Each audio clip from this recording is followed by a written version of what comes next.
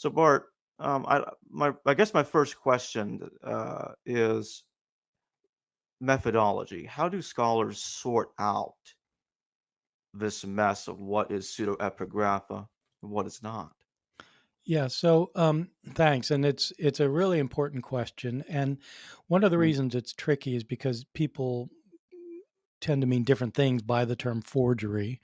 And when scholars use it in this context, they mean something pretty specific, which is what you were talking about, which is if you it has to do with who the author really was. This is what we mean by forgery. If somebody writes a book claiming to be a famous person, knowing full well that he's someone else, that's what we're calling a forgery. So we're not talking about like when somebody makes up stories about Jesus, or somebody fabricates something, or somebody like changes what someone else wrote, or those are all very important issues, but they're not what we're talking about when we talk about forgery. Forgery is somebody claiming to be someone they're not when they write. It's a phenomenon still today, of course, and there are experts today who tried to decide, is this really a book written by Charles Dickens or not, or Mark Twain, or whatever. Uh, when we're dealing with antiquity, it's a very big issue and a problematic issue, but it's a big issue because there were a lot more people writing forgeries in the ancient world than there are today, in part because it was easier to get away with.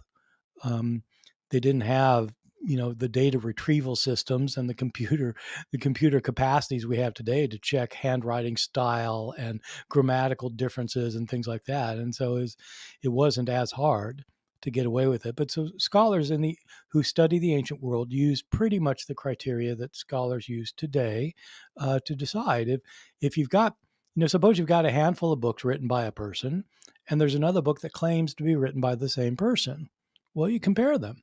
Is the writing style similar or really different? The vocabulary, is it completely different or basically the same? Are the ideas the same? Are there ideas that are actually conflicting with the other one? Are there things that are presupposed that show that this person wasn't living in the right time frame for that person? And so you look at a range of things like that, and then you have to make a determination on a case by case basis. Yeah, and that's right. That's exactly right. And the important qualifying point is that these discussions of church organization and things, they are different from Paul's letters, but it's not just that they're different, but they're contrary, because we know how Paul's churches were organized based on his authentic letters. You read First Corinthians, First Corinthians, the Corinthian church is a mess. If you read through Corinthians, he goes problem by problem. I mean, they're at each other's Critical, throats. right? Yeah. They're all, they're taking each other to court over like disagreements. You have these gross immoral things going on. You have men visiting prostitutes and bragging about it in church.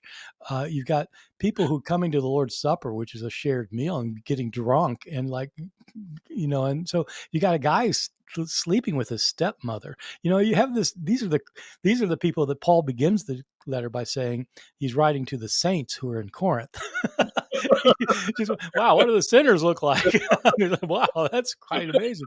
But when Paul writes to deal with these problems, he doesn't write the church leaders and say, look, get your people in order. You're supposed to have control of these people. You're the shepherd of the sheep. And he doesn't write to the leaders.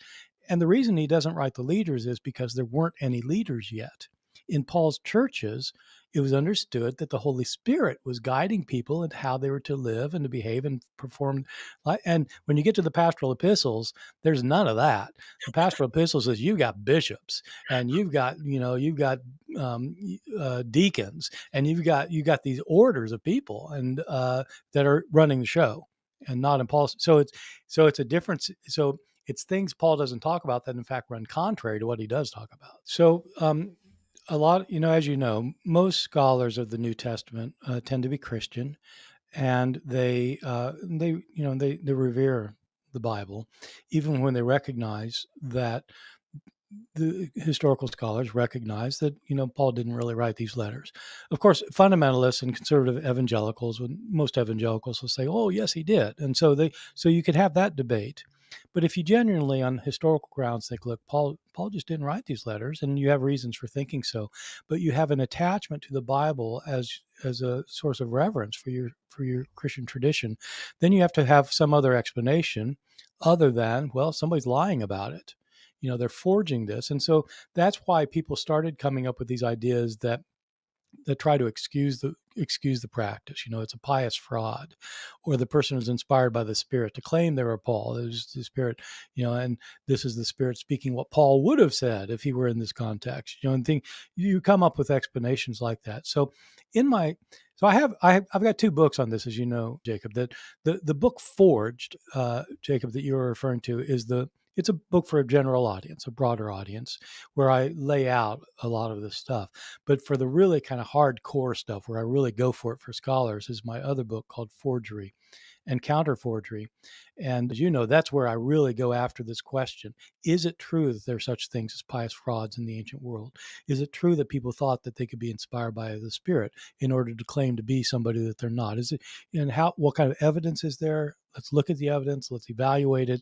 And in almost every instance, it's pretty clear these categories of pious fraud and stuff are just things people are making up. They're just modern people are just making stuff up because they don't like the idea that like somebody would lie about who their identity is. Because obviously that's troubling, especially in the Bible. And so I get it, but I don't think there's any evidence for that kind of thing. Take the super chat question. Ark Morledge, thank you for your super chat. What are the best conservative arguments for defending the traditional view for Pauline authorship of the pastoral letters 1, 2 Timothy, and Titus? Yeah, it's a great question, and I need to point out that this is it's a broad consensus among critical scholars that Paul did not write it, but a consensus doesn't mean absolute uniformity. There are very fine scholars who think maybe Paul did write them. My own teacher, Bruce Metzger, thought that Paul probably wrote them. One of the major commentaries on 1st and 2nd Timothy and Titus is by Luke Timothy Johnson, who had been a professor at Yale and Emory, and he argues that Paul probably wrote them. And so there are people who think that. They're very much in the minority, but they're smart people. One argument is that, look, the letters claim to be written by Paul, and you give the benefit of the doubt to the claim, which I agree with that. If you have a book that somebody claims to write, you give them the benefit of the doubt, unless you have really strong arguments against it. The main argument that Paul may have written these things is that if they're situated at the very end of his life, that things may have developed enough by that time for him to have changed his views on things, for him to start using a different kind of Christian vocabulary, for him, since they're written to individuals who are heading churches, that he might have a different writing style in these situations. And so you take seriously the possibility that, of course, people write different styles all the time, and everybody realizes that.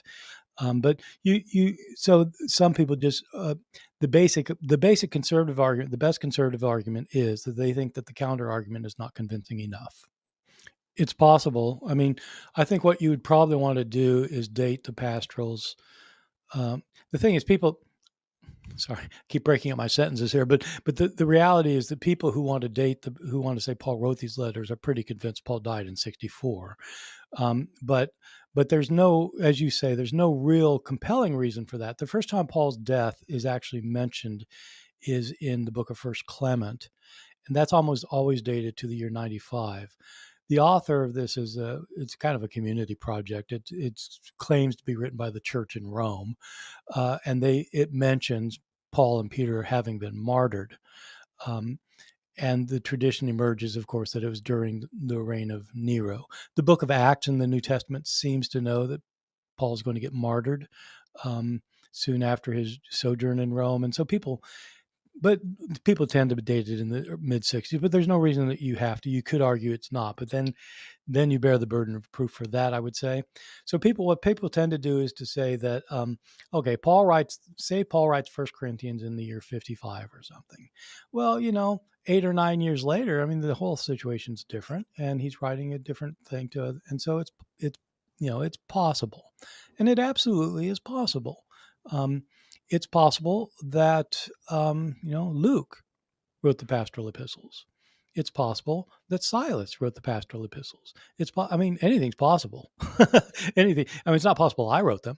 I'm old, but I'm not that old, and so that's possible. But it's not. That's not. But so the issue with this kind of thing is how you establish probabilities, and there are some arguments that are just so good for the. I'll give you one. I'll give you one for the pastorals. Is that sometimes the pastoral epistles will use a word that's very common in Paul. That's like it's a major word for Paul, and he'll use it in a sense that Paul absolutely does not use it in. The word faith. Faith is an important word for Paul, and faith in the pastorals does not mean what Paul means by the term faith. For Paul, faith means it's a relational term. It means trust in what God has done. You're trusting God to provide salvation through Christ. It's a relationship of trust with God. And in the pastorals, it's not that at all. Faith is the content of what you believe. It's the propositional truths. So keeping the faith means that you agree with these ideas. And that's just not what Paul meant.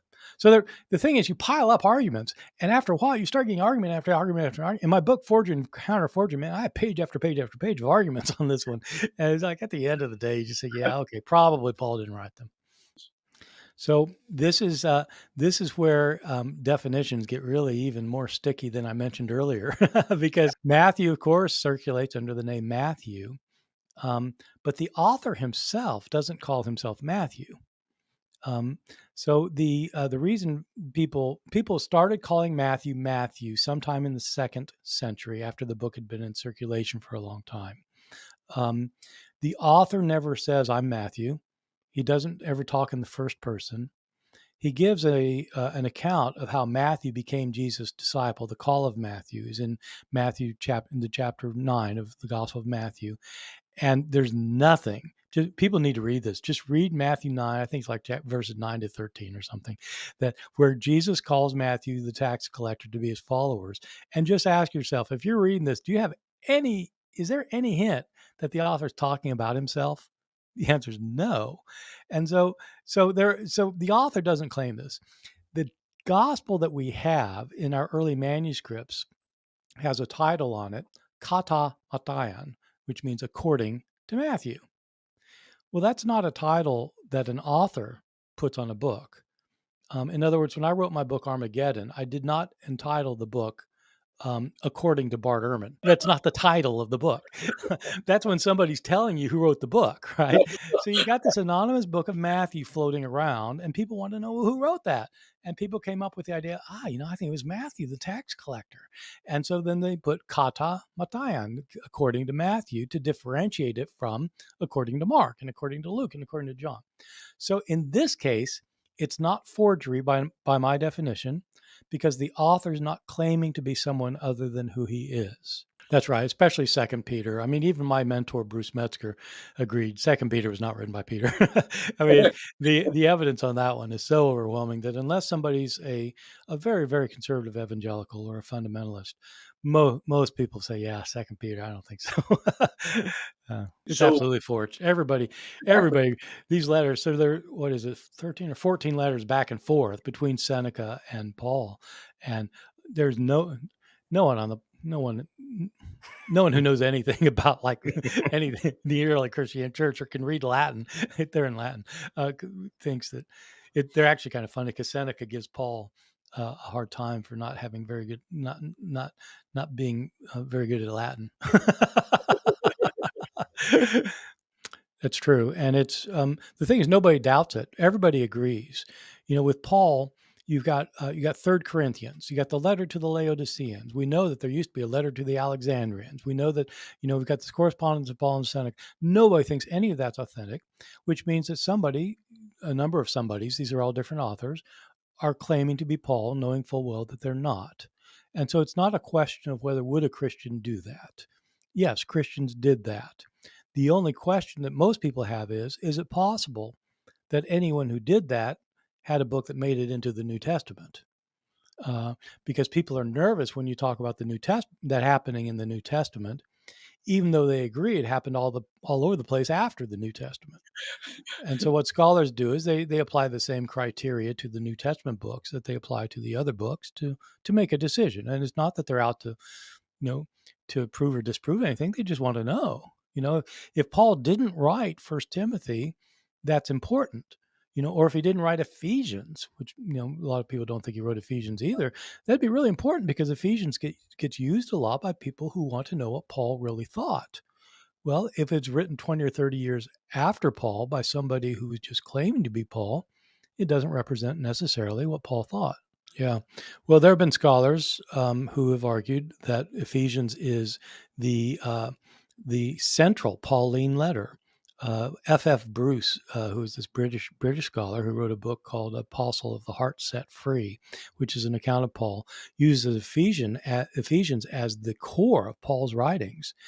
And it's understandable why, because whoever wrote Ephesians is bringing in all sorts of Paul's vocabulary and images and ideas and putting them together into this 6-chapter book. And but when you actually look at specifically what it says, what Paul allegedly says in this book, at almost every point there's something that's not at all like what Paul would have said. And so in my book, I might even do this in my book Forged for the general audience. I take a passage, I think it's chapter 2, verses 1 through 10, and show that even though this sounds like Paul, man, this is not Paul. When Ephesians says that you're saved by faith, not by works, he's talking about you're not saved by being a good person. You're saved by having faith. That sounds Pauline until you actually read what Paul says. Paul says you're saved by faith, not by doing works of the law. Paul's not interested in whether you're saved by being a good person. He's interested in whether you have to be Jewish. Are you saved by the works of the law? And so you get these little things that end up being, whoa, that really is different, that you don't notice at first because it sounds like Paul. Mentioned in the book that there's a hypothesis about that some scholars go about with, and it's the idea that, well, we can explain the inconsistent theological views and grammar by the involvement of scribes.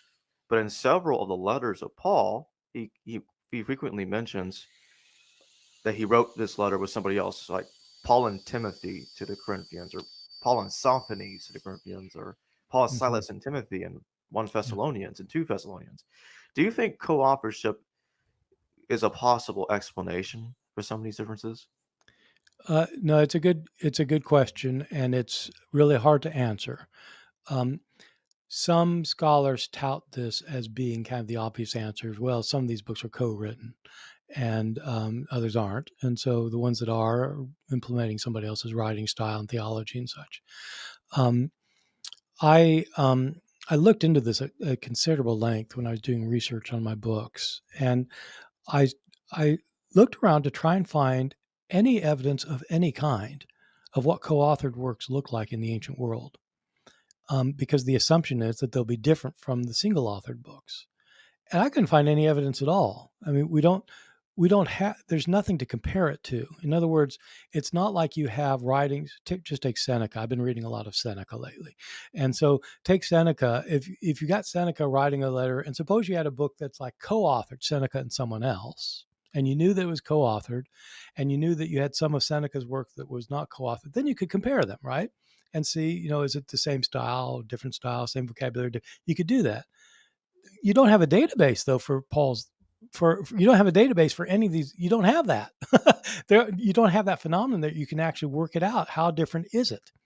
And so in my book, I try to go into it a little bit further and ask, well, why in these books that claim to be written by Paul and Sosthenes or Paul and whoever, why is it that in the middle of once you get past the greeting, it's always the first person singular pronoun, I?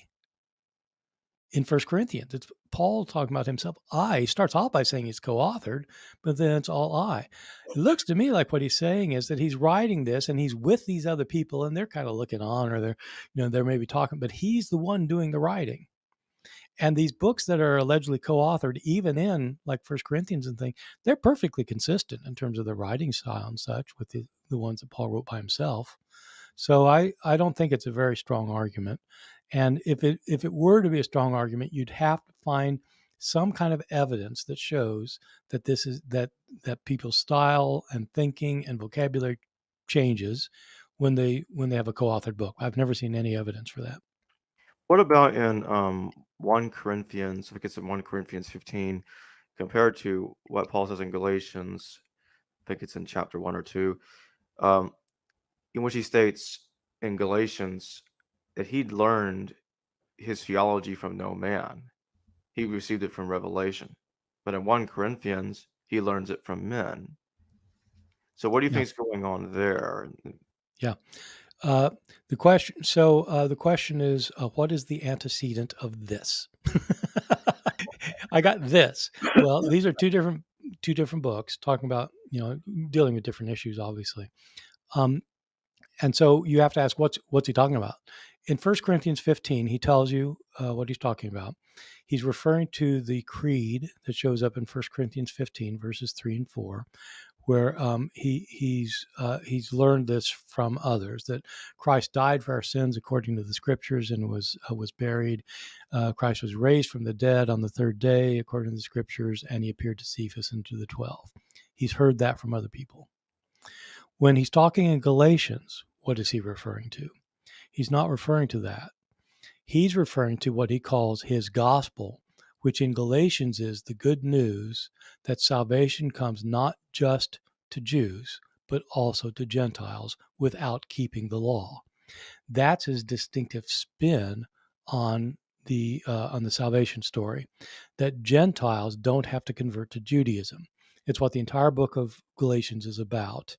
And he says that if anybody teaches differently from this, everybody tells you have to be circumcised, they will be cursed by God.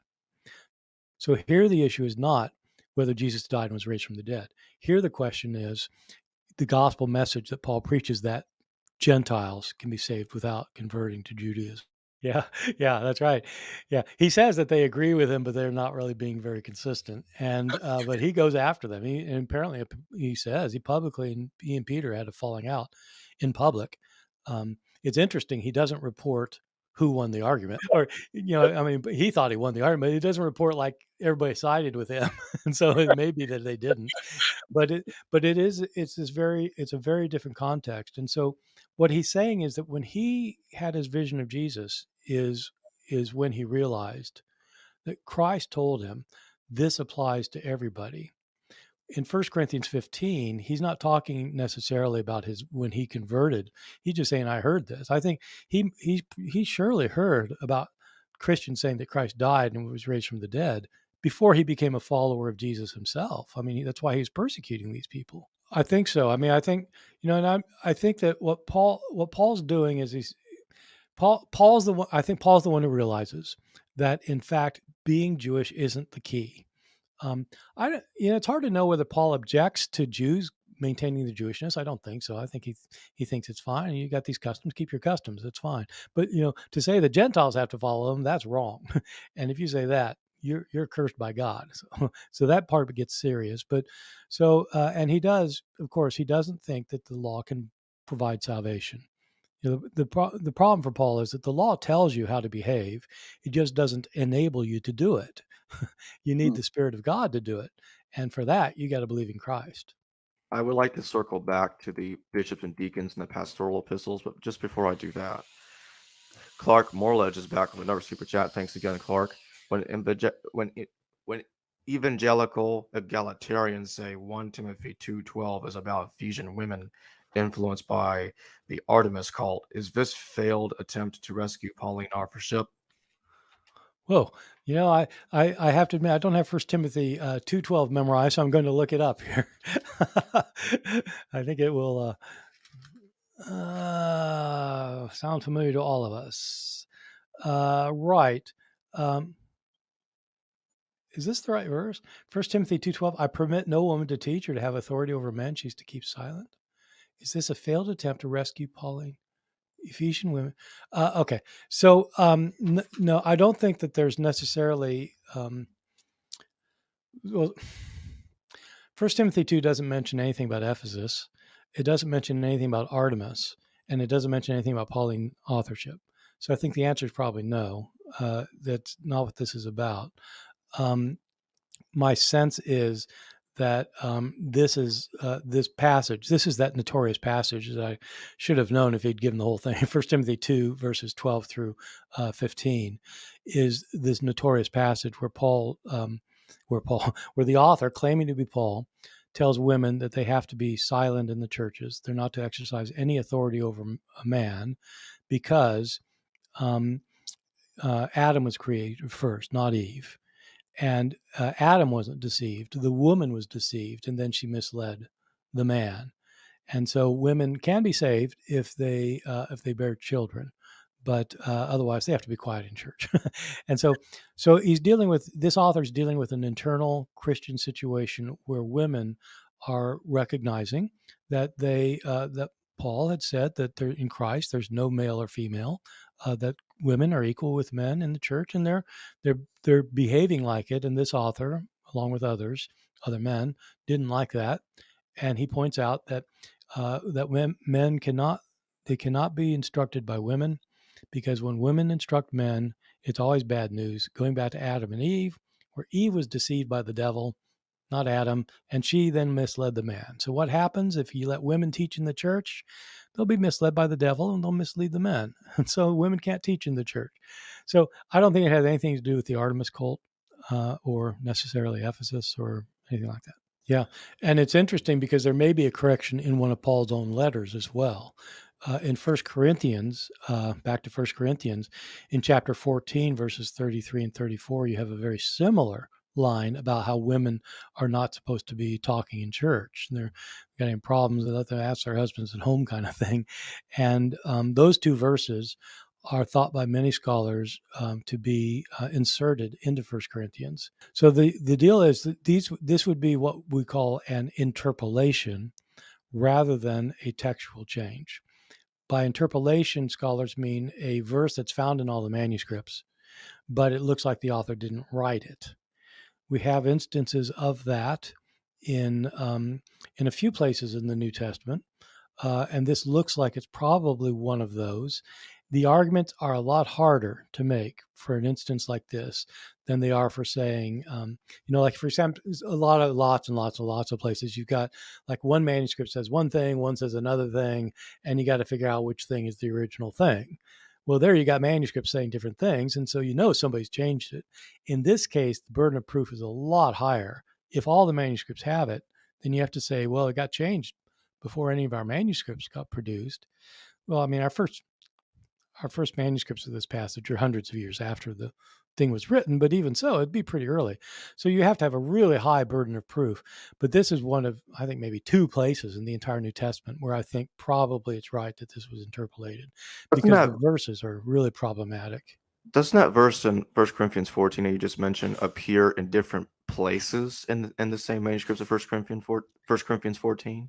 This is the very slim textual argument, is that they are in every manuscript, but in one part of the manuscript tradition, a small part of the manuscript tradition, they occur after verse 40 rather than where they normally occur. And so Gordon Fee, who is a very fine textual critic and was not a liberal scholar at all, he was actually Pentecostal. And he'd go from a very serious, hardcore, scholarly, academic meeting on the New Testament to go off and do a tent revival. Literally, he would. He was in both worlds.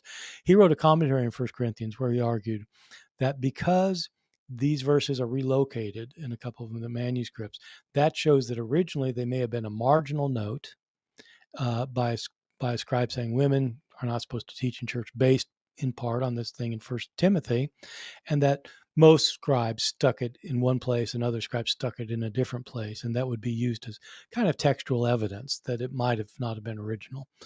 So for me, it was always really interesting because Gordon, who was a friend of mine, he passed away last year. He he was a very conservative Christian who argued that this passage against women in the church was not original. And there's another very fine scholar who argued, a feminist scholar who argued that in fact these verses were original. The feminist arguing. So I'm sorry, I'm drawing a blank all of a sudden. It's women prophetesses in Corinth. What's Bernadette Bruton. Bernadette Bruton argued that, who's also a fine scholar, argued they were original. You think it'd be the other way around, right? The feminists would say, yeah, they aren't original, but no, it's just the other way around. Maybe it shows that there's hope for scholarship. God never super chat. Welsh Backgammon, thank you for your super chat. To all of you, which non-extant New Testament era book would you most love to be really discovered? I think letters to Paul would tell a fascinating story. I'll start. I get asked this a lot, and I have I have so many options. It's like, what's your favorite movie? I mean, it's like what's your favorite Beatles song? Oh my God! Okay. So I would love to have Q if it existed. I know me and Mark, and I could go over to Mark's house and say, "Hey, Mark, look at this." Mark, as you know, Mark's my colleague at Duke, and so we're friends. I'd love to have that. I would love to have Marcion's antitheses. I would love to. I mean, there are a whole range of things I'd love to have. But the thing about letters, I would love to have letters to Paul. That would be great. But the other thing to point out that people haven't thought about very much is Paul must have written masses of letters that we don't have. I mean, just think about it. If Paul was converted, say he's converted around 33 or so, his ministry would have lasted about 30 years. He started right off the bat. And he had a lot of churches. I don't know how many churches he had, but he at least had 20 churches that he founded, probably more than that.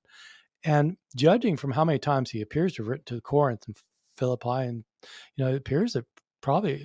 So how many letters did he write? Suppose he just wrote two letters a year to each of his churches for 30 years. Well, if there are, say, 20 churches, 2 a year, it'd be 40 times 30. That's 1,200 letters. We have 7. Oh, I think there must have been more than 20 churches. And there are hundreds and hundreds of letters missing. And, people didn't save them. They just thought they were letters. And so whoa, I'd like to find some of those. Yeah. No, first editions would be nice of most of these things. I'd like to find a first edition of the Gospel of Luke. I don't think it had the first 2 chapters. So a lot of stuff that's there that doesn't seem like it fits. So, but that's another story. So, But I like to circle back to the bishop Oh, and deacons and the pastorals. Doesn't the beginning of the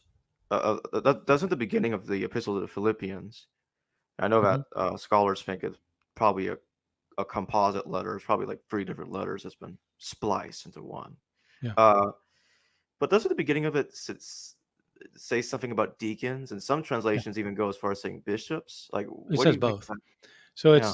it's Paul's writing to the church in Philippi, and everybody thinks this is probably an authentic letter.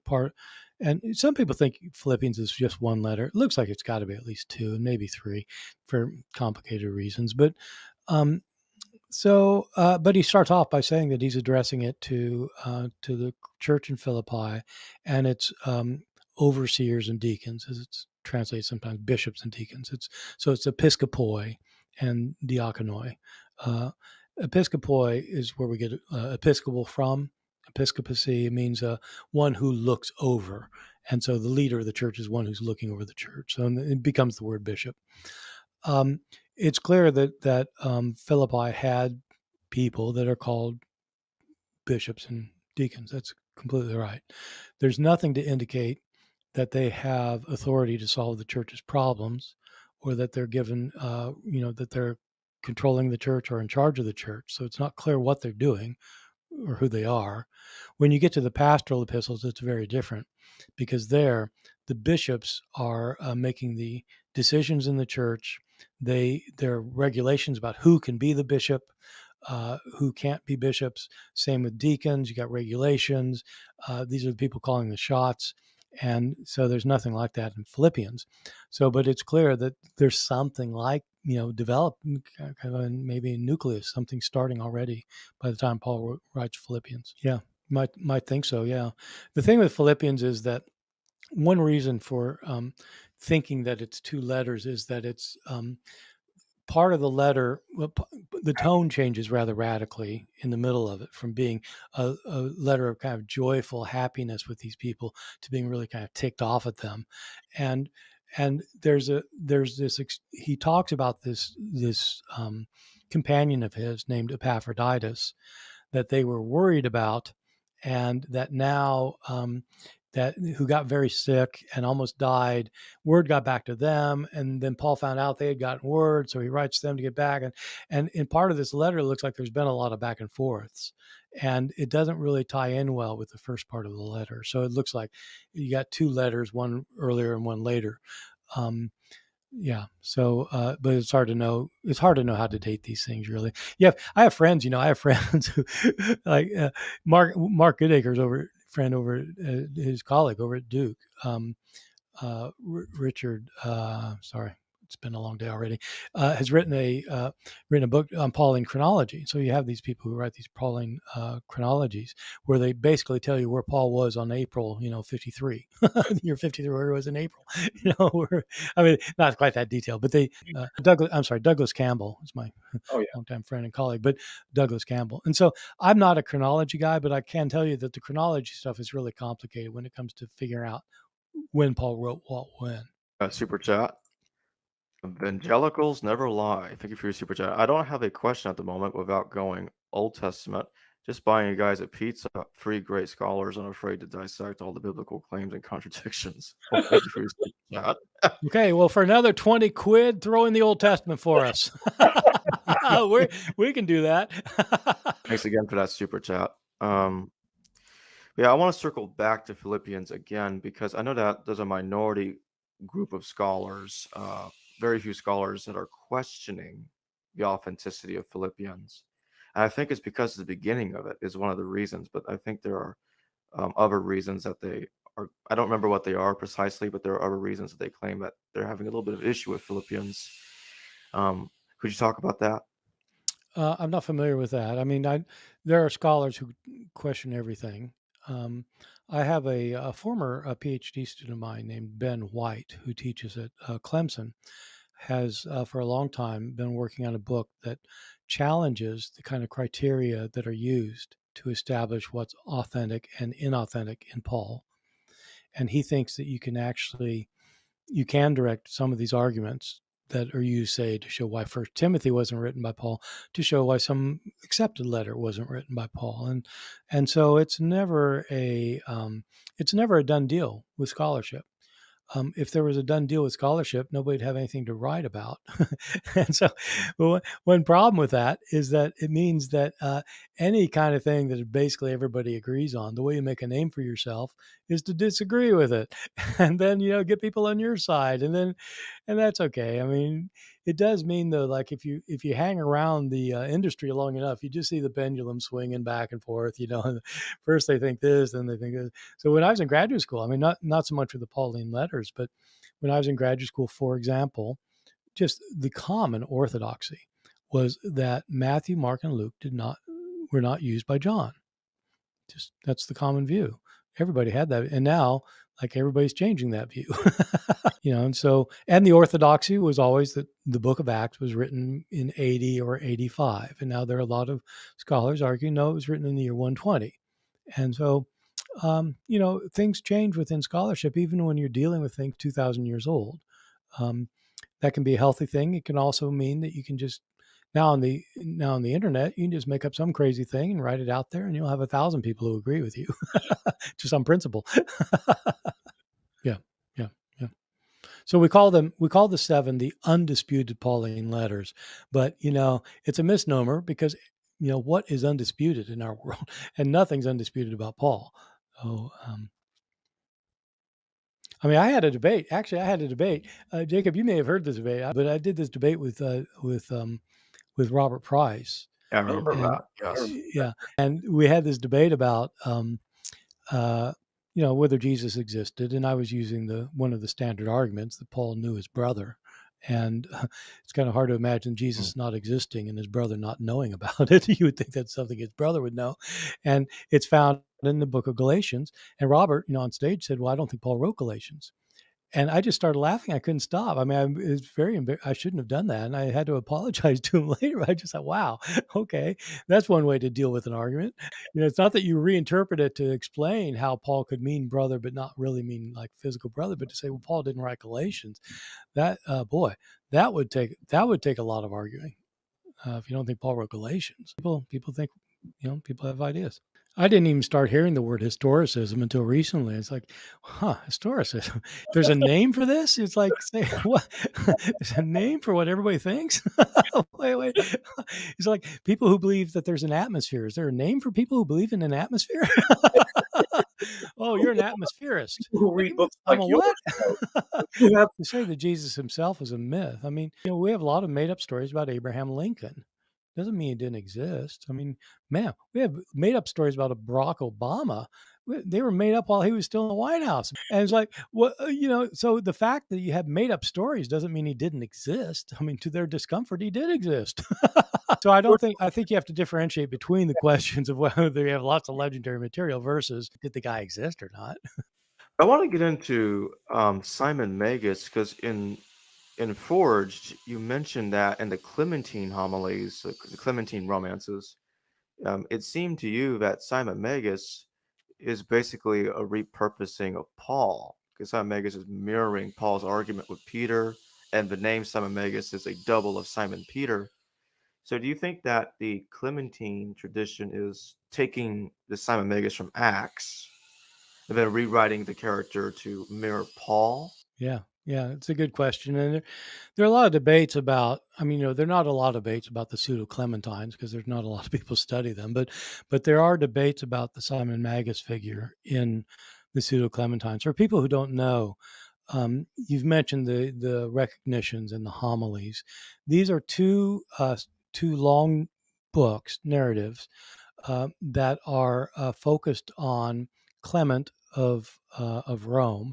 This figure I mentioned earlier, the book of First Clement, was allegedly written by this person. And so Clement of Rome was one of the early bishops of Rome, depending on how you count, the third or the fourth bishop of Rome. Bishops of Rome, of course, later came to be known as the Pope. And so this would be one of the early popes living at the end of the first century. And after his death, there started circulating stories about him that he had been converted by the Apostle Peter and that he had accompanied Peter on many of his trips. And so the Pseudo-Clementines are the homilies and the recognitions, as they're called, are two versions of an older story about the relationship of Peter and Clement. And it's a lot of it is about Peter's life and ministry as Clement observes it, traveling with him. And one of the figures in these adventures is Simon Magus, this figure named in the book of Acts. The word Magus, people are familiar with the word magi, the wise men. Magus is the singular of that. And it's related to our word magician. They're usually understood to be people who are astrologers, for example, people who kind of study magic. And so Simon Magus in the book of Acts wants to acquire the power of the apostles and is willing to pay them for it. And they're offended by this, as if you can get the Spirit of God by shelling out. And so he's portrayed as kind of an opponent of the apostles. After the New Testament period, he becomes a figure who's thought of as an apostolic opponent, especially an opponent of Peter. And so in the Pseudo-Clementines, he is an opponent. And in other Petrine books, such as the Acts of Peter, which is not related to the Pseudo-Clementines. The question in the Pseudo-Clementines has been, the thing that's debated is whether Simon Magus is being portrayed as a Paul figure, whether he's using it as a nickname for Paul or attributing Paul's ideas and views to Simon Magus. And that it may be right.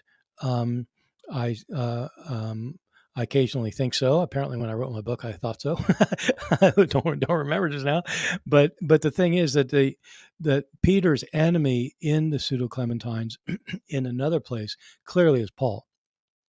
It's not in the recognitions or the homilies. There's a letter, again allegedly written by Peter, so it's a forgery. Nobody thinks this one's authentic either. So in addition to 1st and 2nd Peter in the New Testament, you get one in the Pseudo-Clementines, the beginning of the homilies, which is sent to James, the brother of Jesus, the head of the church in Jerusalem. And in this letter, Peter says that he wants James to protect his teachings because people are going to change them and corrupt them, and he wants to make sure that he protects them, and he only gives his writings to people that he can trust because he doesn't want people to manipulate these things. And then he speaks about people who are his enemies, and he names one in particular. Doesn't name him. He says that that some people are saying that he, Peter, preaches a lawless gospel to the Gentiles. So a Christian preaching to the Gentiles that does not involve the law. That sounds like Paul. And Peter says the person who does this man is my enemy. Whoa. And so there it's pretty clearly that Paul's the enemy, but he's not named. And so this was a book written by somebody who had the idea that Christianity is to remain a Jewish phenomenon, that followers of Jesus are to keep the Jewish law, and you get aspects of that throughout these long books of the Pseudo-Clementines. And so the question is whether Simon Magus is to be the Pauline figure or not. Some people think so. Other people think that, in fact, Simon Magus is just the cipher for anybody who's an enemy of the truth, and not particularly Paul. When you look at these different traditions, like the correspondence between the brief correspondence between Peter and James and the Clementine tradition, or the Apocalypse of Peter, the Acts of Peter, the Acts of Paul and Thecla, all these fake biographies, fake letters are going around. Are these different Christian communities that are trying to backdate their specific theology to these New Testament figures? That's a good question. So in terms of these particular books, some of them are forgeries, where they're claiming to be, someone they're not. The Apocalypse of Peter. We actually have 3 Apocalypses of Peter, as it turns out. One of them nobody reads because it's in Arabic and it's much later. But there's one that's in Greek and there's one that's in Coptic, and the Greek one almost made it into the New Testament. There were debates about it into the 4th century about whether it should be included in Scripture by people who thought Peter really wrote it, and it claims to be written by Peter. Peter absolutely did not write it. It had to be written about 70 years or so, 80 years after Peter had died. We have reasons for knowing that. But then we also have a Coptic Apocalypse of Peter. Jim, you mentioned the Nag Hammadi Library. This is this Gnostic Apocalypse of Peter that's really, really interesting and really weird, where well, okay, we can talk about it later if we want to. Anyway, so you have these books claim to be written by Peter, but other ones like the Acts of Peter the Acts of Peter does not claim to be written by Peter. So it would be like a fabrication of stories, but it wouldn't be what I'm calling a forgery. Okay. In both cases, you are having authors who are trying to show that the views that they hold were views that were held back in the apostolic times, specifically by Peter. And so what you have is, I like the term you use, backdating. A part of it is they are backdating the tradition, their views back into the earliest period. And they're also using apostolic authority so that Peter stands behind these views. That's why you have so many books connected with Peter, is because he was Jesus' right-hand man. And so naturally, if you've got some view that you want to authorize, you claim Peter wrote the book. And so there's a very close relationship between author and authority. The author provides authority to the book, and so that's why they want to make these claims. Oh, I think it's great. The earliest title is just called the Book of James, as it turns out. But eventually, it got a lot of titles over the centuries. When it was first published in Latin, I don't know, the 18th century, it was the preface, everything else was in Latin, and it was called. There's the person who did this edition, but he called it the Proto-Evangelium Jacobi, which is the Proto-Gospel of James. And it was called a proto-gospel because most of its action takes place before the gospel stories of the New Testament. It's really more about why Mary was chosen to be the one to bear the Son of God. And so it's about Mary's miraculous birth, not by a virgin, but she has a miraculous birth. And and it tells her story about how she ends up getting pregnant and how, and her and Joseph, and why Joseph gets selected to be her husband as an old man. And it's a terrific, terrific story that includes some very bizarre scenes. My favorite of which is Mary. So in timeout. So in the New Testament, you actually do not have a virgin birth. What you have in the New Testament is a virginal conception. Mary is a virgin when she conceives, but there's nothing about whether she's a virgin at birth. In the ancient world, when a woman gave birth, not just in the ancient world, in the modern world too, a woman's hymen breaks. And in the ancient world, a virgin birth would be if the woman was still intact after giving birth.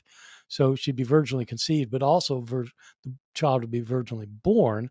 There's nothing in the New Testament about Mary's physical state after Jesus' birth, but there is in the Proto-Gospel of James. Joseph has gone off to find a midwife.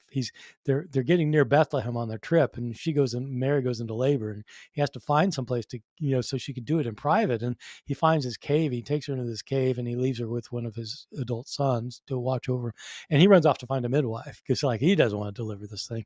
And so he runs off and gets a midwife, finds a midwife, brings the midwife back, and says, she says, "Is this your wife in this cave?" No, she's Mary, but she got pregnant by the Holy Spirit. What? No, I don't believe that. And he said, "No, really, she got pregnant by the Holy Spirit." Oh, really? So trust me. And so they go back. So they go back to the cave, and the cave is shining so brightly they can't even see inside of it. And then the brightness disappears and the cloud dissipates, and they can see into the cave. There's Mary, and there's the baby who walks over to her and takes her breast and starts nursing. And so the midwife says, "Oh my God, it is a miracle." She runs off and finds a friend, and her friend is named Salome. And she finds a friend who's apparently also a midwife, and she says, "Salome, you won't believe this. A virgin has given birth." Salome says, "I'm not gonna believe it." "No, really." Salome says, "I won't believe it unless I give her an internal exam."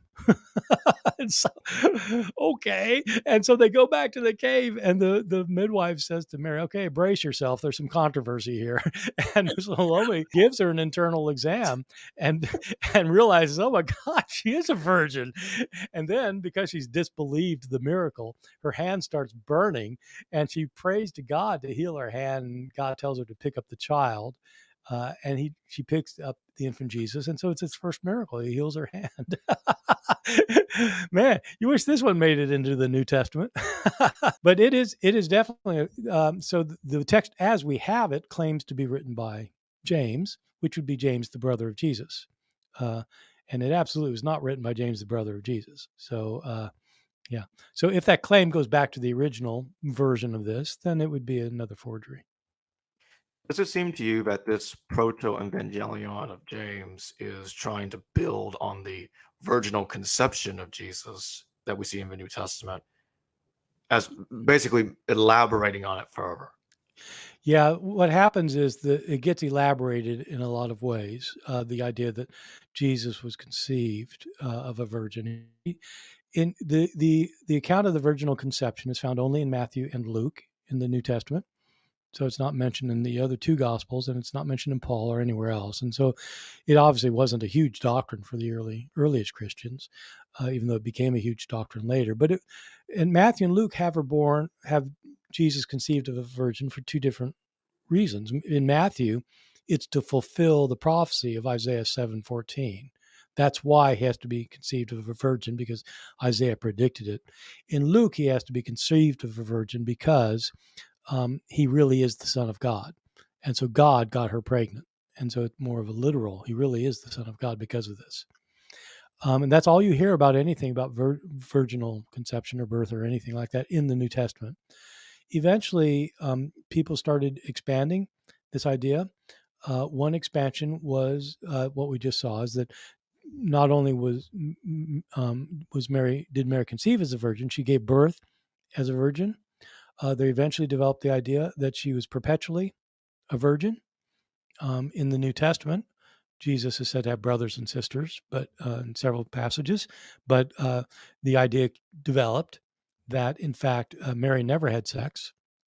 And so that's why you start having claims that James and the other brothers aren't actual brothers. They're children of Joseph from a previous marriage. That's what you get in the Proto-Evangelium Jacobi, that these are Joseph's adult children. But then also later, by the time you get to Jerome thought that, Mary, of course, didn't have sex. She was pure her whole life, so she couldn't have sex. But Joseph was a saint too. He couldn't have had sex either. That means these cannot be children of a previous marriage, because Joseph never would have had sex. He's a saint. And so he developed the idea that is still the most popular idea in Catholic circles, that these brothers are actually cousins. That they're not brothers, they're cousins. But one other thing I have to say, because everybody gets this one wrong, which is that the other concept related to this is the Immaculate Conception. That's Mary. This is not the Immaculate Conception is not found in the Proto-Evangelium. It develops later, but the idea with the Immaculate Conception is not that her mother was a virgin. Her mother Anna was not a virgin. She's been having sex for a long time and trying to have a baby. What happens in the Immaculate Conception is that God works a miracle, that when Anna conceives, the child that is born of her does not inherit her sin nature. So Mary is not born with a sin nature. That's important, because even if Joseph isn't the father, if Mary's the mother, she'll pass on the sin nature to Jesus. But Jesus can't have a sin nature, so Mary can't have one. So she's immaculately conceived. It's through sex, but she's not given the sin nature. And so these are four different things: the virginal conception, the virgin birth, the perpetual virginity, and the Immaculate Conception. And Protestants have a heck of a time with that. Yeah. Well, Paul doesn't even seem to know about a virginal conception. I mean, he says, the only time Paul mentions Jesus' birth is this strange passage. One of you mentioned it. I think maybe you mentioned it a second ago. Galatians 4 forward. Paul says that Jesus was born of a woman. Like, born of a woman. What option does he have exactly? Born of a woman? What? Why are you saying this? So that's an interesting question. But he doesn't say born of a virgin, for example, or anything. So it's not clear at all that Paul knew anything about a virgin birth. And you're right, Tim. These ideas develop over time as theology develops. That's right. So Paul, you're right. Paul mentions visions that people saw Jesus, according to Paul. He himself did, but nothing about an empty tomb. We'd get to the Gospels. The interesting thing is the earliest Gospel has an empty tomb, but no appearances of Jesus. In Mark, Jesus is raised from the dead, but nobody sees him. The women tell anybody. That's helpful. It's too bad, because look, you could have started Christianity if you just tell somebody. What do you make of the other forgery, the Gospel of Peter in particular? I know that some scholars, not many, but mainly John Dominic Crossan, tries to suggest that the Gospel of Peter goes back, not the gospel itself, but a source, the cross gospel. And I did a video with him about that 2 years ago. And he thinks that this cross gospel is a source for the synoptic gospels and also the Gospel of John, and that it provided information to all four of them, including to Peter's gospel. What do you make of that? So Dom Crossan is a really, really smart guy and very interesting, and he knows everything. He's great. And so I used to like it when I would be interviewed for a television program, and they would also interview Dom, because then when they show me saying something, Dom saying something, I seem so conservative. So Dom has this very, very large book, The Cross That Spoke, that makes this argument. And you're right, he does not argue that the Gospel of Peter is prior to the other Gospels, but he thinks that Peter and the others are all based on something that he calls the cross gospel, and that Peter represents it better than the others, so that in effect, if you want the earliest source, you have to analyze the source of the Gospel of Peter. When Dom has made a career out of arguing that sources that later that most scholars date later are earlier. He early dates sources that most scholars think are later, and he kind of needs to do that because his portrayal of Jesus is a portrayal of Jesus not found in our earliest sources. And so one way around that is to predate other sources. And so, for example, you might predate what's going on in the Gospel of Thomas before what you find in the Gospel of Mark. And if you say, well, Thomas was written before, or the basic stuff was before, then, okay, you solve the problem. Part of the problem is that our earliest sources, if you divide up the sources of the synoptics, you have Mark and you have this Q source that if it existed, that most people still think existed, that was used by Matthew and Luke. And Matthew had his own sources; they call him L, and Luke has his own sources, call him L. M and L. So you have Mark, Q, M, and L, and then you got Matthew, Mark, and Luke. You got all these things. So what is that? 7. You got 7 of these things that are, interrelated in various ways, but also independent in various ways. And all of them, if you want to know whether Jesus was preaching an apocalyptic message, all of these sources say so. So if you don't think Jesus was an apocalypticist, you better redate some sources because otherwise you're burned. And so I don't think that so the cross gospel is kind of different though. It's not the preaching of Jesus. It's an account of the trial and death and resurrection of Jesus. It is a very clever argument that he makes, and I've never found it convincing. And there really aren't very many scholars that I know of who have. I know that Paul Morecki found it convincing, and I'm sure there are others, but I just don't know of them. It takes a whole lot because the Gospel of Peter is in most people's opinion knows Matthew, Mark, and Luke, and seems to cite each one of them, and the elements in the distinctive elements of the Gospel of Peter are it's heightened anti-Judaism, which is much more stressed even than Matthew, Mark, Luke, and John, which is saying something. So the 2 points are it's heightened anti-Judaism and it's heightened Jesus. Jesus, remember, this is the one where Jesus comes out of the tomb as tall as a mountain, right? And the cross comes behind him, and the voice asks, "Have you preached to those who are asleep?" And the cross says, "Yes." That's clearly, of course, the Gospels have legendary stuff, but this is beyond anything you get in the resurrection narratives in the Gospels.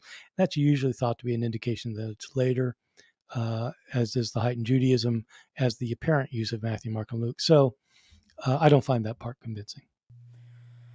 How do you respond to those that claim that the idea that these documents were forged or fabricated sounds conspiratorial? It sounds like a conspiracy theory, that people are just creating these documents and making all this stuff up. How do you respond to that?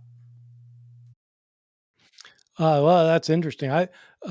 I have never in my life that I know have been accused of being a conspiracist. A rabbi just this afternoon, I got a cartoon from a rabbi friend of mine that was a minister preaching at a funeral service, and the fellow's laid out in the casket in front of him, and he's up in his pulpit preaching. He says, "So now we have, now brothers and sisters, we have one less conspiracy theorist in the world." Then he says, "Or do we?"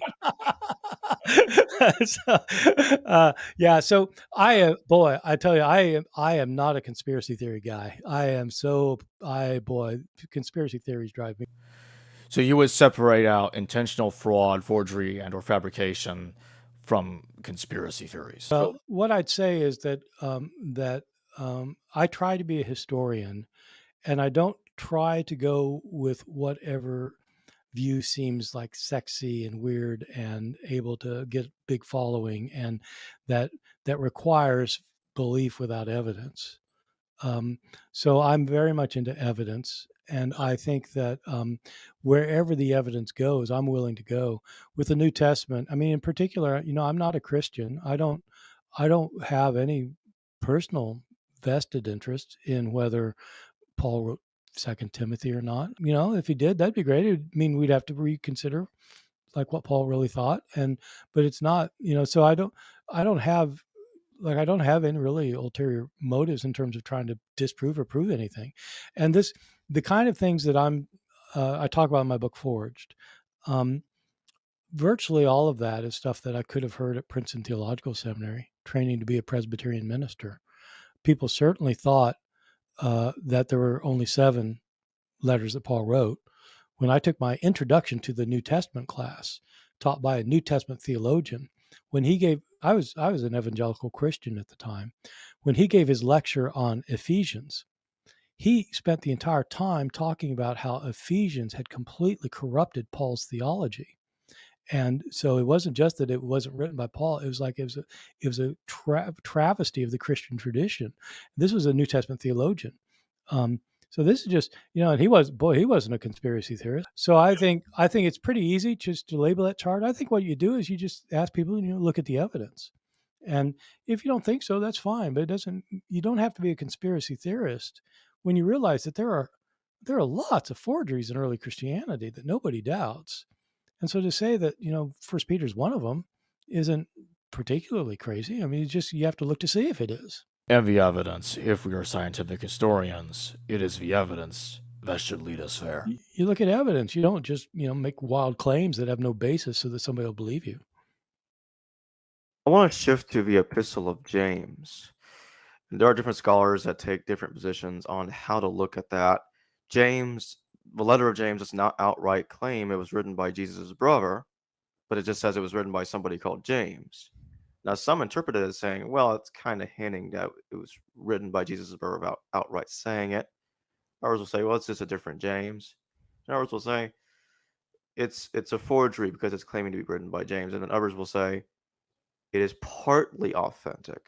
And therefore, in its original form, it was composed by the historical James, brother of Jesus, but later experienced redaction decades after James's death. Now, James is a common name, but what do you think is going on here with the Epistle of James? Is the author intending to be James, the brother of Jesus? Is he really trying to do that? Or is he just some other James? And is the letter trying to deliberately be anti-Pauline? Is it trying to create some kind of Jewish Christian letter under the name of someone called James in order to promote anti-Pauline views, promote circumcision, preserve in Christianity, preserving the Torah within Christianity without abolishing the law, while also simultaneously making it look like that James has a familiarity with Greco-Roman philosophy, and basically being anti-Paul while being Christian simultaneously?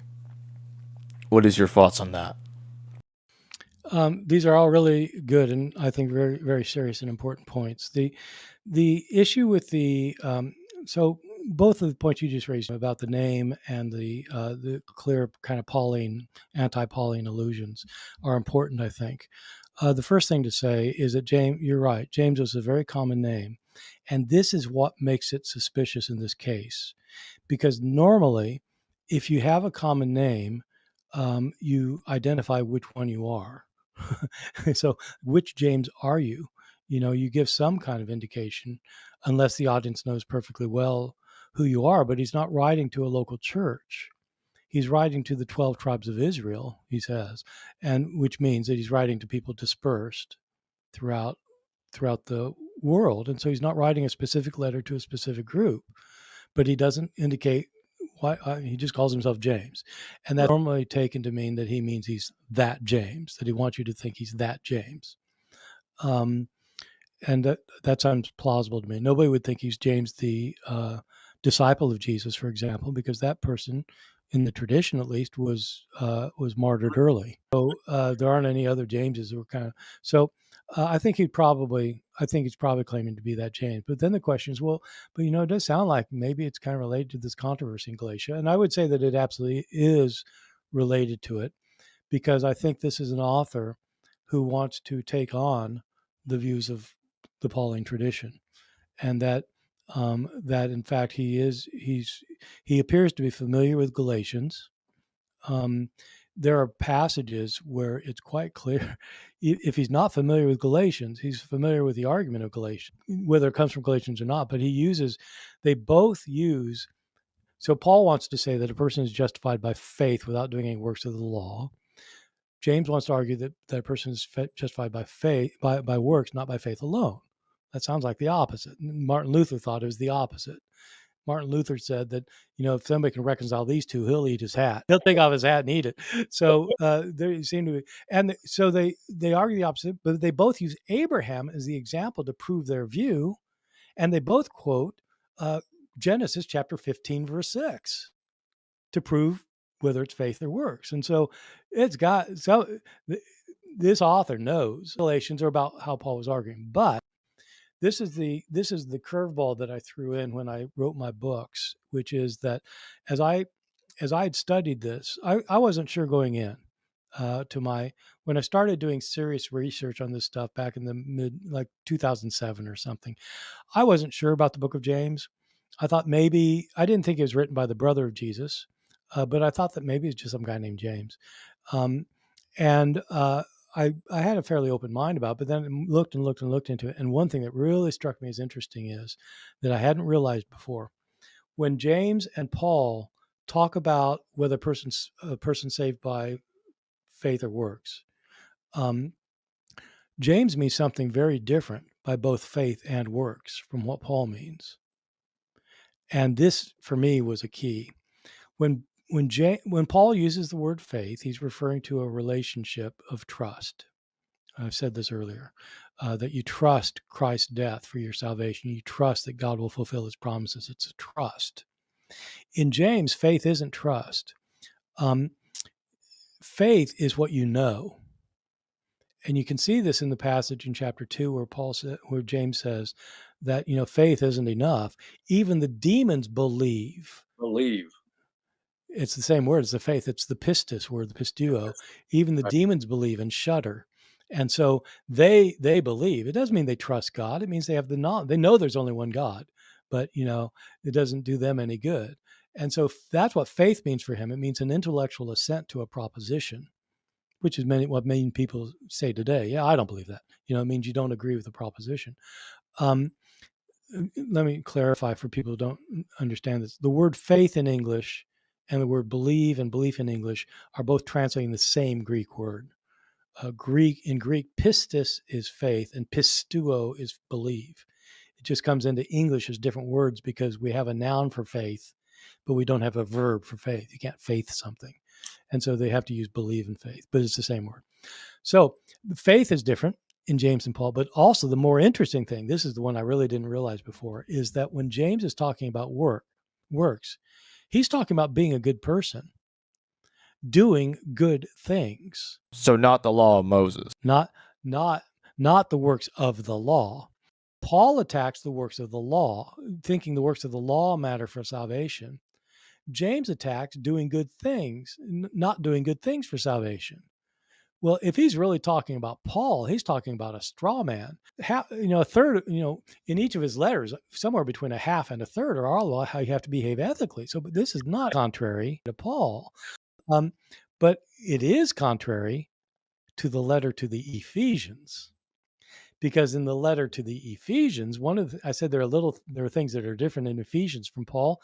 This works business, I think I mentioned this. In Paul, it's doing the works of the Jewish law. In Ephesians, it's being a good person won't save you.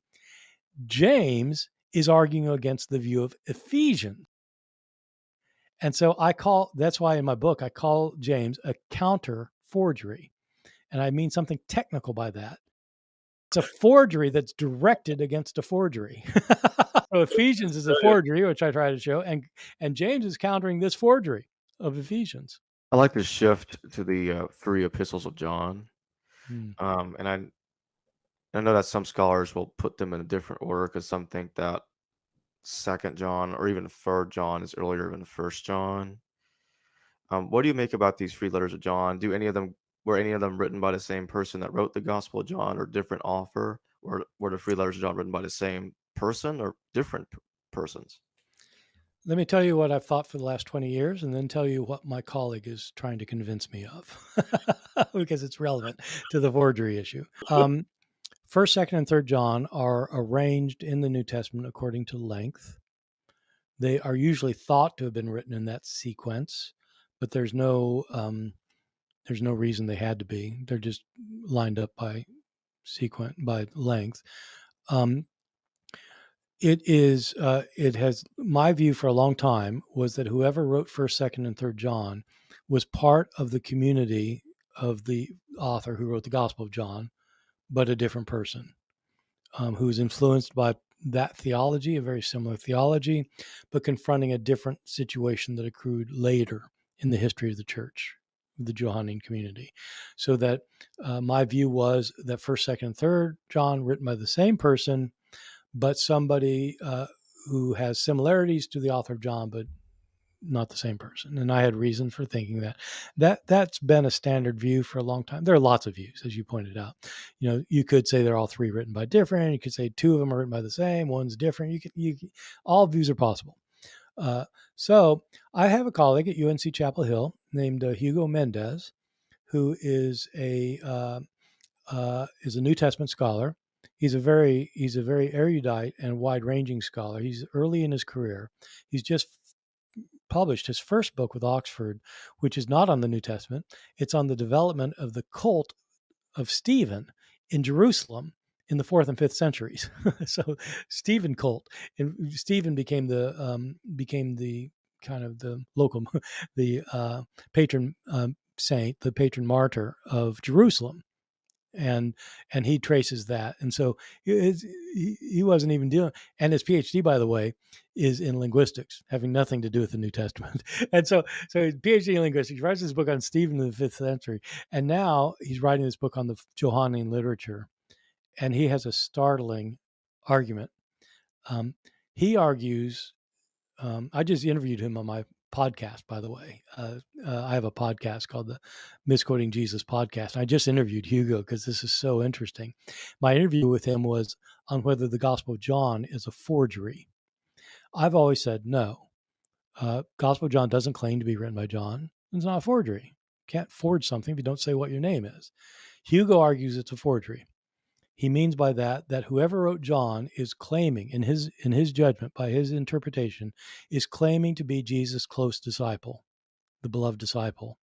That he's claiming that, and he wasn't the close disciple, wasn't the beloved disciple, and so it's a forgery. But he goes beyond that.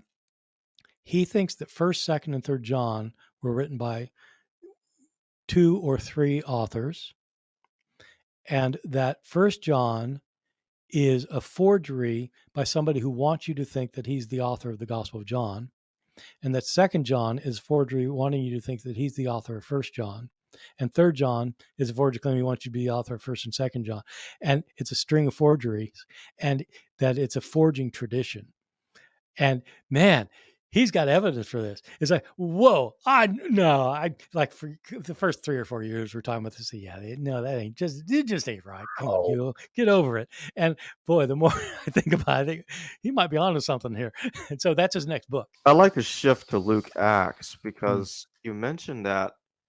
Okay, you have this scholar here that is arguing that John actually is a forgery. Well, what about Luke Acts? Because in the other half of Acts, it talks about the we document, what is called the we sections of Acts. And you've stated publicly that you think the author of Luke Acts forged that, or made that up. Mm-hmm. I don't think you used the word forged, but you said No, I do. the author made that up. Yeah, I think it's a forgery. I mean, Okay, I call it I have a weird word for it, just to make everybody look askance at me. I call it I think I call it a non-pseudonymous forgery. So non-pseudonymous, by that I mean the author doesn't name himself. So he doesn't put a pseudonym on the work, but he's trying to make you think that he is somebody other than who he is. That would be what Hugo's saying about the Gospel of John. John doesn't claim to be anybody in particular, but he's trying to make you think that so he doesn't put his name on it. So it doesn't have a false name on it. So with Luke, there's nothing in Luke itself to make you think it's that the author's claiming to be anybody in particular, in my view. The book of Acts is making an authorial claim. You have these 4 passages that are the we passages, as you said. They start in chapter 16, where the author is talking about Paul and his companions on their missionary journeys, and all of a sudden, out of the blue, breaks into the first person plural pronoun, we. then we did this, we did that.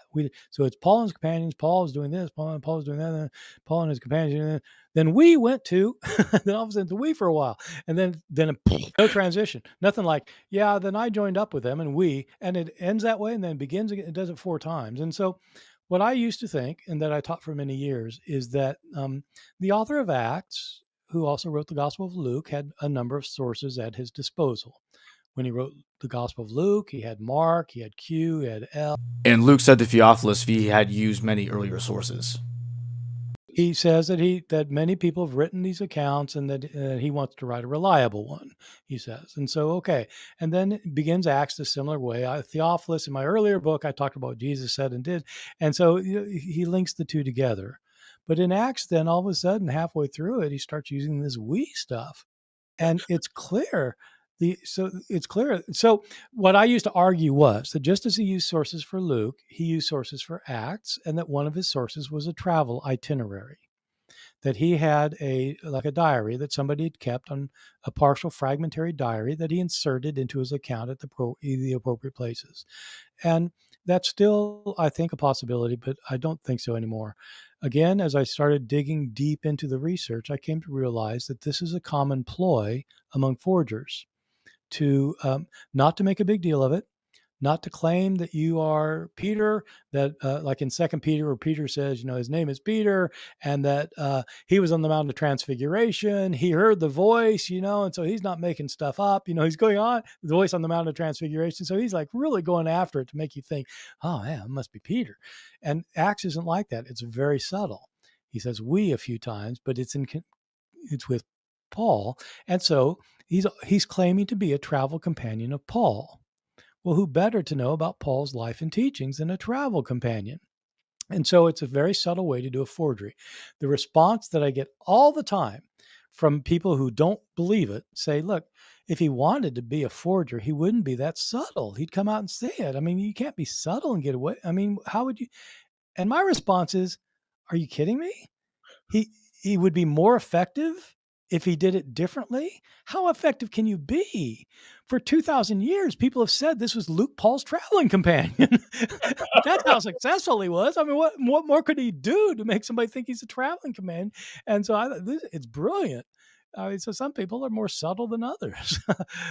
It's far more persuasive than simply saying from Paul to someone, and more effective to say instead, and we did this and we did that. Yeah, because then you just assume it. You don't have to ask, oh, did Paul? You just, well, okay, yeah, so he's with them now. Okay, yeah. So yeah, I think it's far more effective for the author to claim to be a traveling companion of Paul, rather than claiming to be Paul or someone else that knew Paul.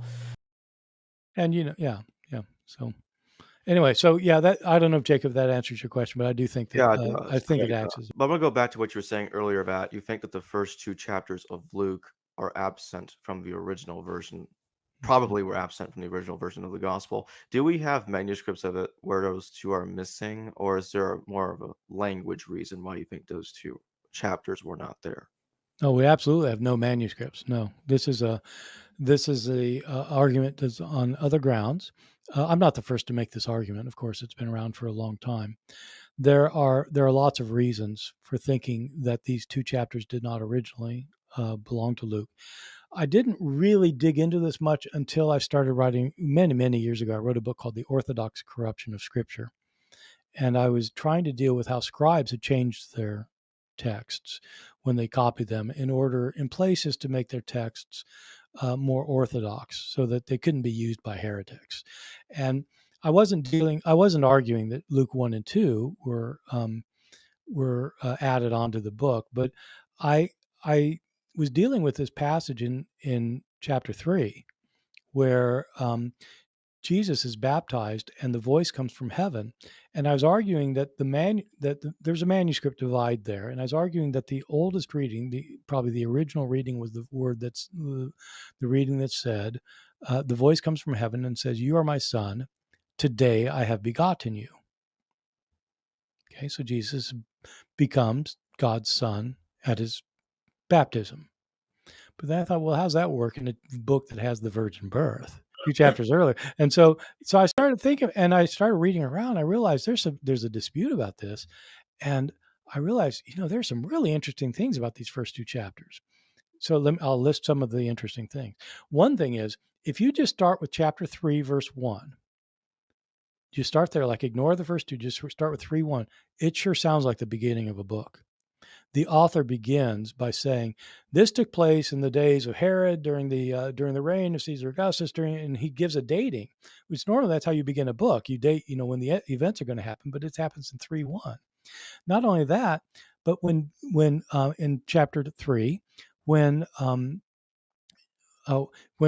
Luke gives a genealogy of Jesus. So Matthew has a genealogy, Luke has a genealogy.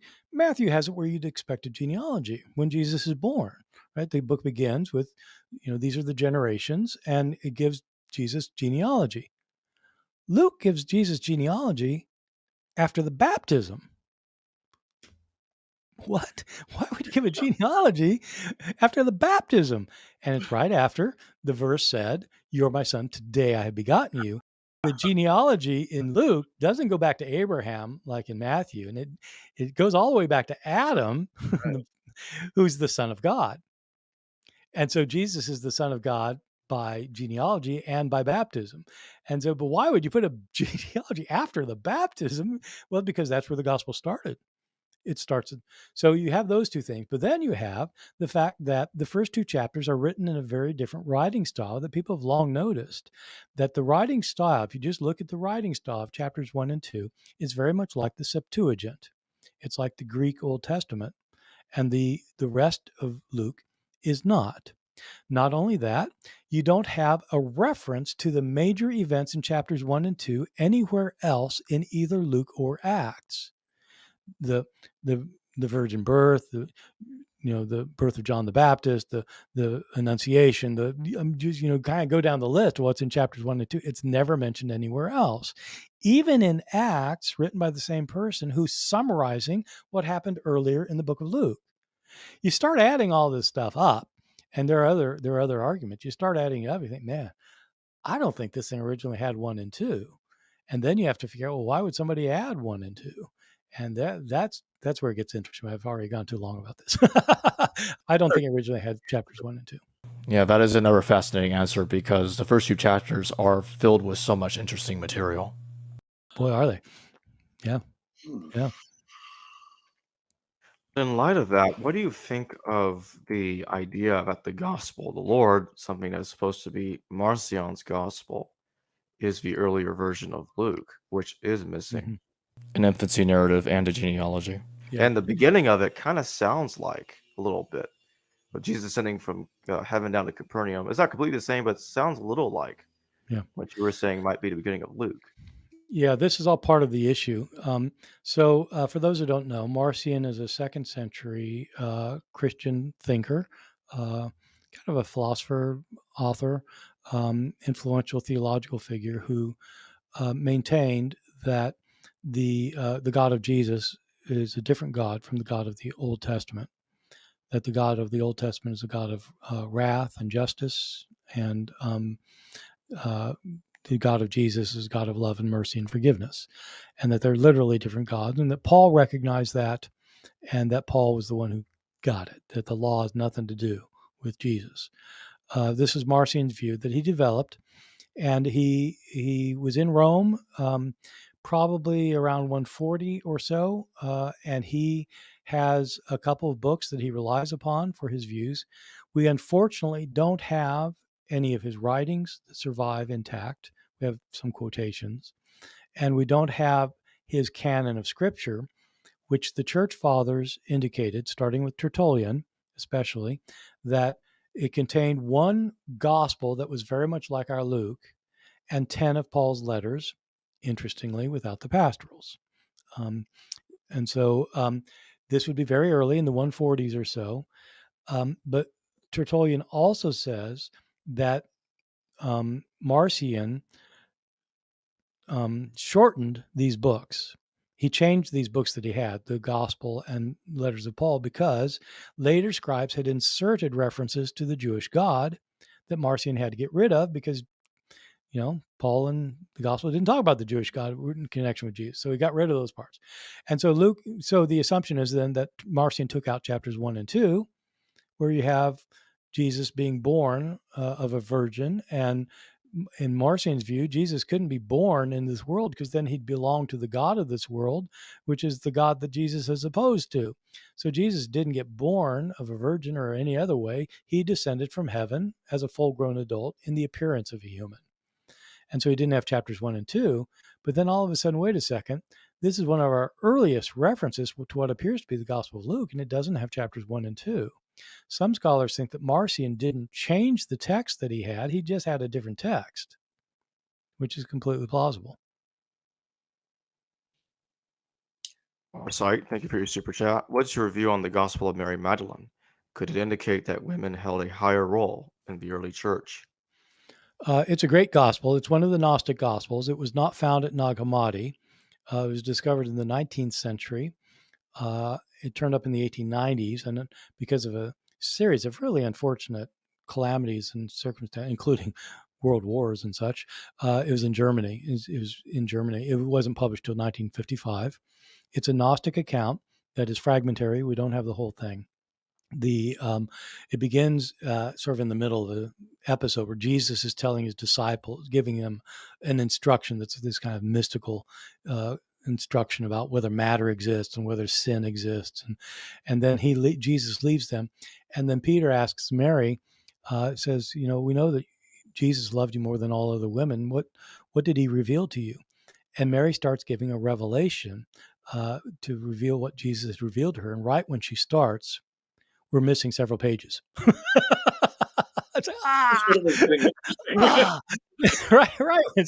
But then it picks up where she's describing how the soul is ascending from the earthly realm up into the heavenly realm and is having to bypass the powers that are trying to keep people trapped down here, trying to keep their souls trapped down here, the powers of desire and ignorance and darkness, and the soul is escaping these to return to its heavenly realms. And this is an account of a Gnostic account of the soul returning to where it came from.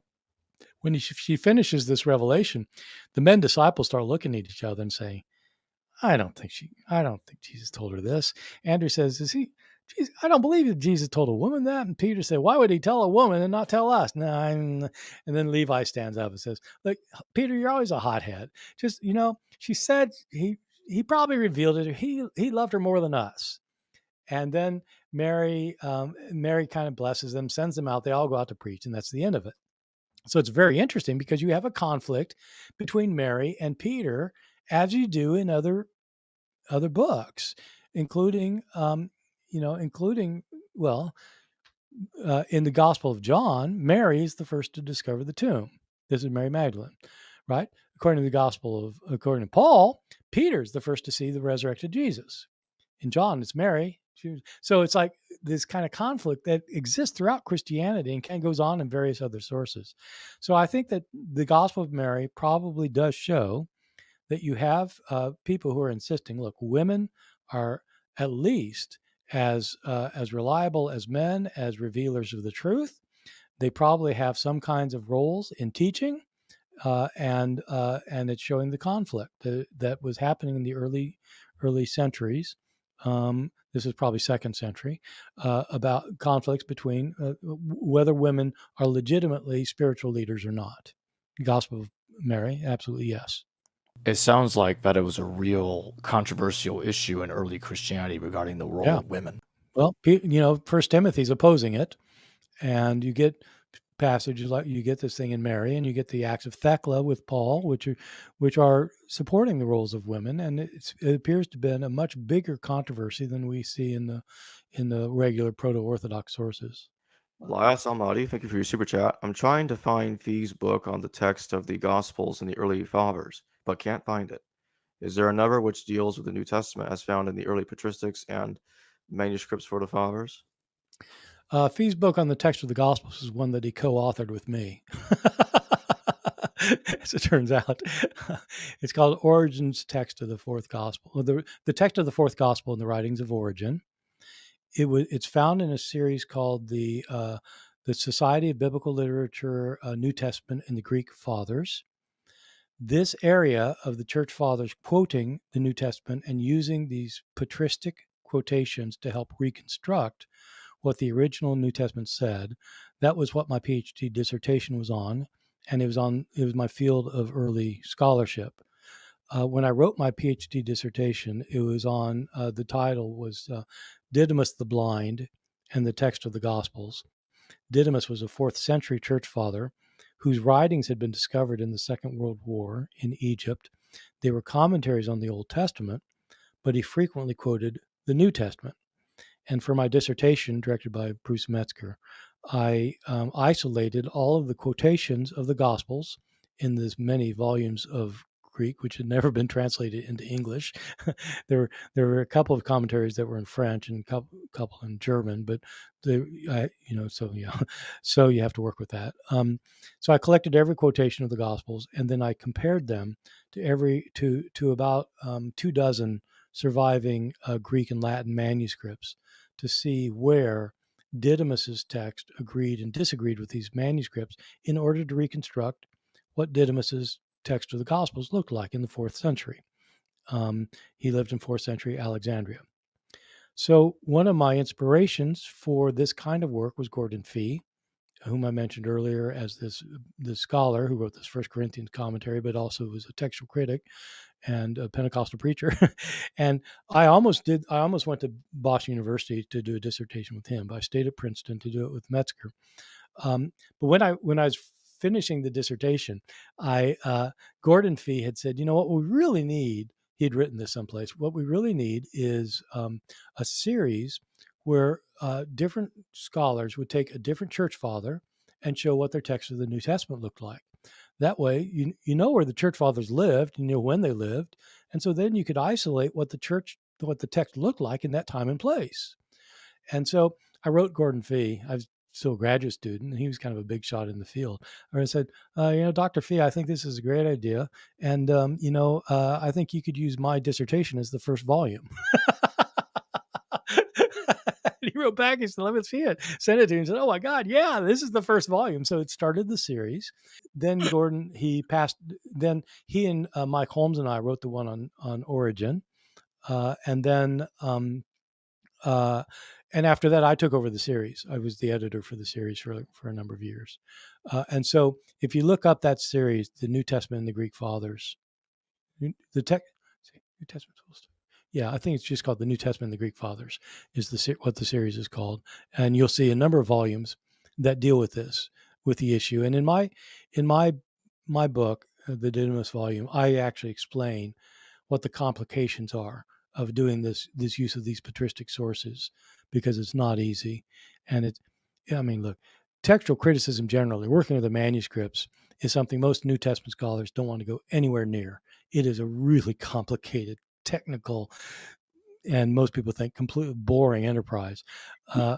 And working with the patristic evidence is one of the worst in terms of hard, but it's really important. And so that's why I devoted a lot of time to it.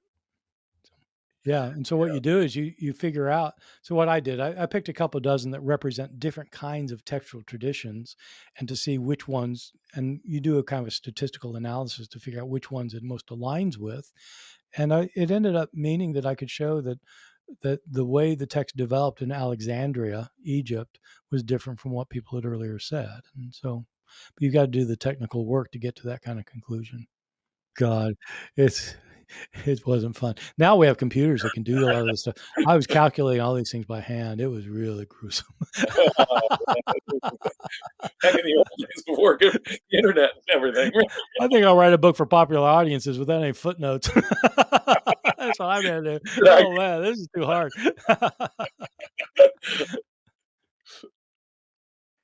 Elias Almudi again, thank you for another super chat. You've done so many debates on the resurrection, but would you be open to debating an expert on the historicity of the crucifixion? You mean people who doubt that Jesus was crucified?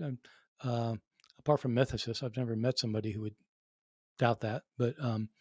I think he's referring to Islamic scholars. Oh, who doubt that whether Jesus died or not, because they think he got crucified. He didn't die there, right? That'd be interesting. You wonder what kind of evidence they have. I don't even know. I mean, what evidence is there? He didn't die, apart from the fact Quran says so. I mean, In the Quran, it says he didn't die. I mean, there's a major point, but I mean, it's not. I don't know Yeah, what but a historian would say about it. If you look at sources, I mean, we're just not talking about gospel traditions. I mean, I mean, I mean, Tacitus and Josephus, and it's like everyone knows everyone knows he got crucified. So what do Christian you? I'm sources not and sure. It might be a short debate, but oh yeah. So I'm open to it, but I don't think seriously. I don't think that I I can't think of a good historical argument for Jesus not being crucified and um, yeah, and dying. I mean, and dying on the cross. La Salmodi, another super chat. Thanks again. I also want to get William L. Peterson's collected essays on ETTC, but I don't want to sell my kidney. Any tips? You sell yourself into slavery? I don't know. So these are some of these European publishers, Brill, et cetera, are expensive. The best thing you can do is try, if you can get an interlibrary loan, if you're near a major library, or I don't really know. But the thing is, I think most of his collected essays can be found in journals. And if you are in a library that that does any kind of interlibrary loan, they can probably get copies of the journal articles, or you could probably find them online if you're connected with the library. I'm spoiled in this respect because the UNC libraries, I can get most articles. It's harder to get articles that are in collected volumes as opposed to a journal. A journal article isn't that hard to get online. John D, thank you for your super chat. Read your interview with Megan today. Apparently, the Vatican claims Paul's tomb was found in Rome. Can you comment on this? So you're referring to my podcast, Misquoting Jesus. And look, that for a long time, of course, there's a belief that Peter's tomb was found. And what do you say? How does one go about demonstrating that a tradition that you can trace back, even if you suppose you could trace a tradition back to the year 200, that this is so and so's tomb? There were reasons why Christians in various cities claimed to have connections with apostles and claimed that the apostles founded the churches there, claimed that the apostles ministered there, claims the apostles died there, claims they have relics of the apostles, because within Christianity, this gave you a sort of cachet as a church. It gave you more authority. And in almost every instance, there's no historical verification of it. There's no historical verification that Thomas went to India or that Mark founded the church in Alexandria. And there's surprisingly little evidence that Peter went to Rome, for example. We know that Paul wanted to go to Rome because in his letter to the Romans, he talks about wanting to use the Roman church as his base of operation for his mission to the west, as he wants to go to Spain. And he does go to Rome in the book of Acts, but the book of Acts is not overly reliable when it describes Paul's itinerary. In places where we can check against Paul, it's often wrong. Yeah, the Praetorian Guard simply doesn't necessarily refer to the being in Rome. And so maybe it does. Maybe the Praetorian Guard does. But Caesar's household doesn't refer to Rome. So I'll look at that passage in Philippians. It's been a long time since I don't think I read Philippians in 50 years. No, I'm just kidding. I'm joking. I'm joking. I need to look at the Praetorian Guard thing. That might be an argument, but I've never heard that. I'll have to look at that. In any event, suppose you've got some church that says this we've known for 100 years this is where Paul was buried. How do you verify it? You can't take DNA. I mean, you don't know what Paul's DNA looked like. And you can show that somebody was buried. It's kind of like the Shroud of Turin. Even if you can show that it was somebody who was crucified, okay, well, that's nice. You show like somebody crucified in the first century. Okay, so among the 100,000 people crucified in the first century, which one is this? So the question is verification. And I don't think that Vatican claiming something is evidence. And I don't think even a third century source is evidence. I mean, Right. you know, No. what do? You do you take out the tomb and find out whether he's decapitated or not? I mean, what do you do to demonstrate? You know, lots of people are decapitated in Rome as well. Plus, I don't think Paul was decapitated. Frankly, the idea that Paul was decapitated. Do y'all know the story about this? We're going overtime, but we're going. The Acts of Paul describes the martyrdom of Paul, and Nero's all ticked off because Paul's convincing people to follow Jesus instead of following Nero. Jesus is Lord instead of Nero being Lord. And so he decides to execute Paul. And Paul says, well, you can execute me, but you can't kill me because I'm going to come back and see you afterwards. And so Nero sends him off to the executioner. The executioner chops off his head with a sword. That was reserved for Roman citizens. Okay, so apart from legendary accounts, Roman citizens, if they suffered capital punishment, were to be decapitated, beheaded, because it was seen to be kind of the least painful of the bad options. And so, Paul's decapitated because in the Acts of Paul, he's a Roman citizen. But in the Acts of Paul, his head gets lopped off and milk starts pouring out of his neck, not blood. What? Milk? And the author doesn't explain it, but I think it's because milk is what you feed newborns. And Paul now has been born again to his new life. And so he hasn't died. He's been brought back to life through his death. So that's the Acts of Paul. That's the first account we have of it. The other thing I'll say, though, is that in the book of Acts, Paul's also said to be a Roman citizen. And I don't think there's any evidence Paul was a Roman citizen. He doesn't say anything about it. I think it's highly unlikely that Paul was a Roman citizen. He's a lower class. I mean, he works with his hands. He's not connected. Jews could be Roman citizens, but I don't think there's anything to suggest Paul was. Isn't that about the same time that we first hear about Paul died under Nero? Because you were mentioning earlier, the earliest account of his death is mentioned by First Clement, but even that text doesn't specifically claim to happen under Nero. It doesn't say. It doesn't say. And there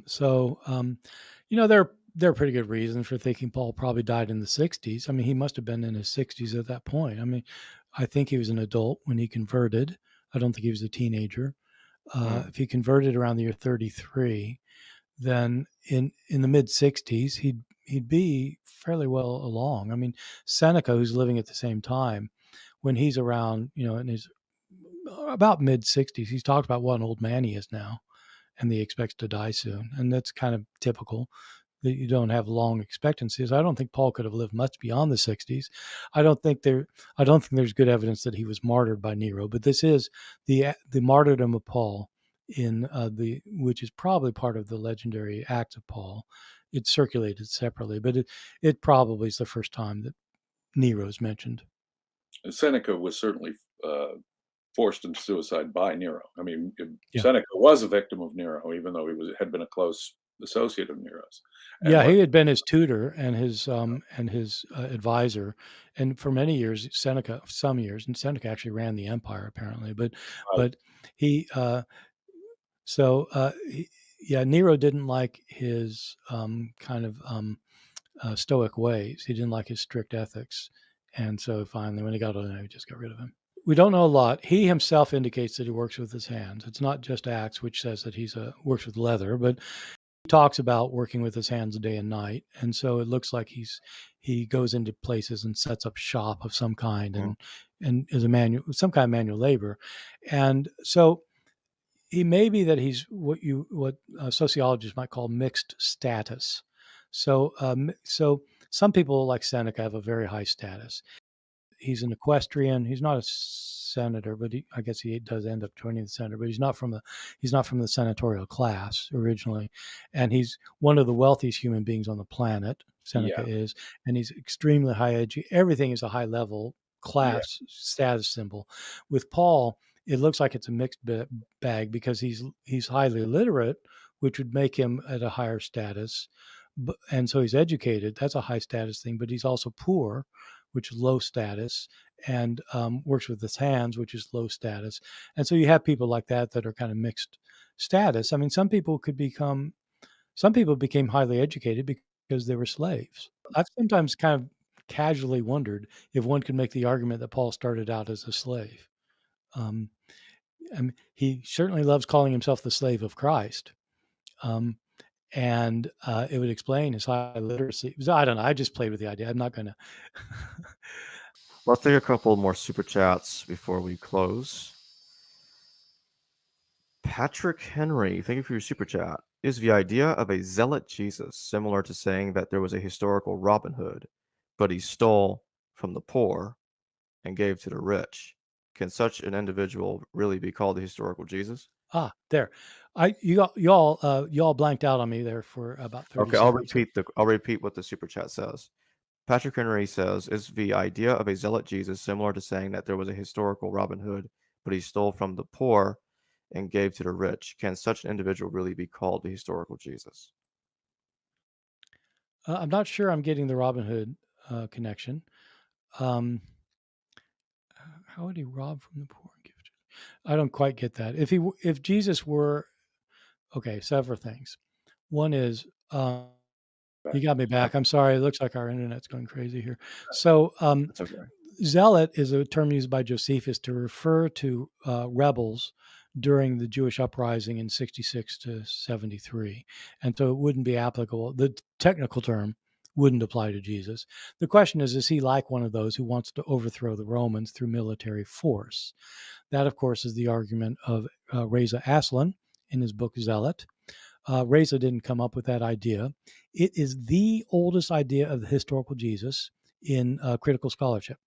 It was first pronounced by Hermann Samuel Reimarus in his posthumous work published in the 1770s. And so Reza doesn't acknowledge that, but it's a view that's been around for a long time. And so the question is, did Jesus believe in a violent overthrow of the Roman government? If he did, then it wouldn't be robbing from the poor to give to the rich. It would be taking back what is theirs, taking back the land from the Romans. I don't think it's at all likely that that's what Jesus was up to. I think, in fact, it's contrary to Jesus' message. I think that Jesus did think there'd be a massive destruction and that the Romans would be wiped out, but it was because God's going to do it. It's not going to be because of a Jewish army. And so I think Jesus was opposed to taking up the sword against the Romans. And I think he really said things like the one who lives by the sword dies by the sword. And I think that I don't think he supported violent opposition. It could have been. We don't know really what the religious ideology of the zealots were, apart from they wanted the land back. Sometimes, depending on what they were doing, but they weren't crucified for. They weren't. Okay, so let me explain it like this. There are two kinds of Jewish apocalypticists. There are more than two. It's like saying there are two kinds of Protestants. There are two kinds of Jewish apocalypticists. Some think that God is going to intervene soon, and there's going to be a major war, and they're going to be involved in it. You get that in the Dead Sea Scrolls. In the War Scroll, there's going to be a 40-year war where they take up the sword and they're on the side of God, and it takes them 40 years. I don't know why God's war takes 40 years, but it takes them 40 years, and they win the war. There are other Jewish apocalypticists that were not interested in violence. They thought that God himself was going to overthrow the enemy, and that there was no need to interfere. And so you get both of those things kind of now today, I guess, even still, with people believing the end of the world's coming soon, whether they're going to kind of facilitate it or not. I do think that Jesus was the latter type. I think that he was nonviolent. Part of the reason is because the nonviolence is scattered throughout so many of the sources that it's independently attested all over the place, and it coincides with other teachings of Jesus that seem to be contrary to what the early Christians said. For example, love your enemies. Most Christians are not interested in loving their enemies. So when Jesus says things like love your neighbors yourself, and he defines it as somebody who's a Samaritan, who's the enemy. I don't think so. I'm of the persuasion that Jesus was a proponent of nonviolence, and that he thought that, in fact, taking up the sword was a show of distrust. God's going to do this. That's just my That's how I work it out. So I've written a bit about this, trying to show why I think that these sword sayings and stuff, what goes back to Jesus and what doesn't. But it's a judgment. It's a judgment call. We told Jesus walked on the water, and so there are things that some of the early Christians definitely believed in violence, and so I think the way it happened was, I mean, I'll tell you, it's really hard to make these connections, but my view is that what happened was Jesus really said something like, don't take up the sword. You take up the sword, you'll die by the sword. In other words, you're going to get crushed. Don't, that ain't the way to go, because he really thought God was going to do it. When these sayings about the Son of Man coming, the Son of Man's the one who destroys everything. Right. And so there's nothing about an army or anything like that. So I think Jesus really said, don't take up the sword. Take up the sword, you'll die by the sword. I think what ends up happening is that what often happens, it looks like, is that you'll have a saying that turns into a story to provide the context for the saying.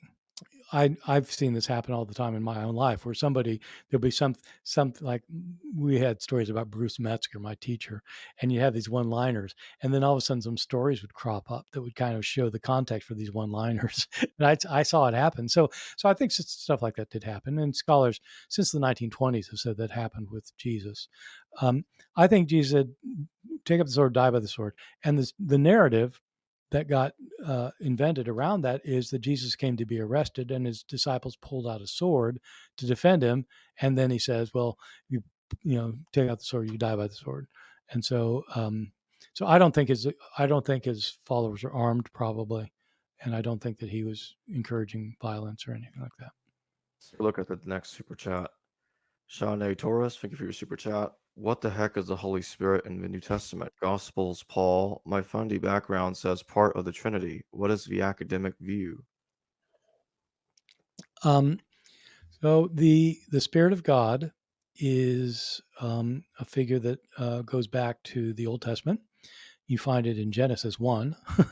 The Spirit of God is brooding over the water when God creates the heavens and the earth. The Spirit of God shows up throughout the Hebrew Bible.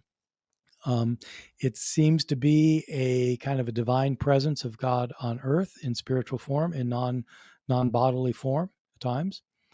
It becomes a major figure in the New Testament, where the Spirit impregnates Mary in Luke, and the Spirit comes upon Jesus in all the Gospels, and the Spirit empowers Jesus in the Gospel of Luke to do his miracles, and the Spirit of God comes upon the disciples on Pentecost.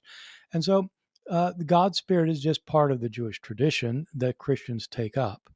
What ends up happening is that the Christians, after Jesus' death, believe that he gets raised from the dead, and they come to think that he's been made a divine being, that he's been exalted to divinity. He is a divine being. They start calling Jesus God. But in one of the Gospels, the Gospel of John, Jesus indicates that when he leaves, the Spirit will come, the Spirit of comfort, who will direct the disciples. And it sounds like he says another comforter or another advocate, another paraclete will come. And so it sounds like this is like somebody who's on Jesus' level, who's going to take over when Jesus physically leaves. What ends up happening in Christianity is they start thinking that there are these three divine figures. There's God, the Father, and his Son, Jesus, and then the Spirit that came after Jesus. And already in the 2nd century, all three are being called divine. The doctrine of the Trinity is not worked out for a long time. The term Trinity appears already in the writings of Tertullian. Tertullian considers all three to be God, but he doesn't have the doctrine of the Trinity. The doctrine of the Trinity is a specific formulation about how Father, Spirit, and Son relate to each other. And in the specific formulation that develops in the clearest form at the end of the 4th century, the formulation is that there are three persons, Father, Son, and Spirit. These are distinct persons. They're not the same person. They're three distinct persons. All three of them are God, and in fact, they're all equally God. They're all made of the same substance. And so you've got three persons, all made of the same substance, equally God, distinct from one another, but there's only one God. That's the doctrine of the Trinity. You don't get that in the New Testament. Matthew doesn't say it when he says baptize in the name of the Father, Son, and Holy Spirit. You got the three people there, but you don't have the doctrine of the Trinity. You don't have the three are equally God, made of the same substance, and yet there's only one God. That's the doctrine of the Trinity. Don't get that till the end of the 4th century. Gary Crow, hope I pronounced your last name correctly. Thank you for your super chat. Thanks for the fascinating show. Well, thank you, Gary. Really appreciate it. Well, Russell, thank you for your super chat. I really love your book, Forged, Bart. Oh, I think it's probably my favorite one. I just can't stop looking at it. Yeah, it's like I gotta get you back on my show. We gotta do 2 hours on this. Yeah, no, it's great. Well, I'll tell you, my favorite book is always the one I just wrote. So right now, Armageddon is my favorite book, and it's the best written by a long shot. And so your next one comes out. Yeah. I actually didn't know how interesting it was until I got seriously into the book, and man, yeah, it's interesting stuff. So, yeah. So, well, look, thank you, because this has been a very wide-ranging conversation, and I enjoy that kind of thing a lot, because it keeps one on one's toes. How does one tell the difference between an ancient document that is a forgery and one that is not? Well, you know, this was a problem actually in the ancient world as well. The people knew full well that sometimes people would write documents claiming to be an author when they weren't that person. And so when I use the term forged, that's what I mean. It's specifically a claim about an author. And so I'm not talking about somebody like making up a story or fabricating an event or telling a fiction. I'm talking about somebody who writes a book claiming to be someone famous, knowing full well they're not that person.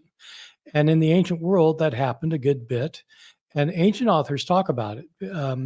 And they say, you know, ancient authors will try and show you that this particular work was forged or this particular work was forged. And the criteria they used back then are pretty much the criteria we use now. You look to see whether this book actually is in the same writing style as the alleged author, whether it presupposes the correct historical situation, whether it uses vocabulary and as the author typically does, whether it has the same themes and the same views, theological or religious or political, as the alleged author. And if there are discrepancies in any of these things, then you start suspecting, well, maybe the person maybe the author says that he's so-and-so, but he's not really that person. And so we do that today, only we have more sophisticated ways of analysis because we have better ways of accessing data than they did in antiquity. And so we can uncover things a little bit more easily now than they could in the ancient world. Can you tell us about the Apostolic Constitutions, why it is a forgery, and when it was composed?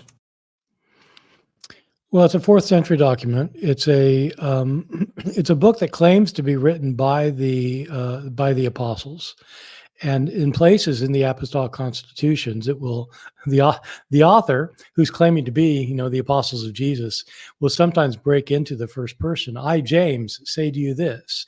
I, Bartholomew, say this. I, Peter, say that. And so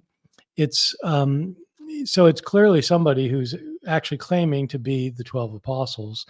And it's a 4th century document. There's not much debate about this one because the kinds of theological investments that it has, the kind of theological issues that it's addressing, the kinds of practical liturgical issues it's addressing are all 4th century issues. It wasn't really known until the 4th century. And so it's pretty clearly somebody who wants the readers to think that it is the apostles. And there were a number of readers that believed it. They thought it probably was. This is not one of those books that there's really any debate about anymore in terms of whether the apostles wrote it. Just everybody agrees that it's a later forgery. Are the canonical Gospels themselves forgeries? So it's important to remember how I'm defining the term, which is that a forgery, the way I'm using it, and the way that kind of experts in ancient literary analysis use it, is that it's referring to a book that claims to be written by somebody who did not write it. And so, for example, if I wrote a novel today, which I'm not going to do, but if I did, and then I sent it to the publisher, to a publisher saying that I'm Stephen King, and they published it as a novel by Stephen King, but in fact it wasn't by Stephen King, that'd be a forgery. And so that kind of thing does happen with gospels in the ancient world. For example, we have a gospel of Peter that claims to be written by Peter. But Matthew, Mark, Luke, and John do not claim to be written by people named Matthew, Mark, Luke, and John. They are all anonymous books. And by definition, a book that's anonymous cannot be a forgery unless the author claims within the book to be a particular, like a kind of person. Like if somebody wrote the Gospel of Mark and said, oh yes, I was a follower of Jesus and this is what, but he didn't give his name, it would still be a forgery because he's claiming to be a disciple of Jesus or a follower of Jesus during his lifetime when it's clear he was not. So you don't get that, especially in Matthew, Mark, and Luke. And some people think you get it with John. Some people think that John is actually claiming to be an eyewitness, but I don't think so. So I don't think any of these four could be called a forgery. What they are anonymous books that were later attributed to people who did not write them. Now, when somebody later says, "Oh yes, this was Luke," or somebody says, "Oh, that's Matthew, the tax collector," it's not the author's fault. And so forgery has to do with what an author is claiming, not about what somebody claims about the author. Can you expand a little more on the Gospel of John and what exactly is it claiming when it talks about these are the things testified by the witness or the beloved disciple at the end of the gospel? So there are two passages that are of relevance. One is in chapter 19 when Jesus is crucified. There's this figure as background. There is this figure that you just mentioned called in the gospel, it's the disciple whom Jesus loved. He shows up on several occasions in the gospel, especially in the near the end. He's not named, and so he's just called by people. Just call him the beloved disciple. And there are two passages that some people have taken to indicate that the author is claiming to be this person, one of the closest disciple of Jesus. One passage is in chapter 19, verse 35, where the author says that at the foot of the cross is the beloved disciple and Mary's mother. There's people there, and he's the only disciple there. And the author in chapter 19, verse 35 says that when the soldier put the spear in the side of Jesus, and out of his wound came water and blood. The author says that the one who saw these things has told the truth, and he knows that he's told the truth. Then later in chapter 21, there's another comment about this beloved disciple. And this time the author says, the one who testifies these things has told the truth, and we know that he's telling the truth. Okay, so those are the two passages that traditionally have been used and still are used by some people today to say that the author's claiming to be the beloved disciple. And I think that's precisely wrong. In chapter 19, when he says the one who saw these things has testified, he knows that his testimony is true, he's not talking about himself. He's talking about the guy who's testifying. And when he says in chapter 21 that this is the disciple Jesus loved, that figure, that his testimony is true, and we know that it's true, that's differentiating between what the disciples saw and said and what the author is. It's a difference between him and we. It'd be like if you Jacob, suppose I'm talking to somebody and I say, yeah, Jacob got in a car accident. We know it really happened. Well, I wouldn't be talking about myself. And so chapter 21 says this is the disciple, and we know that this testimony is true. So he's not talking about himself. So I don't think that this author is claiming to be that eyewitness. Speaking of that, the Gospel of Luke, who's supposedly the same person that wrote the book of Acts, is claiming to have been a traveling companion of Paul. Can you tell us the problems with that claim, and does that fit? Does that sort of fit the definition of forgery, or would you say that's something different? Right. So whoever wrote the Gospel of Luke, almost everybody agrees the same person wrote the book of Acts. The Gospel of Luke gives no indication of who this person is, but the book of Acts does. In 4 passages, the author of Acts talks about Paul's journeys and includes himself among Paul's group at the time. He moves from talking about what Paul and his fellow travelers were doing to say what we were doing. And so he starts talking about we. This happens in 4 places in the book of Acts. And in those passages, one would assume that the author then is one of Paul's companions. This is what ultimately led to the identification of this person as Luke. It's a complicated thing we can talk about in a minute about whether it's right or not. But my point now is that you have these 4 passages in Acts where the author claims to be one of Paul's companions. There are reasons for doubting that he actually was one of Paul's companions. That, in my book, would make Acts a forgery, because Acts is written by somebody claiming to be someone he was not, if he wasn't one of Paul's companions. That would not make the Gospel of Luke a forgery, though, because the Gospel of Luke doesn't make any of those claims. And so if you're just talking about, is this book forged, the book of Gospel of Luke, I'd say no. The book of Acts, I'd say, well, yes, because he's claiming to be somebody he's not. He's claiming to be a follower of Paul, and I think he certainly was not a follower of Paul. Could you expand on Luke and whether that really constitutes a forgery or not? And could you also talk a little bit about Theophilus and what his role in the situation is? Yeah. Well, I'll begin with Theophilus. Both the Gospel of Luke and the book of Acts are dedicated by the unknown author to somebody named Theophilus. He begins the account in Luke by saying that many people have written account of what Jesus said and did. And the author says, I followed all these things closely, and now I'm going to provide for you, O most excellent Theophilus, an accurate account of what happened, apparently with the implication that the people who preceded Luke were not as accurate as they should have been. And so he's dedicating to this somebody named Theophilus. And then in the book of Acts, the author begins by saying, in the first book that I wrote for you, Theophilus, I talked about the things that Jesus said and did. And now I'm going to, and so he goes from there. And so it's the author of these 2 books is dedicating both of them to somebody named Theophilus. The name Theophilus is a fairly common word in the ancient world. It is a word that's made up of it's a compound word made up of the word God and the word loved. And so it either means beloved of God or lover of God.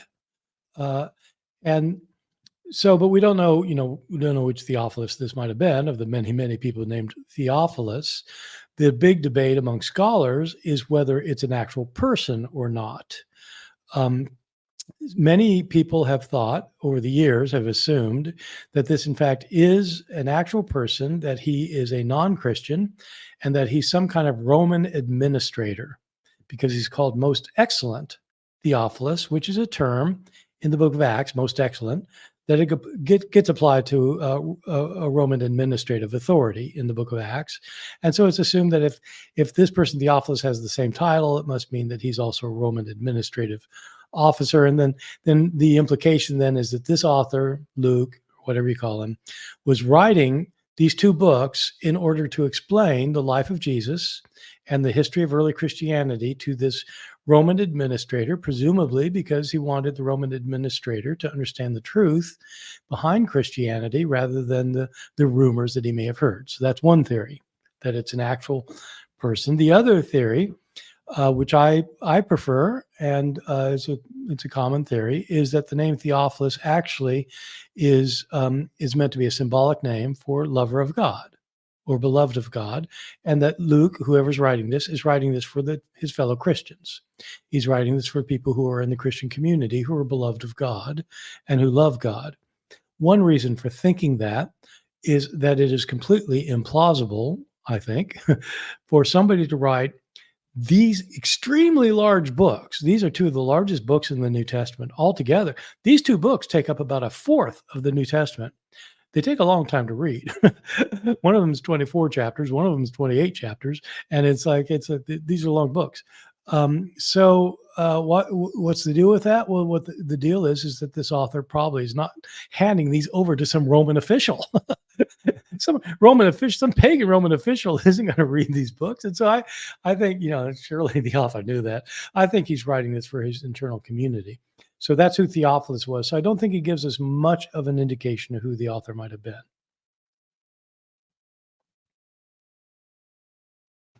I'm going to take the super chat real quick from iFishnatai. Thank you for your super chat.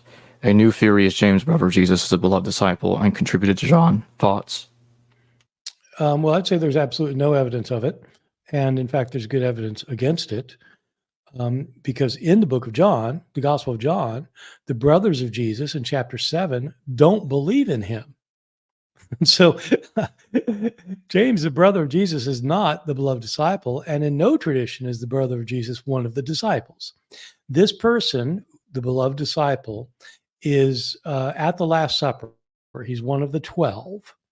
We have several lists of who the 12 are in the Gospels, and James is never one of them. In the Gospel of John, it says he didn't believe in him.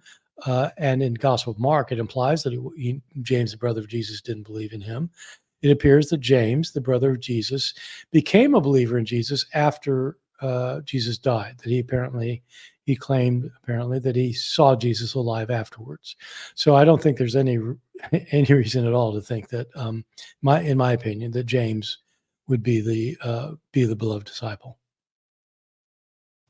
I'd like to circle back to Acts. Some people think that the we sections of Acts, the we passages, reflect an earlier text that was incorporated into the larger framework of canonical Acts by the author of Acts that actually goes back to an actual traveling companion of Paul. What's your thoughts on that?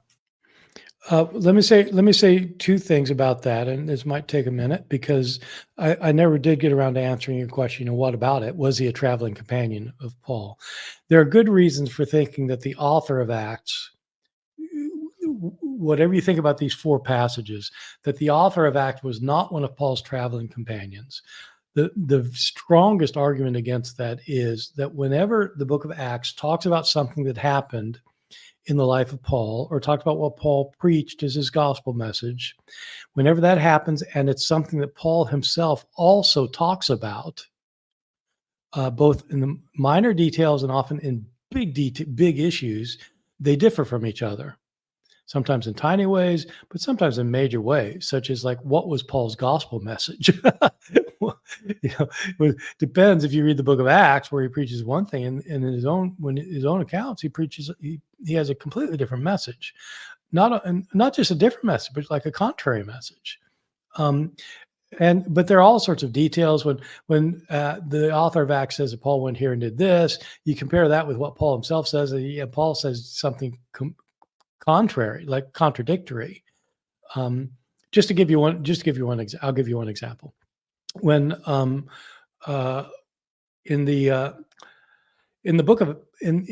writings of Paul, when Paul has his vision of Jesus and stops persecuting the church to become a preacher of Jesus, when he has his conversion experience, he emphatically states that when that happened, he did not go to Jerusalem in order to confer with the apostles. but he went off and he went off to Arabia, and he was there for 3 years. And only then, after 3 years, did he go. When you read the book of Acts, Paul converts. He has a vision of Jesus, and he goes into the city of Damascus where he was heading. And as soon as he leaves Damascus, the first place he goes, the first thing he does is he makes a beeline to Jerusalem to consult with the apostles.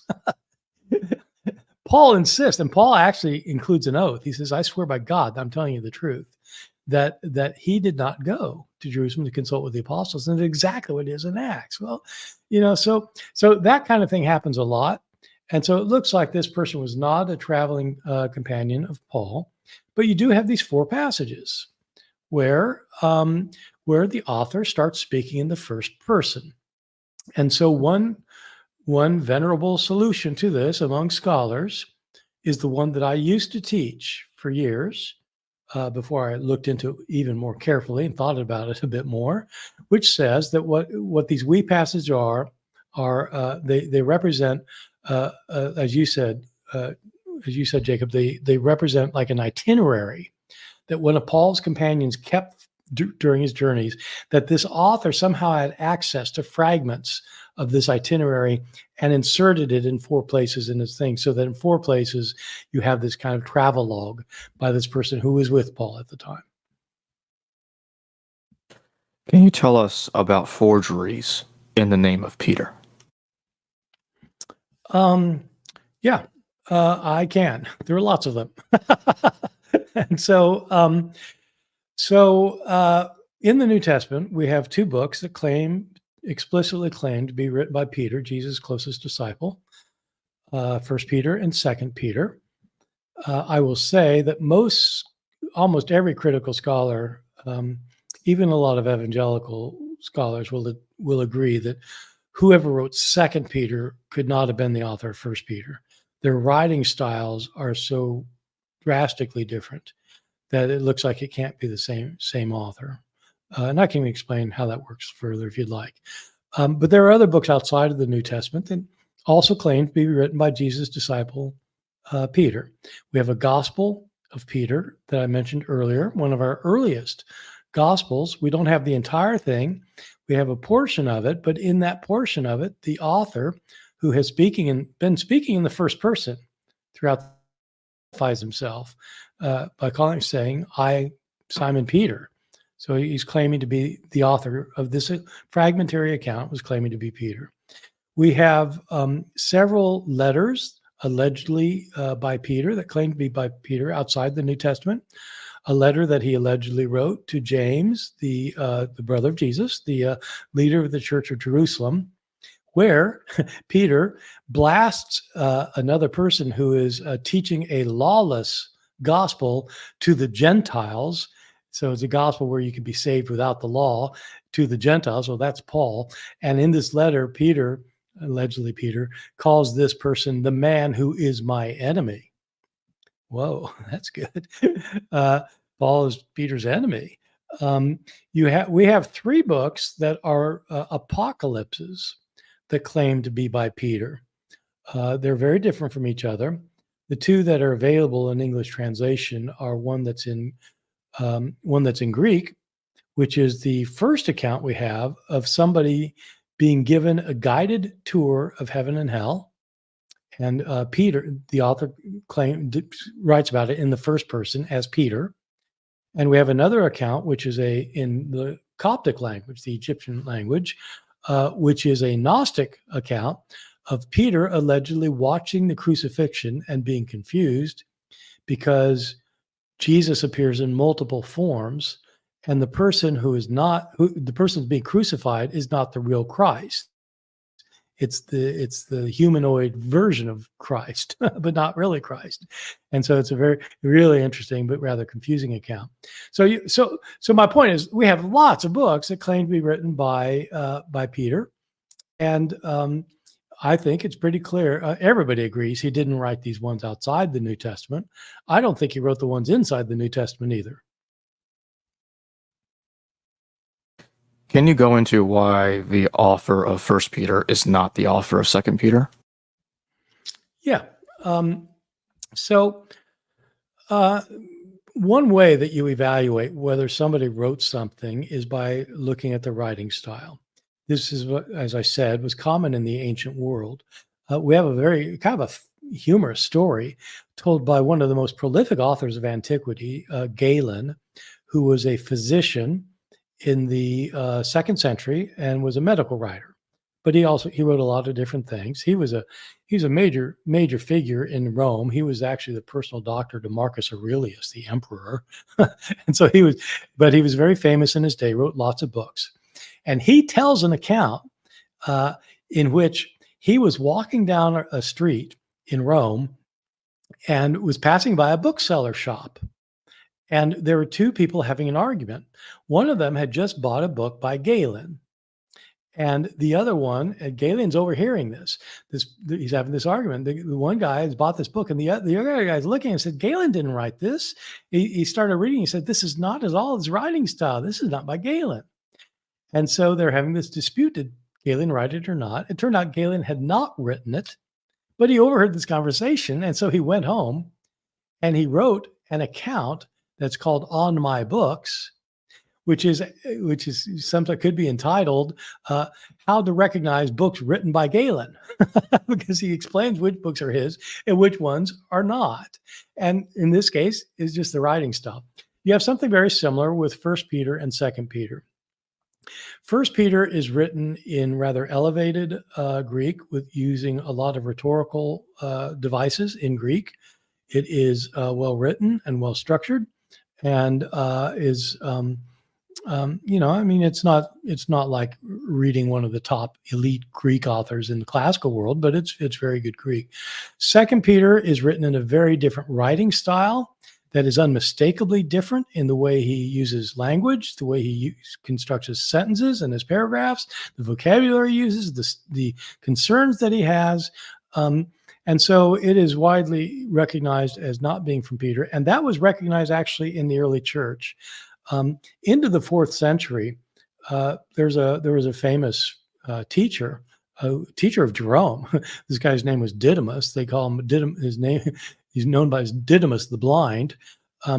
He actually comes out and says that 2 Peter is a forgery, because he knew it couldn't have been written by Peter. So scholars today do that kind of analysis, not just with 2 Peter, but with all the books of the New Testament, where we have multiple authors of other books, and you see whether it's in the correct writing style or not. It's not that people can't change their writing style. Of course, everybody changes their writing style, and depending on the occasion and how old they are and when they're writing and why they're writing and what their concerns are. And so all that's taken into account. But even with that, it's quite clear this person is not the same author. And what about the non-canonical Epistle of Peter? So we have a couple of them. One of them is in the group sometimes loosely called the Gnostic Gospels, a letter that Peter wrote to Philip. The more well-known one is the one I was mentioning earlier, where Peter writes to James, and he's writing to James because he allegedly Peter is allegedly writing to James, and Peter is writing to the leader of the Jerusalem church, James, and he tells him that he has to be careful. James has to be careful to whom he gives Peter's writings, because Peter's afraid, and this alleged Peter is afraid that somebody will change his wording to make him say something that he doesn't really believe. And he is especially wants to be emphatic that he is somebody who describes the importance of following the Jewish law, and that you have to follow the law if you're going to be a follower of Jesus. And that's why he attacks the man who is my enemy. He doesn't name him as Paul, but he's the apostle who takes the gospel without the law to the Gentiles. And so it's clearly talking about Paul. This book is a kind of a preliminary text in a group of another set of forgeries called the Pseudo-Clementines. There are writings allegedly written by one of the early bishops of Rome, one of the first popes, who allegedly was appointed by Peter. There are these books allegedly written by him that were very popular through the Middle Ages. And one of these sets of books has this letter at the very beginning of it. And so it's usually just called the Epistula Petri, the letter of Peter. But it's a book that is clearly taking an attack on Paul, but also clearly is not something that's original.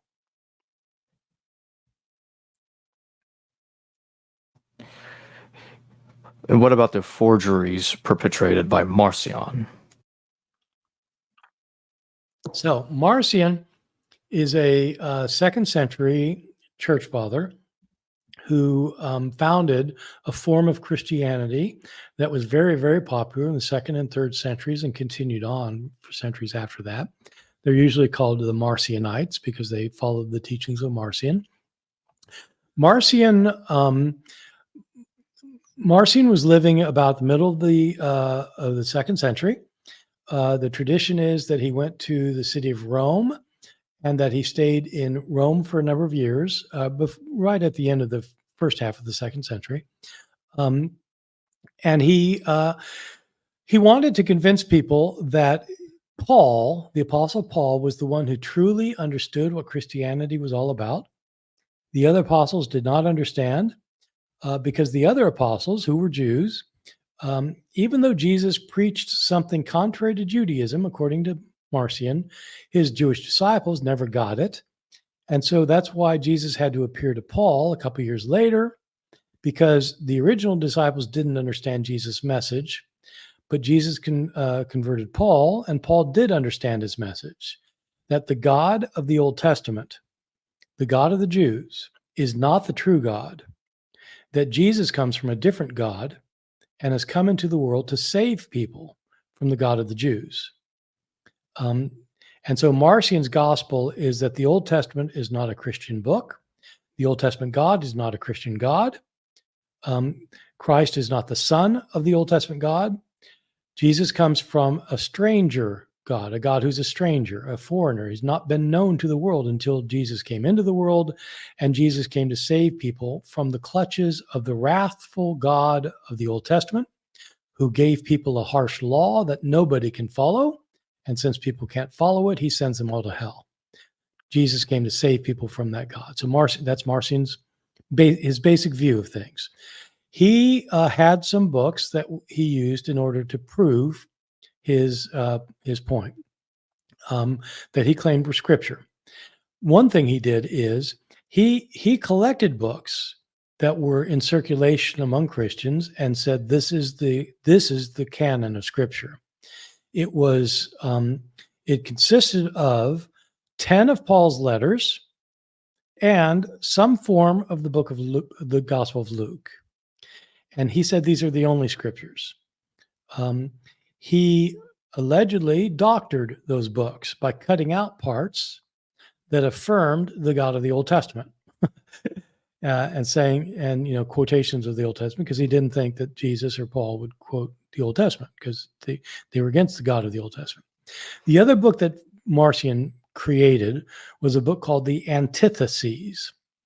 An antithesis is a contrary statement.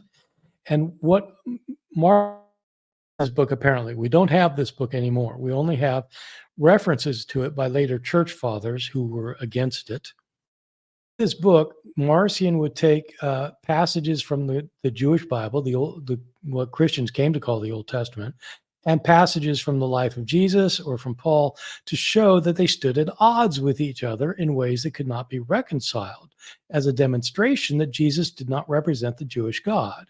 And so, for example, according to the Old Testament, when God sent in the Israelites to take the promised land, he began by sending them to Jericho, where they were to march around the city 6 times, once a day for 6 days. Then the 7th day, march around 7 times. And on the 7th time, to shout and blow their trumpets, and the walls will come a-tumbling down. And they did it. The walls came a-tumbling down. And then they were told to go into the city and murder every man, woman, child in the city, plus every animal. Kill everything. And Marcion said, Jesus said, love your enemy. Turn the other cheek, pray for those who persecute you. Is this is this the same God? No, it's not the same God. Of course, it's not the same God. One says to slaughter your enemies. The other says to love your enemies. And so Marcion had things like that in his book, The Antitheses, to show that the God of Jesus was not the God of the Old Testament. Now, as to your question, those are the two books we know of from Marcion. And if our information about those books is correct, then neither one of them is a forgery, because neither one of them claims to be written by somebody who did not write them. One of them was a collection of previously written books, a canon of Scripture, and the other was one that Marcion wrote in his own name. So it may be false, it may be fabricated, it may contain bad information, or may contain good information, but it's not an author claiming to be someone other than who he is.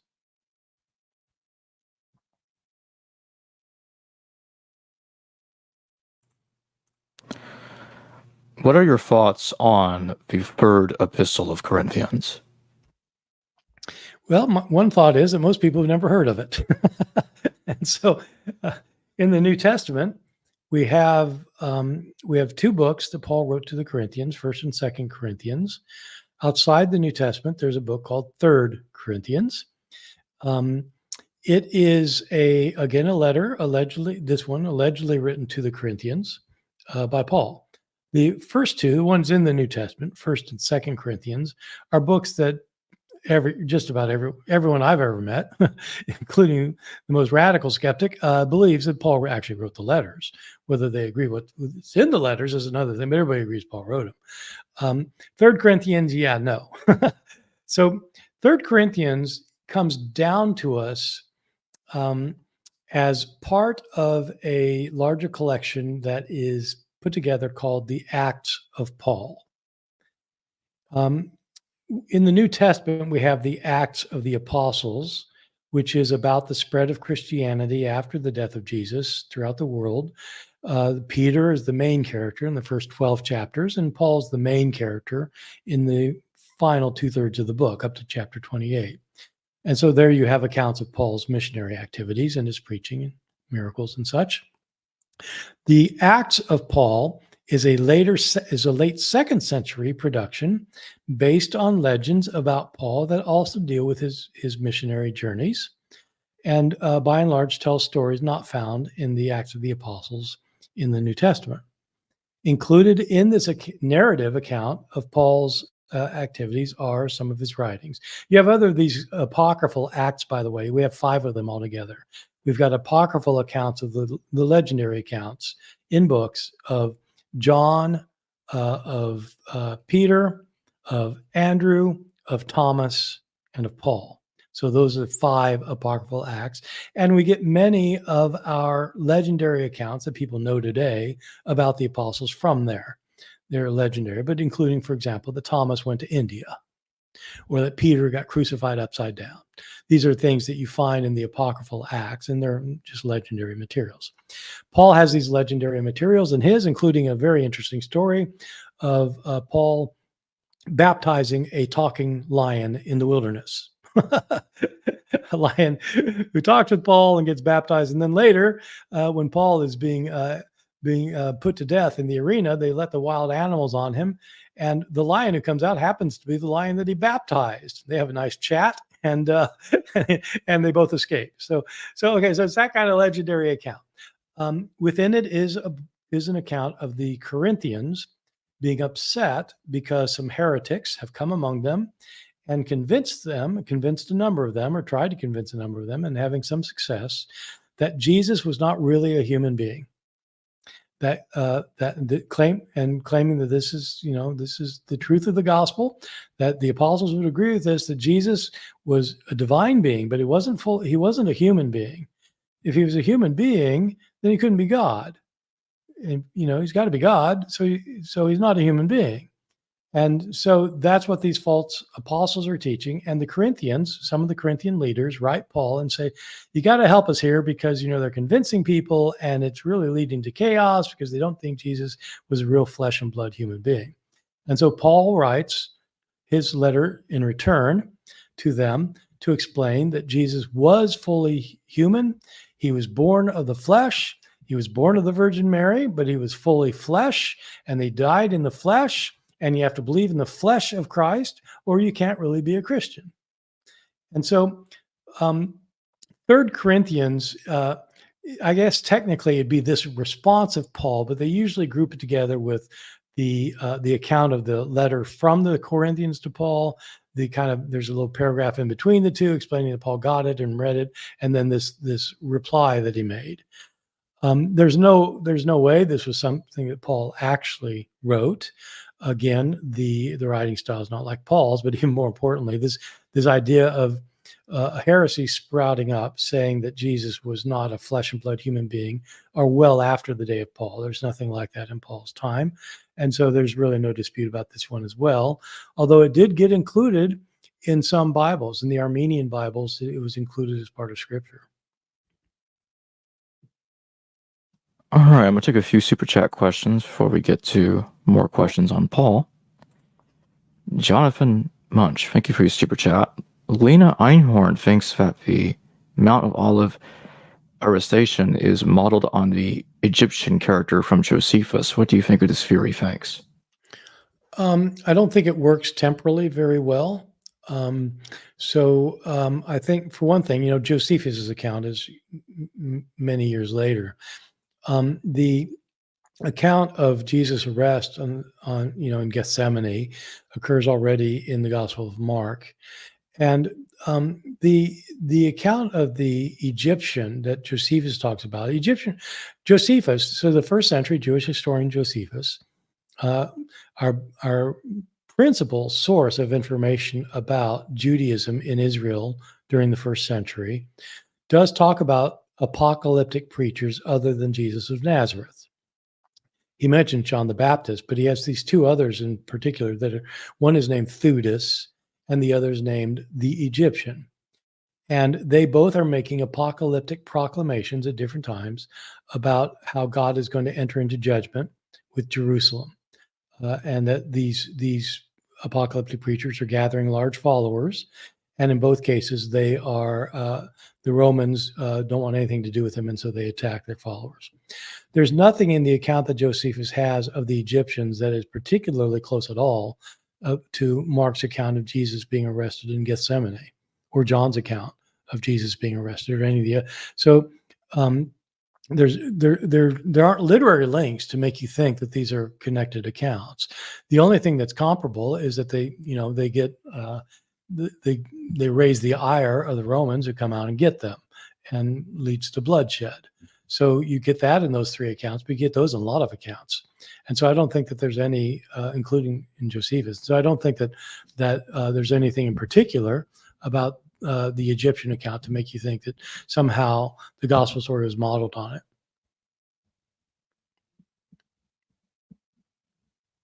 Hard work. Thank you for your super chat. Bart, on your podcast, would you consider interviewing Nina E.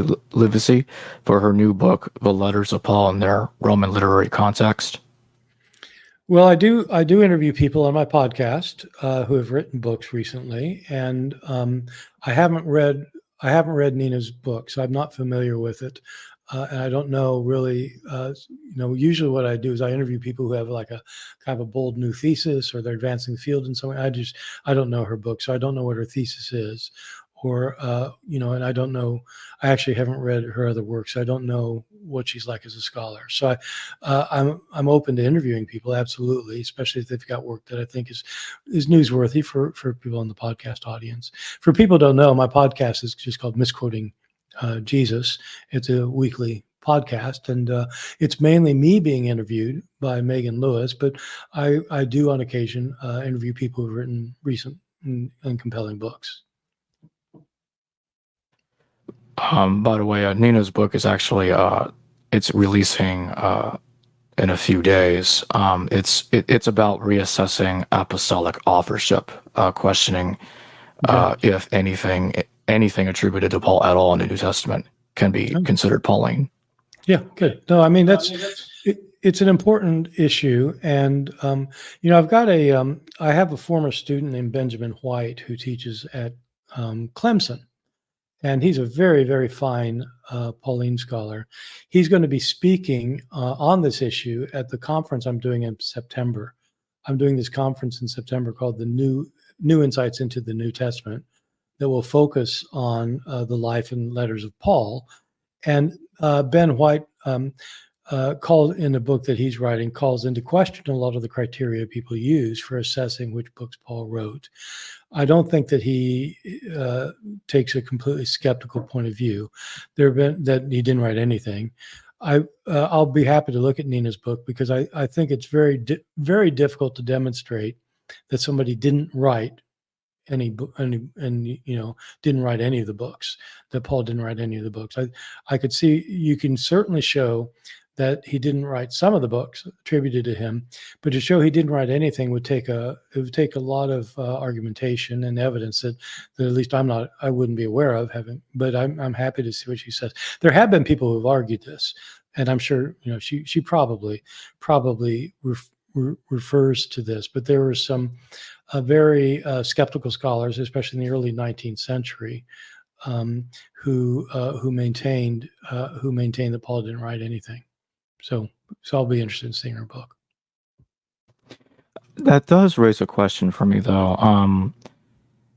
How does can one actually achieve certainty about what Paul's supposed genuine writing style is? So my view is that when it comes to the ancient world, there's almost nothing that we have certainty about, if you mean by 100% absolute certainty. Did Julius Caesar cross the Rubicon? Well, almost certainly. Did whatever? I mean, pick something. Did Nero commit suicide? Well, almost certainly. Did Caligula get assassinated? Yeah, almost certainly. I mean, so there are levels of probability, and so when it comes to authorship issues, you have to take a lot of things into account. One thing is, if you've got a book that claims to be written by somebody, the natural inclination is to say innocent unless proven guilty. And so, the natural inclination is if you're reading a book that says it's by Stephen King, I mean, you just assume it was written by Stephen King, unless you got some very good reasons for thinking otherwise. And so that's true with antiquity as well. And so with Paul's books, I think, with all of the books that we've mentioned so far, I mean, you got the 13 in the New Testament, 6 of which are widely disputed among scholars. Then you've got books outside the New Testament, such as 3 Corinthians, which I just talked about, or the letter to the Laodiceans, or the correspondence with Seneca. These are things we might talk about later, but you have all of these books. And so the issue is, how do you decide? So the first step is usually to figure out if there's any books that you're pretty sure he wrote and why. In the case of Paul, it's pretty clear that none of the things outside the New Testament could be a contender. For a variety of reasons I can explain in detail.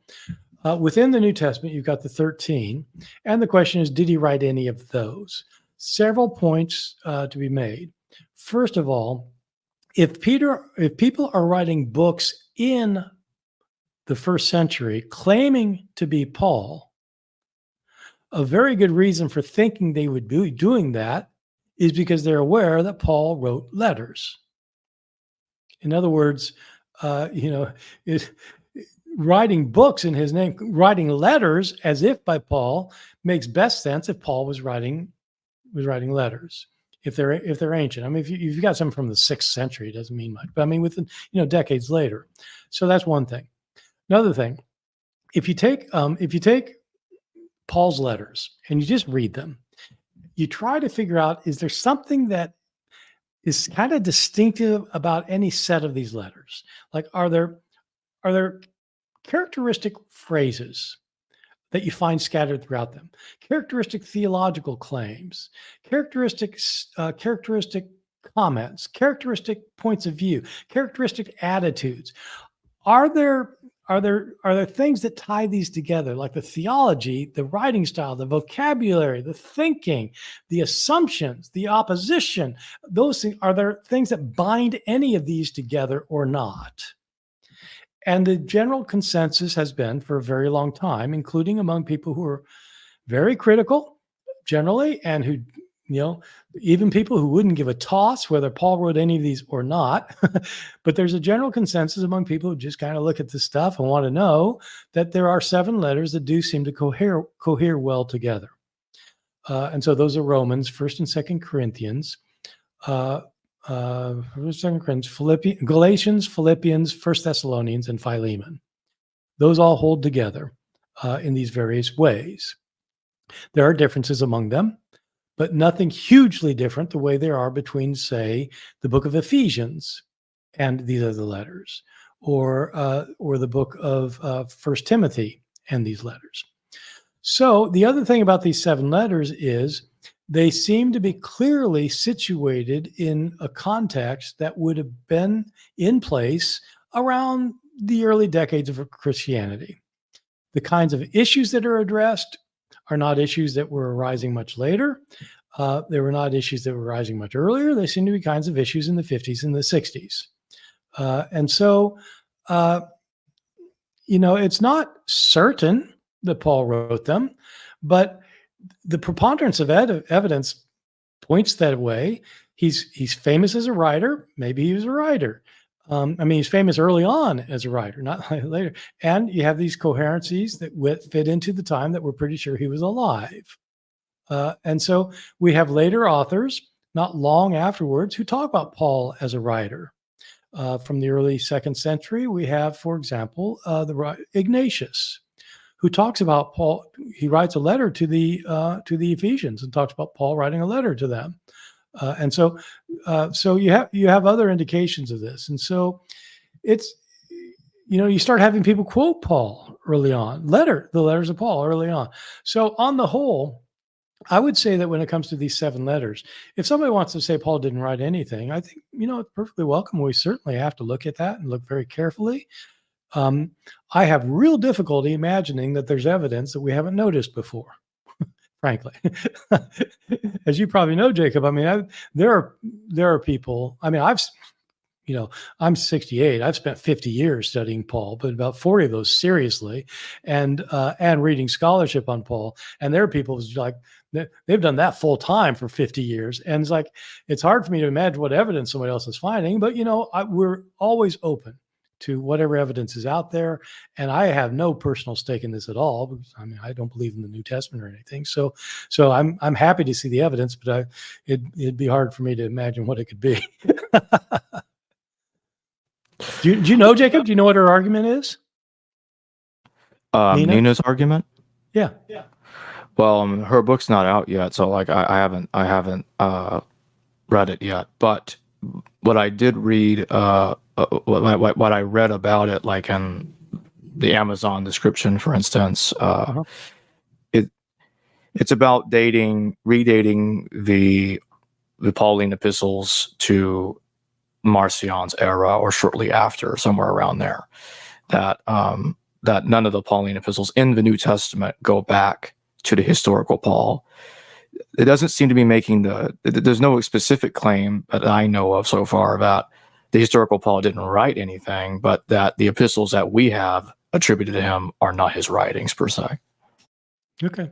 Well, there are other people who've pointed out the similarities of Paul and Marcion, and sometimes they do. There's a good reason for Paul and Marcion being similar, is because Marcion saw Paul as his hero, and so he tried to replicate what Paul did, but on the standard reading. Some people have used that to argue that Marcion is actually 1st century, but it sounds like he's trying to argue that in fact Paul's 2nd century. Boy, that's going to be a tough one. So I'll be happy. I'll be looking forward to seeing what she cites as evidence. And you may know the people who listen to this may know that we have difficulty with Marcion reconstructing his teachings and his writings, because we don't have any of his writings. The way we know about him are in references to him mainly by the 2 major sources are Tertullian around the year 200, who wrote a 5-volume book against Marcion, and Epiphanius at the end of the 4th century. And there are some other sources, but it's all references to him by later authors. And so it's very, very difficult to reconstruct parts of Marcion's teachings, and especially his corpus of Paul, because it's just hard. I mean, yeah, there's some very fine scholarship on these issues by people like Dieter Roth, who teaches at Boston College, and Ulrich Schmidt, who's a German scholar, a very, very fine German scholar, and other people like that. But yeah, we're always open to new insights based on people's analyses. Yeah, this is a book that I have by Nina, Galatians and the Rhetoric of Crisis. Okay. Yeah, What is and it? yeah, she's Sounds like that book basically is. yeah, she's analyzing Galatians and looking at making comparisons sometimes with Demosthenes and similarities with some rhetoric with Cicero, discussing things like, is Paul anti-Torah or not, and other stuff like that. Yeah. But in that book, she thinks Galatians is by Paul. Yes, if I remember correctly, yes. But it later, like I'm actually having her on my show soon, and she, like it formed a basis for her to later question the authenticity of Galatians, as I understand it. Yeah. Okay. Because initially, yes, I think she did take it to be genuine, but later, came to believe otherwise. Okay. And speaking of, if something is genuine or not, what makes the pastoral epistles 1, 2 Timothy, and Titus obvious forgeries not composed by Paul? Well, I wouldn't say they're obvious. For many centuries, they were accepted as being authentically Pauline from early times. Obviously, they're in our canon of Scripture. And they weren't really seriously questioned until the 19th century. But scholars started recognizing that there were problems with 1st and 2nd Timothy and Titus. And as they started looking at these, they started noting very widespread differences from Paul himself. By the way, I guess we haven't pointed out that you've noted that I've got this book Forged, where I explain what critical scholars say about the early Christian pseudonymous writings. The writings are forgeries in other people's names. That book and it deals not just with the New Testament, but it's mainly the New Testament, that book. If anybody's hardcore, like they really want to see the serious arguments that scholars use for things like the pastoral epistles, or even 3rd Corinthians, or any of the books we're talking about, the book of Acts, I have a much larger book that's called Forgery and Counter-Forgery, which is written at a scholarly level that lays out the arguments and in considerable detail.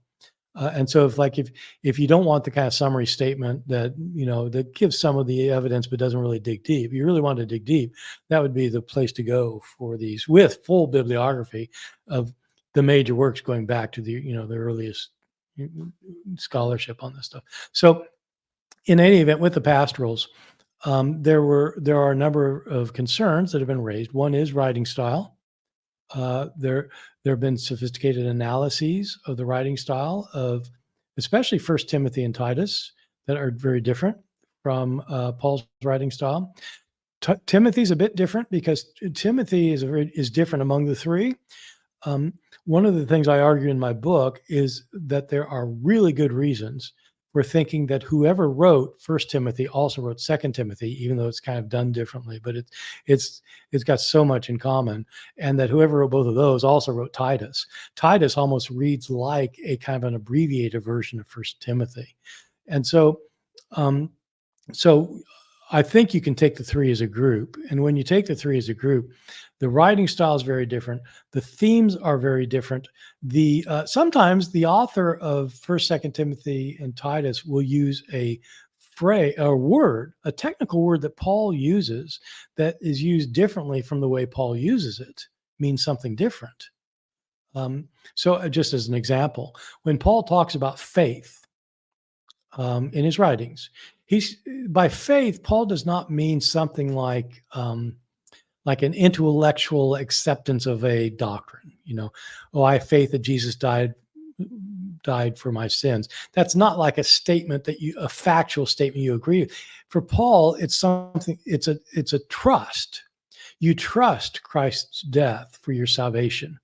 It's not like knowing a bit of knowledge. So it's not like saying, my faith is this, and then coming up with the Nicene Creed. This is my faith. This. I agree with all of these statements. It's not like that. For Paul, it's trusting that God has fulfilled his promises and trusting Christ to bring about salvation. It's a matter of trust. And for the author of the Pastorals, faith is the central doctrines of the faith. It's just different. Now, I'm not saying one's better than the other. I'm just saying it's not what Paul means by faith. But there are other examples of that. So you can never pick like an example and say, there it is. That's the smoking gun. What you do is you accumulate arguments. The writing style is very different. The vocabulary, just the vocabulary is very different, like massively different to pastoral epistles from Paul's, the other 7 letters. The theology is different. The presupposed historical situation is different. The church structure that Paul's addressing in the pastorals is different. The whole point of Paul's communities, just read 1 Corinthians. The way Paul's communities are constructed are as collections of groups of people who have all been baptized, who have each been given a gift by the Spirit that allows them to work together in community so that the church can function well together. Some are administrators, some are teachers, some are prophets, some are healers, some collect funds, people who do various things, right? And they all work together for the functioning of the church. The church in Corinth is highly troubled, in part because these people can't get along. And so the idea of the Spirit unifying people through the gifts is not working too well. And you might wonder, well, why doesn't Paul just write the leaders of this church and say, look, get your people together? And say, look, your congregation's doing this, and that. You got to cut down on this. You got to make them stop. And Paul doesn't ever do that in 1 and 2 Corinthians. He doesn't write the leaders to tell them what to do. Why? Because there weren't any leaders. There were charismatic communities organized by the gifts, the charismata of the Spirit. They're charismatic communities. 1 and 2 Timothy and Titus are not charismatic communities. These are well-structured hierarchies of churches where you've got a bishop, you've got deacons, you've got these various leaders in the church, and it's a structure. In this case, the author writes the leader and says, "Get your people in order." It's a different church situation that arose later when the chaos created by the charismatic communities fell apart. Almost certainly has to be near the end of the end of the first century. So that's a list of kind of basic reasons, and it would take 3 hours to lay them all out in the detail. But it's the kind of thing that scholars have become really convinced. It's very rare that you'll find a critical scholar who's just trying to find out who wrote what, and it doesn't have any religious thing at stake. Just they want to know who thinks that Paul wrote these letters. And when do you think the pastoral epistles were written? Well, I'd say we don't really know. I mean, I think it's got to be after the life of Paul. It has to be after some developments happened after his death. They're usually dated, I suppose, to the end of the first century in the 90s sometime. And it's a guess. We don't really know. They're not included in Marcion's canon.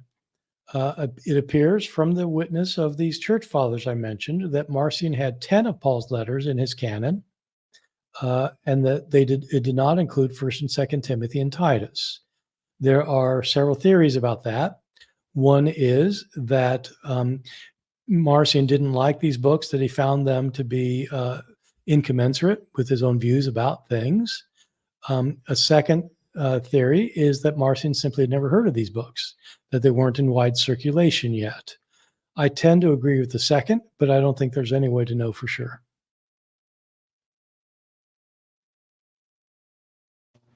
What do you make of the claim that that I'm not sure if it's called the tomb of Paul, but more like the burial place of Paul, or where he was buried, was found with an inscription regarding the apostle martyr Paul? Well, we don't have any idea where Paul was buried. I mean, the only, you get later legends about everything. The earliest mention of Paul's death is in a book called First Clement. First Clement was almost certainly written around the year 95. And so before some of the books that made it into the New Testament. It's written by the Church of Rome that's addressing the church in Corinth. And it's just as Paul did. By the way, this book of First Clement, I think the dating is pretty secure, and it is clearly modeled on First Corinthians. And so that's one reason for thinking that Paul wasn't writing in the 130s, because the First Corinthians was written in the 130s, because First Clement is clearly modeled on it. So it had to be before First Clement, and there are really compelling reasons for thinking First Clement was written in the mid 90s. So apart from that, it's a letter that claims to be written by the Church of Rome to the Church of Corinth to deal with a problem that's arisen there, namely that there's been a coup in the church, that a group of the leaders of the church have been booted out of their leadership roles, and other people have taken over the control of the church. We don't know how it happened. We don't know what the mechanism was. We don't really have anything except for what this letter hints at. But the Roman church is upset about this and writes this letter to say that you need to reinstall the original leaders, because you're creating chaos here, and you're claiming to be leaders, but real leaders are willing to sacrifice their own interests to the church, and you're just asserting your own interest by desiring to be leaders when you weren't appointed as leaders. And to demonstrate how these leaders ought to behave, the author, it's a very long book where he gives lots of reasons for saying this, but at one point he says they should consider what Peter and Paul both did, that they both paid the price for their testimony by being martyred. And so this is written by the Roman Church, later is attributed to Clement, one of these early bishops of Rome, although it doesn't claim to be written by Clement. But my point is that it talks about this, about the death of Paul. It doesn't say he was martyred in Rome, though. Later, the tradition emerges that he got martyred in Rome, and our first account of his martyrdom is in this book I called The Acts of Paul. There's the last section of it, assuming that this is an integrated book. We just have fragments of it that people put together, but there's an account of Paul's martyrdom. And in that account, it's a very interesting account, because Paul's martyred by being beheaded. And he's, so this is where you get the idea that Paul was beheaded. And when he's beheaded, Paul's a saint of God. And so when he's beheaded, it's not a normal beheading. When the executioner beheads Paul, lops off his head, Paul lops off his head, and out of his neck spurts not blood, as you might expect, but milk. Milk? And so this is one of these texts that people wonder about. What's that all about? My view of it is that Paul has now entered into life. He's been born again. And what do you give to infants who have just been born? You give them milk. And so I think this is indicating that now he is moving on to a new birth, a new life. Anyway, where was he buried? We have no idea. So these are legends. So the tomb of Paul is a later kind of invention, just like so many other burial places, like the tomb of John in Ephesus. I do want to state one thing real quick. Back to when we were discussing Nina earlier, she's not claiming Paul wrote in the 130s. She is saying that none of the epistles in the New Testament attributed to Paul were written by the historical Paul in the first century. Well, okay. But I'm saying that 1 Corinthians almost certainly had to be written before 1 Clement, and that 1 Clement was written in 95. So it had to be written in the first century. Whether she wants to say Paul didn't write it, okay, then, again, that's great. Then you just need to look and see what would make you think so. And I'm completely open to Paul not having written it. Can you tell us a little bit about the Pseudo-Clementine literature, how they portray Paul, and the connections between Simon Magus and Paul? Yeah. So this issue, let me begin with Simon Magus. This figure, Simon Magus, is mentioned in the book of Acts as a kind of magician figure who claims to have the power of God, but in fact is a magician and doesn't have the power of God. And he gets converted, and he wants to have the power that the actual apostles have, because they have the power of Christ and he doesn't. And he tries to bribe them to give them the power, and of course they can't do that, and there's no way they're going to do this because the Spirit has given them this power. And so he's this kind of nefarious figure who tries to be an apostolic impersonator in the book of Acts. The Pseudo-Clementine writings deal with this figure, the Simon Magus, as does this book, as does the book that I mentioned earlier called The Acts of Peter, where Peter goes to Rome and has a miracle working contest with this Simon Magus, legendary accounts of their miracle contest to see who's the greater apostle. The Pseudo-Clementines are books that claim to be written by this figure, Clement, that I just mentioned. So just some historical information. The church in Rome was founded by we don't know whom. It does not appear to have been founded by Peter. Certainly was not founded by Paul. Our first evidence of the church is by Paul in his letter to the Romans, where he writes the Roman church and explicitly states that he's never been there before. And so Paul didn't found this church. He wants to visit them because he's never met them. Paul greets a ton of people, over 20 people at the end of this book that he knows who happen to be there, and he doesn't mention Peter.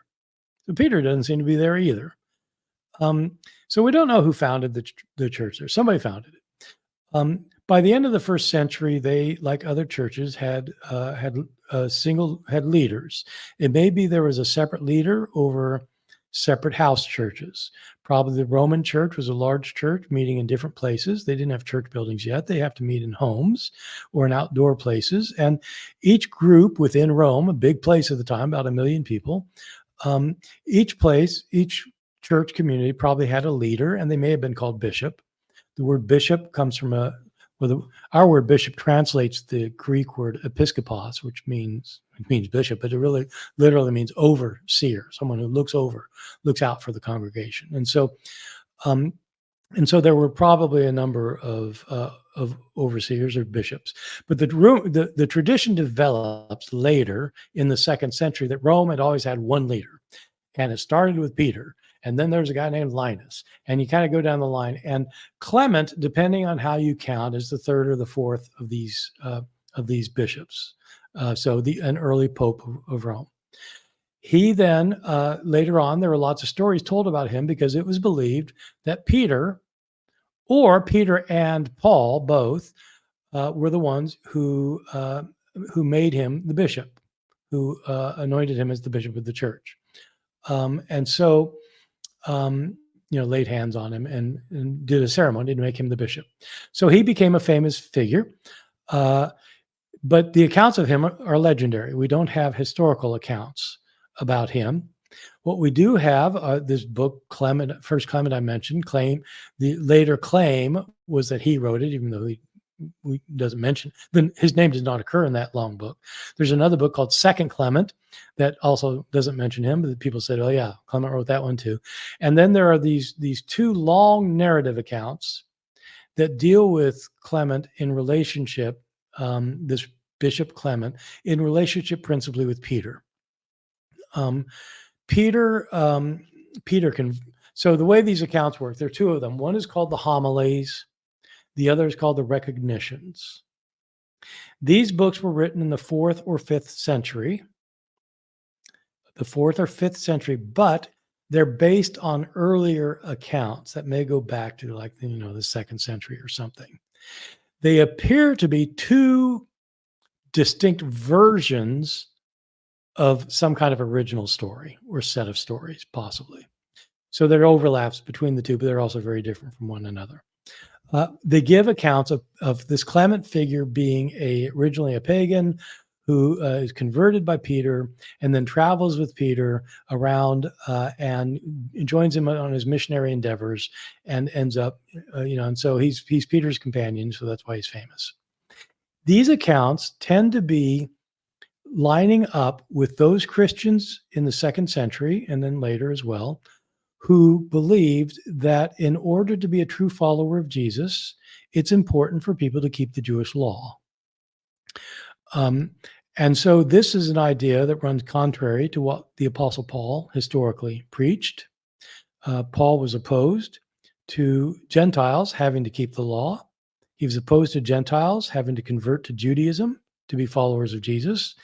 But these books share the idea that that's appropriate for them to that they should. And when Paul shows up in these accounts, he in fact is portrayed as an enemy of the true gospel.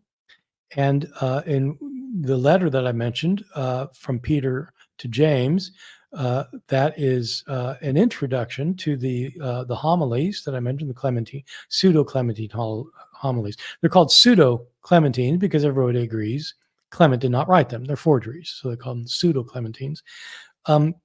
One thing is Peter lambasting Paul as his enemy. The other is that there's an account in which Paul is responsible for the assassination of James, the brother of Jesus, James, the leader of the church in Jerusalem. And so Paul does not come off well in the Pseudo-Clementines.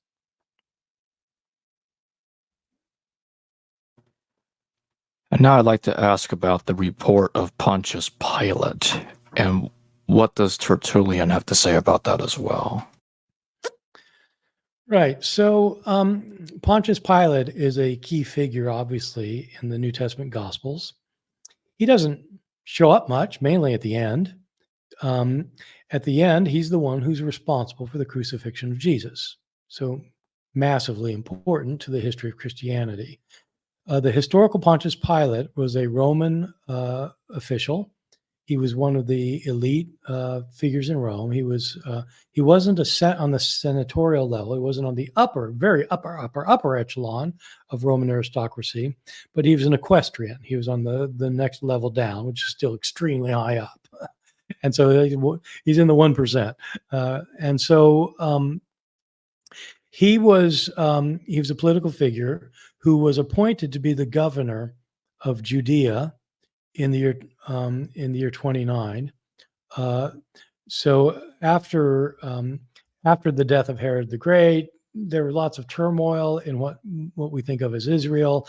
Eventually, the southern part, Judea, was assigned to a governor, and in the year 29, this Pontius Pilate figure became the governor of Judea, and he was the governor of Judea for 10 years, from 29 to 39 of the Common Era.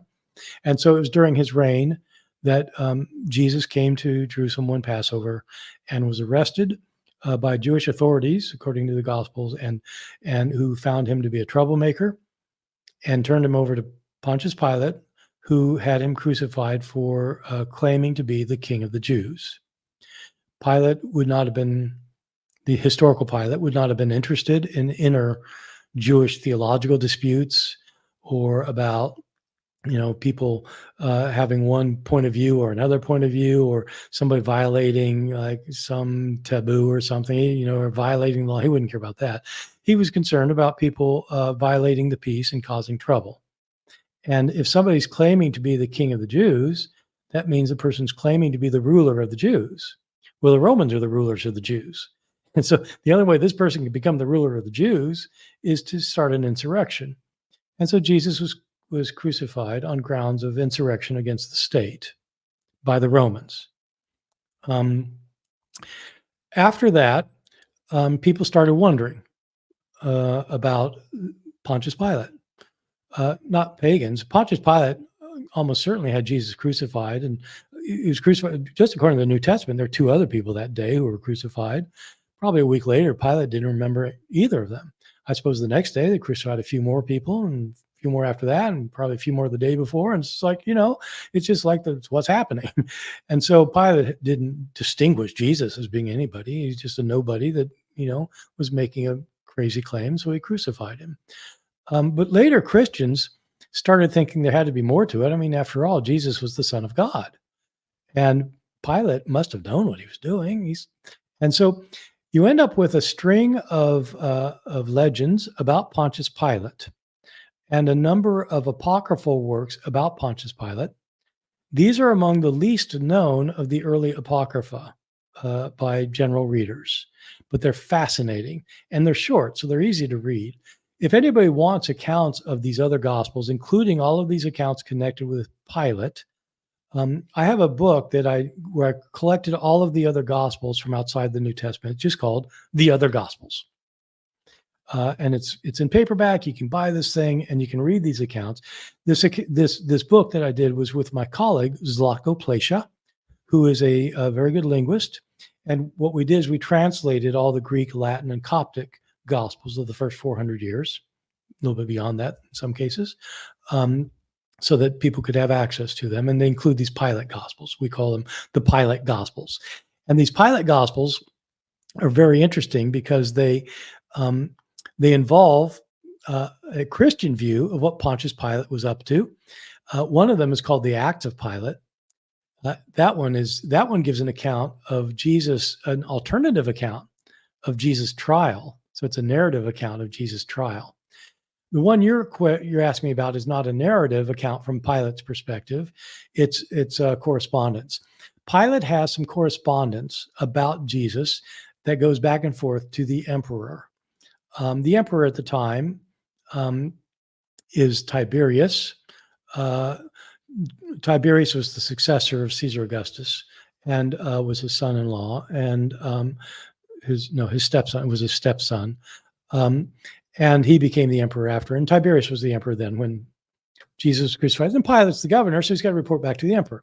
And so you get these very interesting pieces of correspondence in which Pilate, one of them, Pilate writes to Tiberius and says, basically apologizes and says that he's done a very bad thing. He actually crucified the Son of God. And he now realizes that was a mistake. And he's upset about it. Well, Tiberius is upset now too, because now he knows that the wrath of God is going to come down on Rome, and it's all Pilate's fault. And so he writes a letter and back to Pilate. And the way this ends up happening is Pilate gets summoned back to Rome. And then we have other accounts about Pilate in which we have an account called The Death of Pilate, where Tiberius confronts him and goes all over him because he knew that Jesus was doing all these miracles. He knew he was the Son of God. Why did he kill him? And Pilate makes excuses, blaming the Jews for doing it. He tries to shift the blame onto the Jews, but Tiberius decides to kill him anyway, and he has him executed.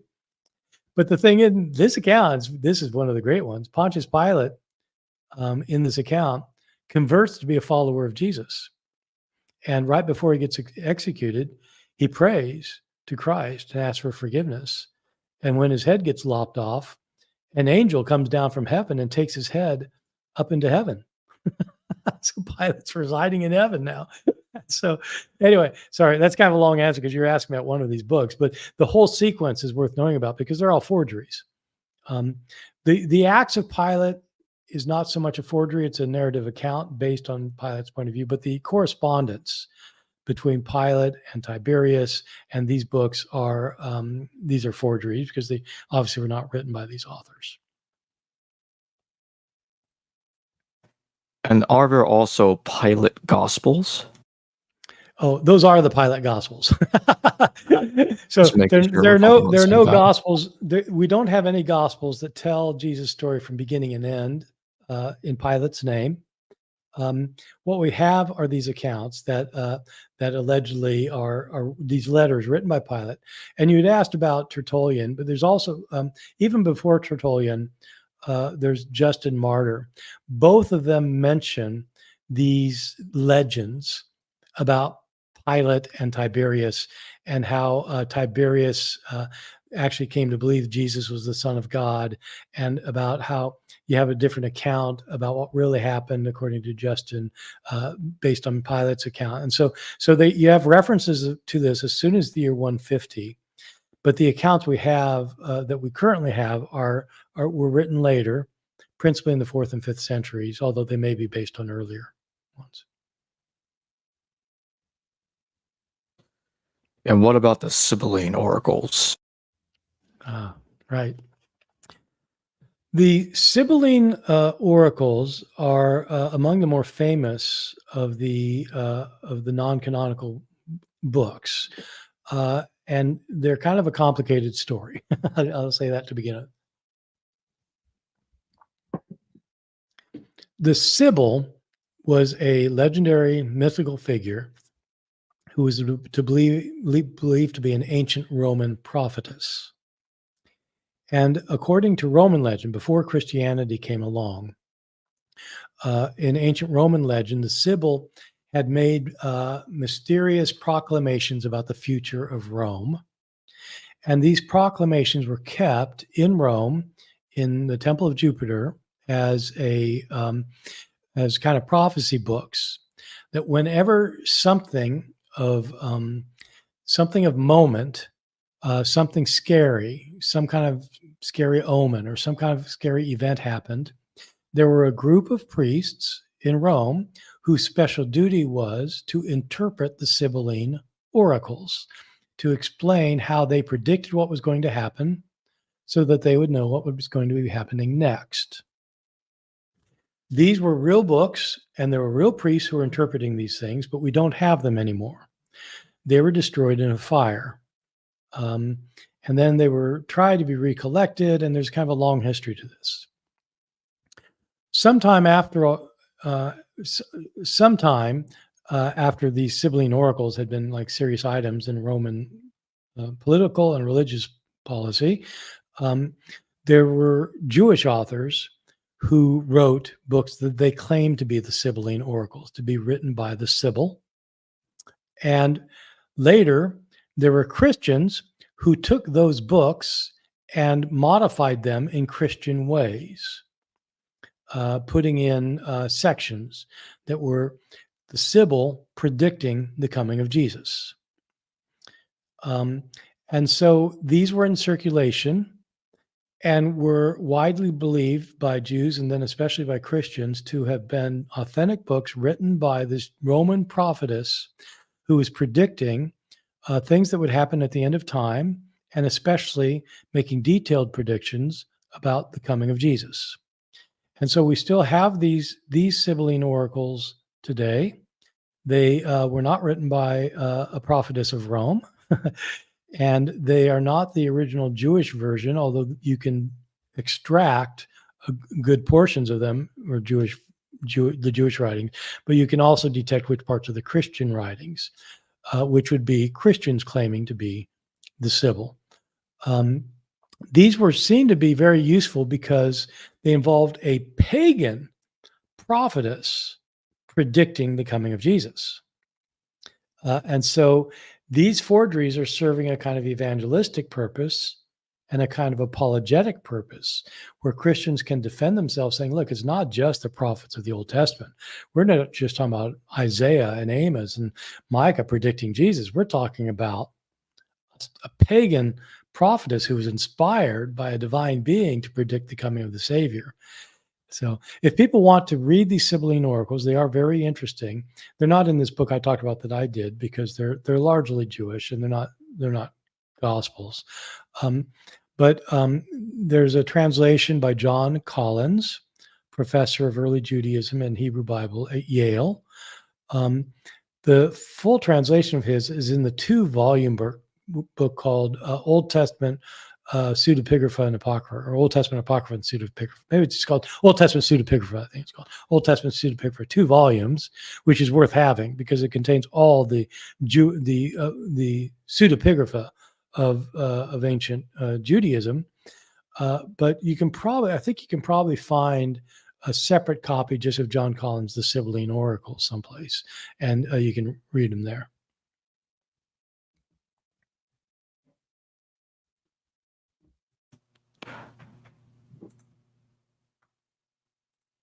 Michael E., thank you for your super chat. What was in the minds of early Christian pseudo-epigrapher and their audience? Is it always ideological or intended as early Christian fan fiction? Yeah, it's a very good question.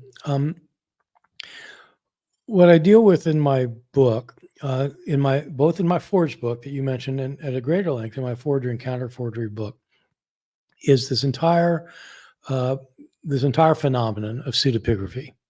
So scholars usually are reluctant or refuse to use the word forgery when it comes to early Christian writings, especially writings in the New Testament. They're reluctant to say, 2 Peter is a forgery.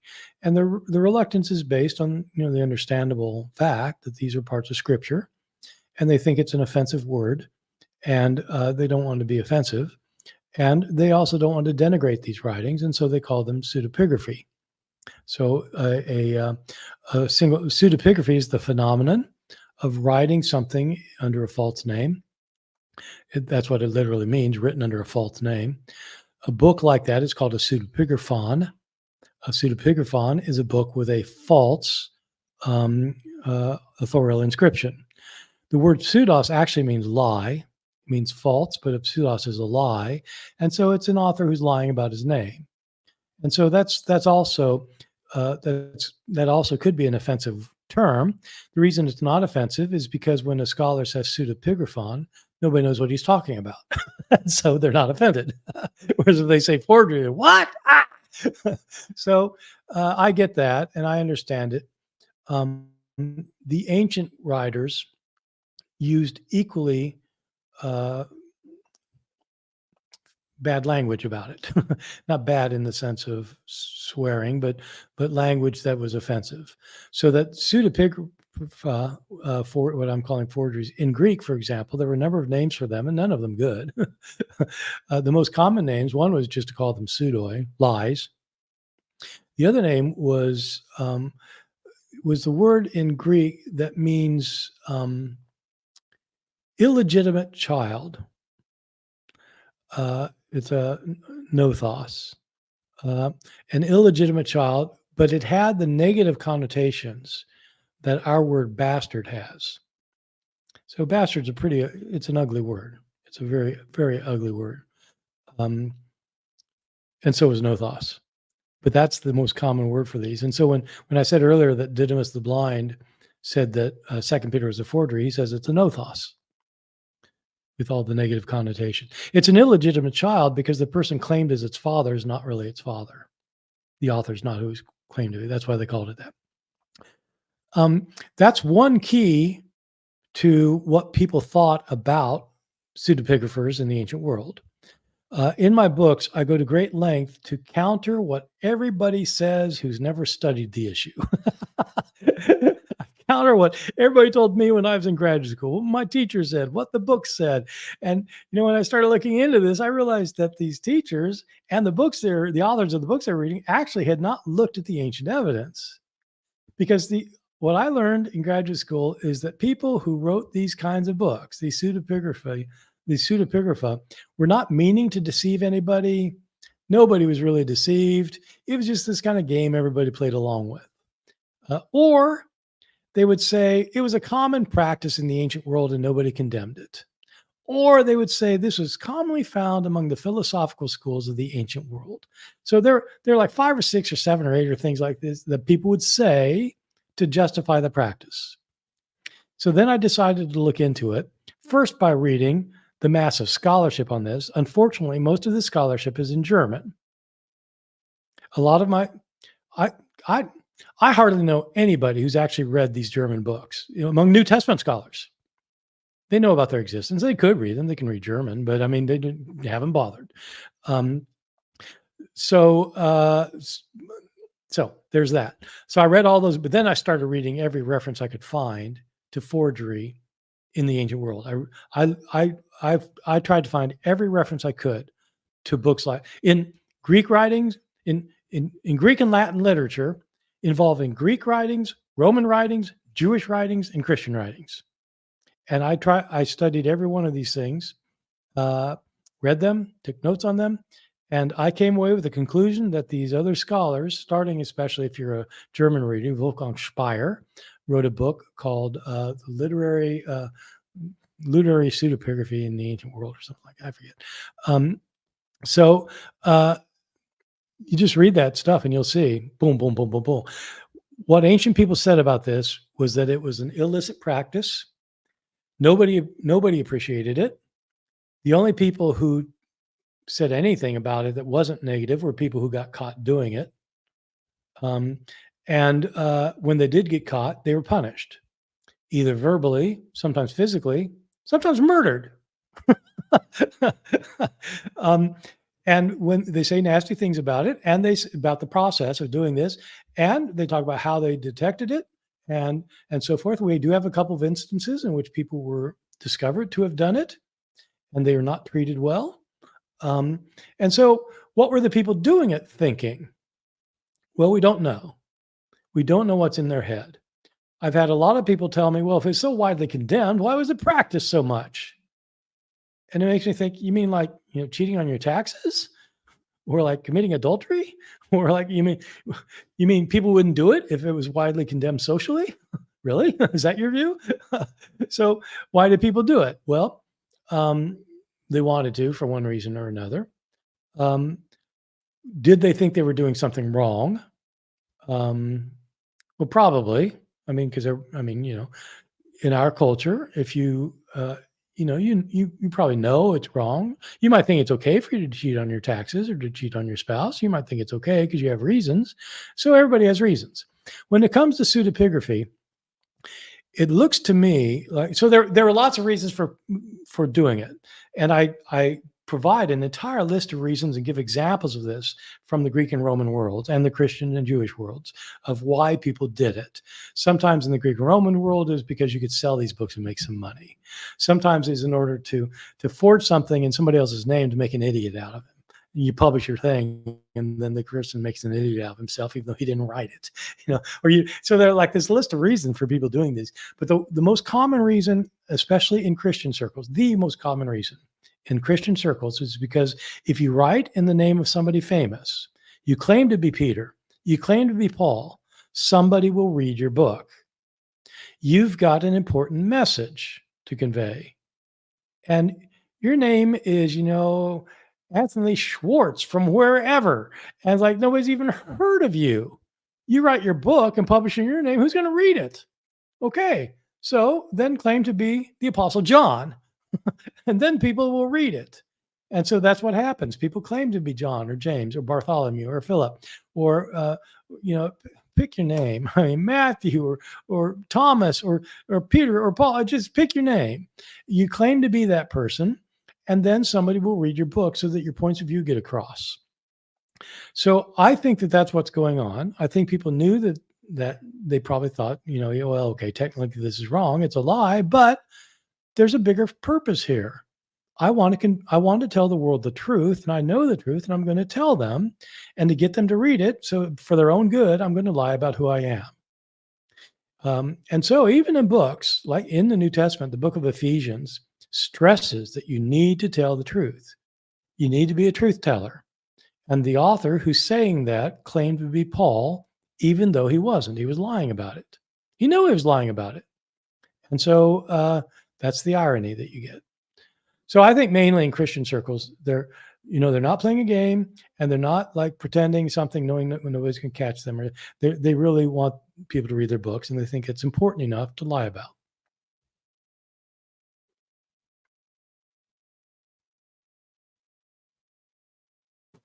I Fish and Tie, thank you for your super chat. Even with the forgeries, you believe Jesus was a historical figure and was crucified, correct? Well, yeah, absolutely. The forgeries have nothing to do with it. The Gospels weren't forged. Paul's letters were not forged.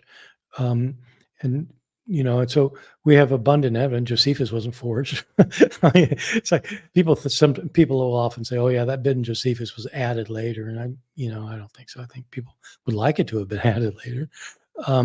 But I think there's abundant evidence, and so the sources of the Gospels weren't forged. So yes, I absolutely think Jesus was a historical figure. I have a book on this called "Did Jesus Exist?" where I give the reasons for, it's not that I'm a believer in Jesus. But as a historian, I think it's really, I think the idea he did not exist is quite extreme. And nobody, people find convincing arguments because they want to find them. And if somebody gives them a complicated argument, they'll think it's convincing because it sounds complicated. But yeah, no, I think Jesus really did exist.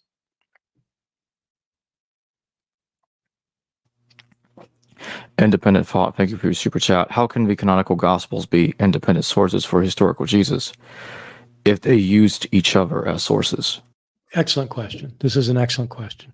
So when we say independent sources, what we mean is that you've got an account that an author has that is not shared in account that he borrowed from. And so, if you have an account of Jesus, for example, if you've got an account of, let's say, in Matthew, Mark, and Luke, let's say that you've got the same parable of Jesus, okay? And it's like it's word for the word the same in Matthew, Mark, and Luke, okay? We have good reasons for thinking that Matthew and Luke got many of their stories from Mark. And so if they got that story from Mark, you'd have 3 accounts of the story. They might be slightly different or greatly different, but they'd be the same story, Matthew, Mark, and Luke. And in that case, you do not have 3 independent sources for that story. You've got one source, Mark. And so in instances of what scholars call the triple tradition, meaning it's a story found in Matthew, Mark, and Luke, in those triple tradition stories, they're not independently attested. Sometimes you'll have stories you'll have sayings of Jesus, for example, that are found only in Matthew and in Luke. For example, our Father in heaven, holy be your name, the Lord's Prayer. Those passages that are in both Matthew and Luke, scholars have long thought came from a common source that Matthew and Luke had. That scholars call Q, a word for Quelle, meaning source in German. The Germans came up with this. They called it the sayings source, the sayings Quelle. And so instead of saying Quelle, now we say Q because it's spelled with a Q, Quelle. Well, if they both got this from Q, then we don't have 2 independent accounts of it. We've got one account. It doesn't exist anymore, Q, so we don't have 2 independent accounts. We have 2 dependent accounts, okay? So you have that. And so whenever you've got dependent accounts, then you don't have multiply independent witnesses. But sometimes you've got stories found in only one of the sources that is in a completely different form in another source, or doesn't exist in the other source. Or you have a saying in one source that has additional material in another source. So when that happens, there are aspects that can be multiply attested, as long as they're not word-for-word agreements or reasons for thinking that this detail comes from that source. So, for example, I'll give you an example. I'll give you a couple of examples. Jesus is, see, how do I put this? Jesus is said to have been baptized in Matthew, Mark, and Luke. Many of their stories about the baptism are similar. He associates with John the Baptist and then is baptized. John the Baptist is mentioned in Matthew, Mark, and Luke, and we have different stories about John the Baptist in Matthew, Mark, and Luke, and we have different stories about John as well in the Gospel of John. So if you've got those 3 that tell the same bit, that John, if they did say Jesus, that John baptized Jesus. Actually, Luke doesn't say that, interesting. But if it did say John baptized Jesus, then you'd say, well, we got that from all 3. But if you got other things about John the Baptist in the context, some of it's in Luke, we didn't get from, but not in the others, you didn't get from Matthew and Mark. If you got something in John and you think John did not rely on Matthew, Mark, and Luke, which is what I think, then John's also independent. And you start looking at this when it comes to attesting John the Baptist, you have independent information from Matthew, Mark, Luke, and John. So Matthew and Luke almost certainly did get parts of their thing from Mark about John the Baptist, but they didn't get the whole thing because Matthew has a whole episode not found in Mark. So he didn't get that from Mark, which means he's got episodes about John the Baptist baptizing Jesus. See what I'm saying? So the baptism of Jesus by John the Baptist is independently attested, even though 3 of these gospels are dependent on each other. It's because they're not dependent on each other. 2 of them are dependent on one, and 2 of them are dependent on a common source. But if you've got independent material about the same thing, so like another example, then it's independently attested because it's not all from the same source. Another example, Jesus tells parables about seeds. Well, Matthew and Luke got some of their parables of things about seeds from Mark, but they also have other parables of seeds. And the Gospel of Thomas has parables about seeds. Well, so Jesus telling parables, and specifically parables about seeds, is multiply attested. So Jesus probably told parables about seeds. Where it's not certain he did, but you start looking at that and other evidence, it seems pretty likely he did. And so that's how you do it. You cannot trust verbatim agreement. You cannot trust stories that they lifted from each other, but they have other stories about similar topics or similar figures, and use those kinds of things then to patch together what you have a good reason for thinking go back to Jesus.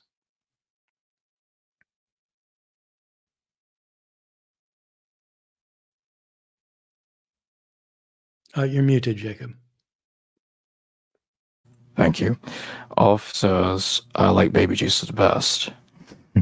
Okay, well, fair enough. And, he probably never cried. And so, yeah. Thank you for your super chat, Oaf. Michael E., thank you for your super chat. Can Marcion's Pauline letters be recreated? Yes, there have been a number of scholars who've tried to recreate both Marcion's version of Paul and Marcion's version of Luke. These sometimes they differ from one. It's a it's one of the most complex tasks that somebody can take on, a biblical scholar can take on, because it requires very strong philological skills and a very keen sense of analysis. So people who have done this in recent times, who've actually tried reconstructions, are I mentioned earlier Dieter Roth and Ulrich Schmidt. There's a fellow named Jason Badun. There are scholars who have tried this, and they don't have complete agreement with one another. Part of the problem is that our sources are problematic. Sometimes you cannot trust what Tertullian or Epiphanius says, and sometimes you don't know if you can trust them. But based on very, very careful analysis, that often in these cases, for Ulrich Schmidt and Dieter Roth, I know particularly, took years, and Jason Badun as well, took years to do. It's not easy. MV, thank you for your super chat. I lost my hair after losing my faith. Should I go back? On a more serious note, can we know how many sources the authors used in the Gospels? Definitely, you should return to the faith, and because or just go to a televangelist. I'm sure you could get your hair back if you wanted to. I don't, because I don't want to. On the serious note, no, we don't know how many sources. What scholars typically do is when they talk about the Synoptic Gospels, Matthew, Mark, and Luke, they typically talk in terms of, well, it depends which theory you hold. My theory, I hold the theory that I call the four-document hypothesis, which is that Matthew and Luke both used Mark. Matthew and Luke also had access to another source that I called Q just now. So the stories all three have in common come from Mark. The sayings Matthew and Luke have that are not found in Mark come from Q. Matthew has his own stories found only in Matthew. He didn't get them from Mark or Q. So we call that M for Matthew's source. Matthew's source may be a bunch of sources. It may be a written source. It may be multiple written sources. It might be oral sources, lots of oral sources. We don't know. Is it 1? Is it 20? Somewhere in between. We don't know. Luke has stories found only in Luke. We call Luke's special source L. And so is it one written source, lots of written sources, lots of oral sources, lots of both? We don't know. So the four source hypothesis that I hold to, which has been the standard view for over a century now among New Testament scholars, is we call them four sources: Mark, Q, M, and L, with the proviso that M and L might be many sources. Some people don't subscribe to that model. There's a new model that it's not a new model. It's been all these models have been around for roughly forever, but a model that my friend and colleague Mark Goodacre supports is a somewhat simpler model, where there are fewer sources, where he thinks that Mark was the source for Matthew, and Luke used both Matthew and Mark.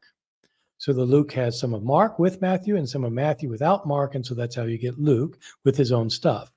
And so that's called it's called the Farrer hypothesis, the Farrer named after the person who came up with it. And it's somewhat simpler because it gets rid of Q, but it creates huge problems as well. So huge that most people don't buy it, that I'm not going to get into. But so, okay, I guess I could have just said, we don't know. But I would say it's at least 4 and probably many more.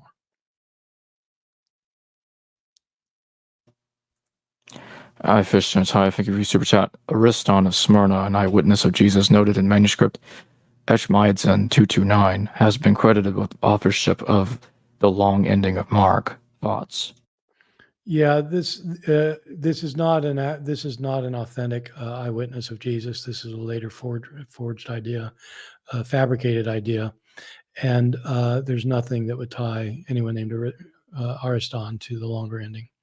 I mean, I know you'll hear things like that, but if you actually look into Ariston, you'll see of Smyrna that he's not a historical figure living at the time of Jesus.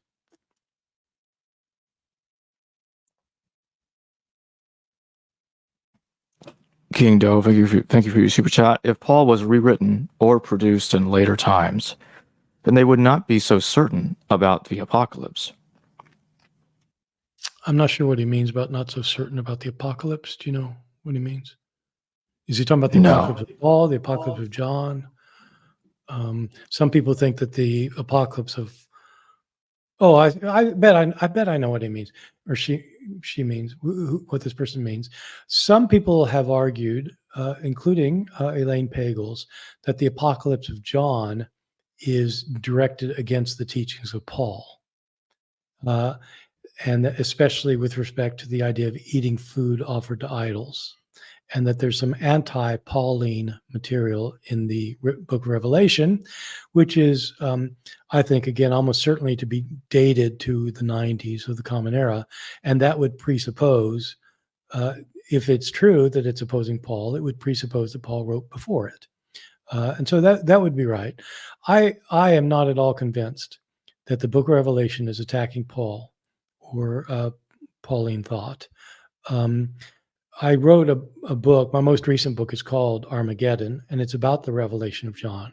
And it tries to provide an interpretation of the revelation of John that makes sense in its own historical context. I show it must have been written in the 90s. And I don't have much on the Paul hypothesis there because I just don't think there's much to it. It's the kind of thing that kind of sounds impressive. I think when you dig into it, in my view, it's not a compelling argument. Constellation Pegasus, thank you for your super chat. Is it possible you could do a course showing how human activity and textual evidence at Noah's flood, according to the Bible, didn't happen? Yes, I've already done that. So if you go to my courses online, if you don't know, I have online courses that I've produced for a couple years now. And also, I've started having other people produce courses. This last weekend, Amy Jill Levine, one of the superstars in New Testament studies, did a 4-lecture course for us on the parables. You can find all these, the courses we've done so far at bartehrman.com. And it's a webpage, and just click on courses, and you'll see all of them. I did might have been the first course I did. It was on the book of Genesis. And it was an 8-lecture course on the book of Genesis, where I talked about, among many other things, I talked about the historicity of these old stories. I talked about problems with the creation stories and talked about the Adam and Eve story, but I talked about the problem of the flood stories and why there are contradictions in the flood story. There are actually a couple stories that have been combined together. And there are, of course, there are very big problems, including the fact that geologists have shown pretty convincingly there was no worldwide flood. Plus, it couldn't happen. But apart from that, I do talk about that. So it's a book. It's my class on Genesis. It's called In the Beginning, and you can find out about it on my website, bartehrman.com. Take one more super chat before I get back to my questions. Fishnet, hi, thank you for your super chat. Just And FYI, I pray for you to return to the faith daily, Dr. Ehrman. Well, thank you. I very much appreciate it. I am not, I'm not an enemy of the faith, even though some people say I am. I have no difficulty with people of faith. I have difficulty with people who don't apply their intelligence to their faith. But I've known many Christians who are far more intelligent than me, and so it's not a matter of smarts. And if it's something that makes sense to you, and it's something that makes you a better person, and it makes you someone who helps others in our world, then I'm all for it. So thank you. I appreciate your prayers. What forgeries were in conflict with false teachers? That's a good question, and I think the answer is most of them. So my book, the big book I called Forgery and Counterforgery. The full title is "The Use of Literary Deceit in Early Christian Polemics," or polemic. And Christian polemic is attacks on people for thinking the wrong things or for doing the wrong things. But a lot of my book is dealing with how there are forgeries directed against various perspectives. There are forgeries that oppose Jews, and there are forgeries that oppose pagans, but there are a lot of forgeries that oppose heretics, people who subscribe to the incorrect set of beliefs. And so, as I said, there are a number of them, and they just like of the ones we've mentioned so far. For example, 3 Corinthians is a classic example of a letter claimed to be by Paul to attack a view that's called Docetism, the view that Jesus wasn't really human, but only appeared to be human. So that's a frontal attack. The book I called the Apocalypse of Peter, the one that I said is the Coptic Apocalypse of Peter. It's a Gnostic forgery.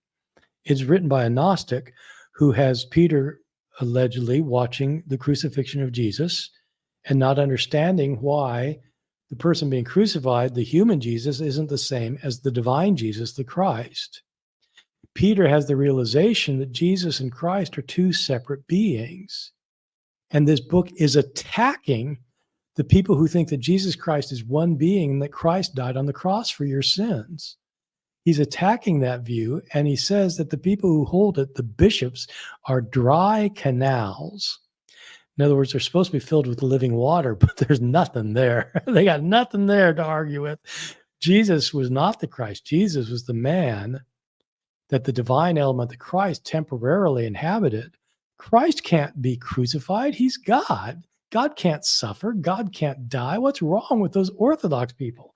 And so the author wouldn't call them Orthodox. He'd say those heretics over there. So he's attacking heresy. So all sides are writing forgeries to attack the other side.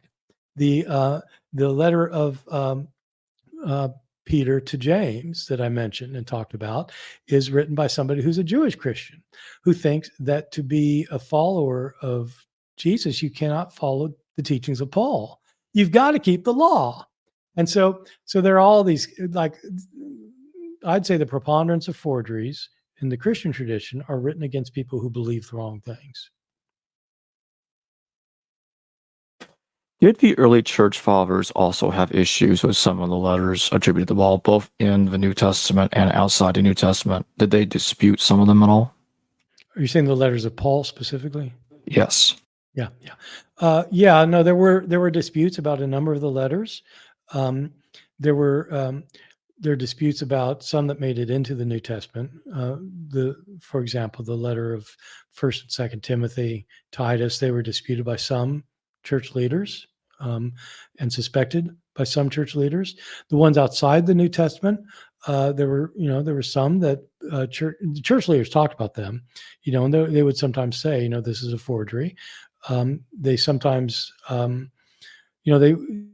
were debates, for example, about this letter to the Laodiceans, whether it could be authentic or not.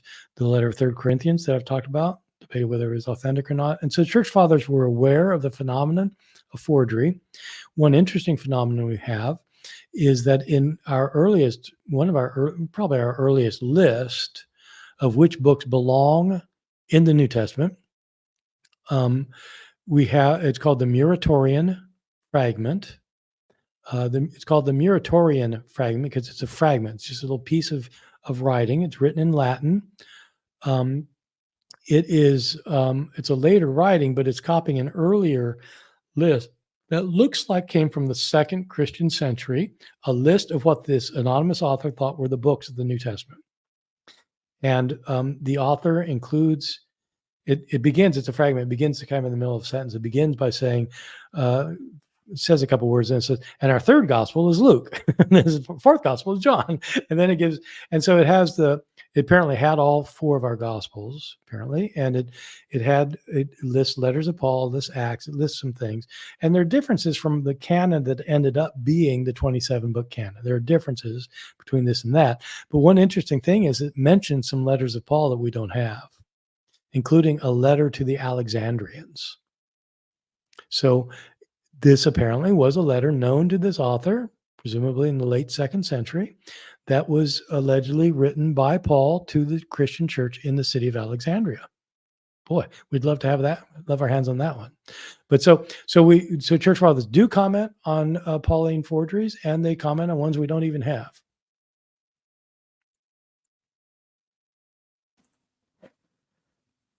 What is the problem with Colossians and its alleged authenticity to Paul?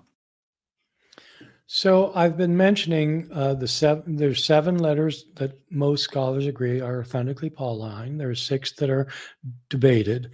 The 6 are usually divided into 2 groups. 1st and 2nd Timothy and Titus, those 3 I said probably have the same author, and they are usually called the pastoral epistles because Paul is writing to these pastors of churches, telling them how to get their churches in order. So they're pastoral advice to pastors, so it's pastoral epistles. The other 3 are Ephesians, Colossians, and 2 Thessalonians. These are, I would say that there are more scholars who will say that one or the other might be authentic than with the pastorals. And of those, I would say most scholars would agree Ephesians probably is not written by Paul. There's some more doubt about Colossians and some more doubt about 2 Thessalonians. The majority view still is they're not authentic. Colossians and Ephesians have similar problems to one another. Colossians and Ephesians both have a writing style that is very different from Paul's at a very deep level, in a way you wouldn't notice if you're reading it in English translation. So there are scholars who've written entire books on this, especially Colossians. There's a very, very learned book on the authorship of Colossians that deals with stylistic features of Colossians in relationship to Paul's undisputed letters. And it isn't the kind of thing where it just looks at, boy, that sounds different. It's looking at things that you wouldn't, when you write things, a lot of times you're very conscious about how you're writing. You're conscious about how you construct a sentence or how you use a prepositional phrase or something. There are things you think about. There are a lot of things you don't even think about. Like in Greek, there are several words for the word and.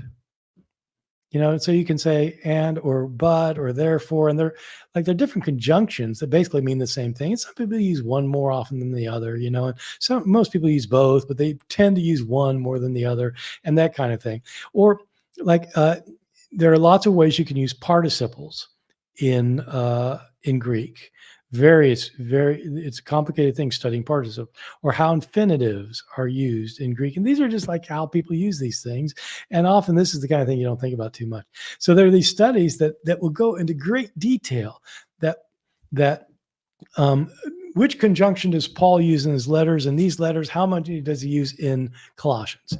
How do prepositional phrases work? How do infinitives work? How do embedded clauses work?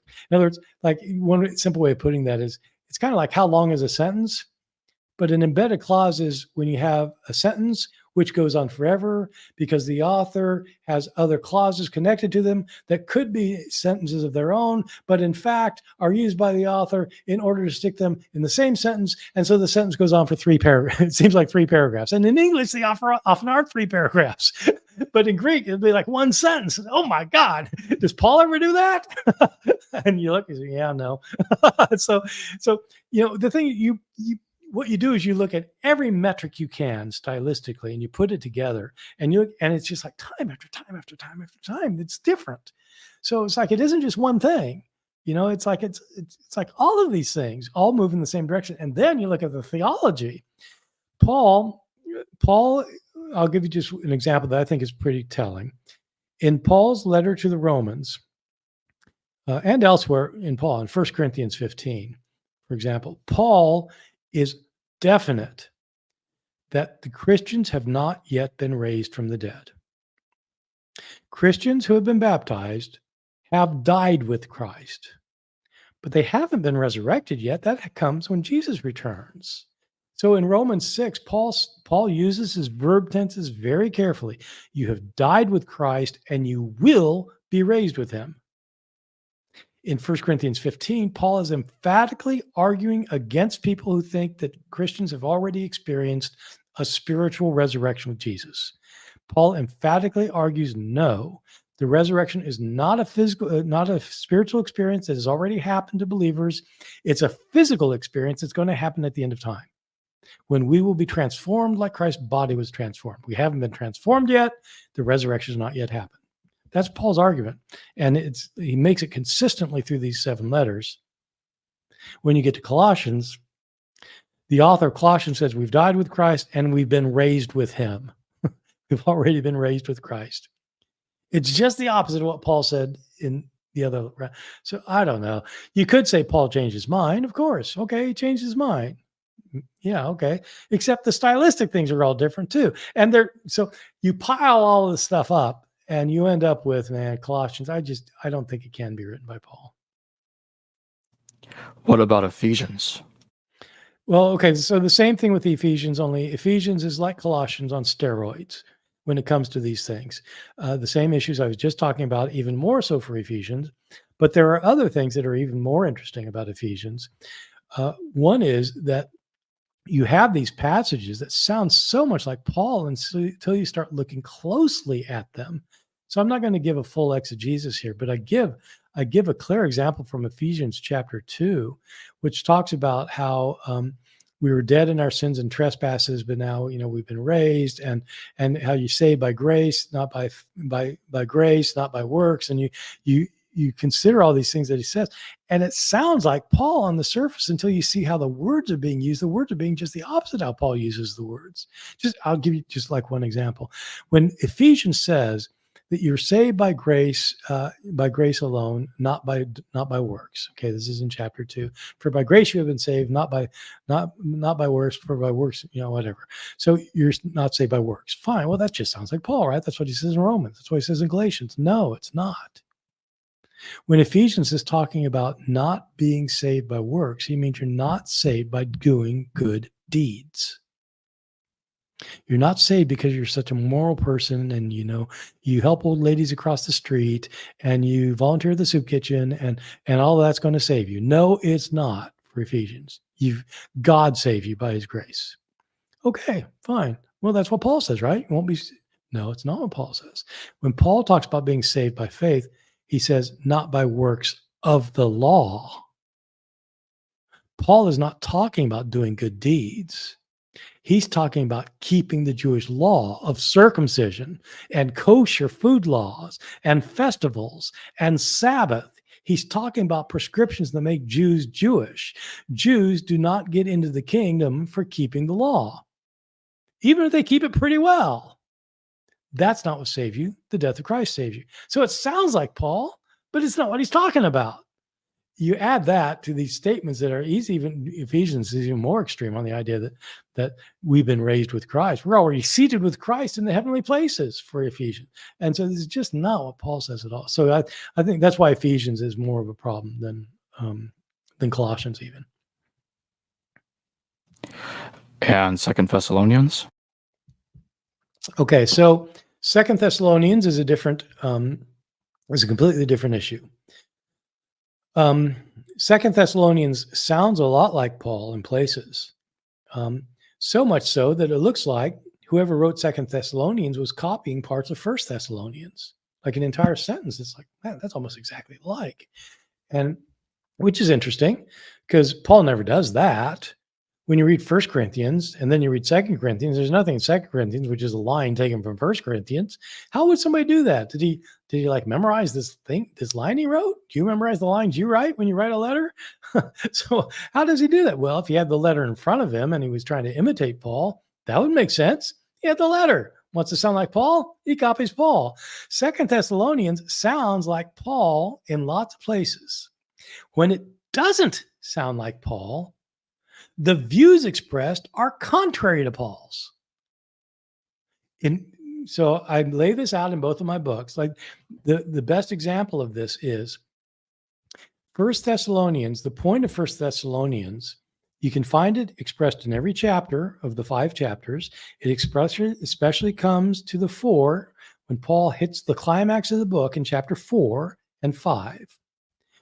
The Thessalonians, it turns out, are concerned that people in their congregation have died already before Christ returned. And they thought Jesus was coming back right away. Paul told them that. He's coming back right away. And now they're thinking, wow, these people have died. Have they lost out on their reward? And, oh no, like they're not going to be here when Jesus comes back. So Paul writes the letter to assure them, no, don't worry about it. When Jesus comes back, the dead in Christ will rise first. Then we who are alive, who are left, will join them. It's important to notice how he says, we who are alive at the time. He's including himself as one of those who's going to be alive at the time. He thinks it's coming soon. That becomes very clear when you get to chapter 5. One problem people have with reading 1 Thessalonians is that the discussion of Jesus returning in glory and people being taken up into the air to meet him is in chapter 4, and then they stop there and they don't keep reading. Stopping there is why people believe in the rapture. The rapture is the idea is that Jesus is coming back to take his people out of the world to save them so that 7 years later when he returns, he'll destroy the world and they won't be there to see. They won't be there for the destruction during the 7-year tribulation. Won't be the destruction at the end. They're going to be up there with Jesus. That's what you take away if you stop reading at the end of chapter 4. But when Paul wrote this book, he wasn't writing chapter 4 and then stopping and then putting chapter 5 next topic. He didn't write with chapters and verses. After the last line of chapter 4, he wrote the next line of what's now chapter 5. They go together. And when you go together in chapter 5, you start realizing he's talking about the coming of Jesus not to take people out of the world. He's coming to destroy his enemies. And he says that this is going to happen suddenly. Be on the alert. It could happen at any time. You've got to watch. You've got to be ready because it's going to happen. That's 1 Thessalonians. The end is coming soon. It didn't happen, but it's going to happen right away. You need to be ready. When you get to 2 Thessalonians chapter 2, you have the author the point of 2 Thessalonians is that people are so sure the end is coming soon that they're not paying attention to their present life. And this author is writing the letter to explain that the end is not coming right away. 2 Thessalonians chapter 2, the author says, don't be put off by a letter allegedly by us saying that the end is coming soon. Look, it's not coming right away. There's a string of events that have to happen first. So you will know when it's ready to come. And he describes one of the things that has to happen is that the enemy of God, the figure that people often will call the Antichrist, first has to go into the temple of God and declare himself God. And then the force that is holding back the powers of evil will be let them go. And so there's this sequence of events that have to happen, including this figure opposed to Christ and God, declaring himself God, and then all hell breaking out. In other words, these things have to happen first. So don't be put off by somebody who's telling you it's going to happen right away. Well, that's what 1 Thessalonians says. You got to be ready. So is it like Paul changed his mind 2 weeks later? I mean, it's like, what? And so, boy, that sure doesn't look like it was written by Paul. So the parts that look like were written by Paul are ones that seem to be they're very, very close to First Thessalonians, because an author apparently is like copying bits or imitating bits. The parts that are his own composition are saying the opposite. So you get somebody to read that. And then what people do is they read Second Thessalonians and they use Paul's second letter, to interpret First Thessalonians.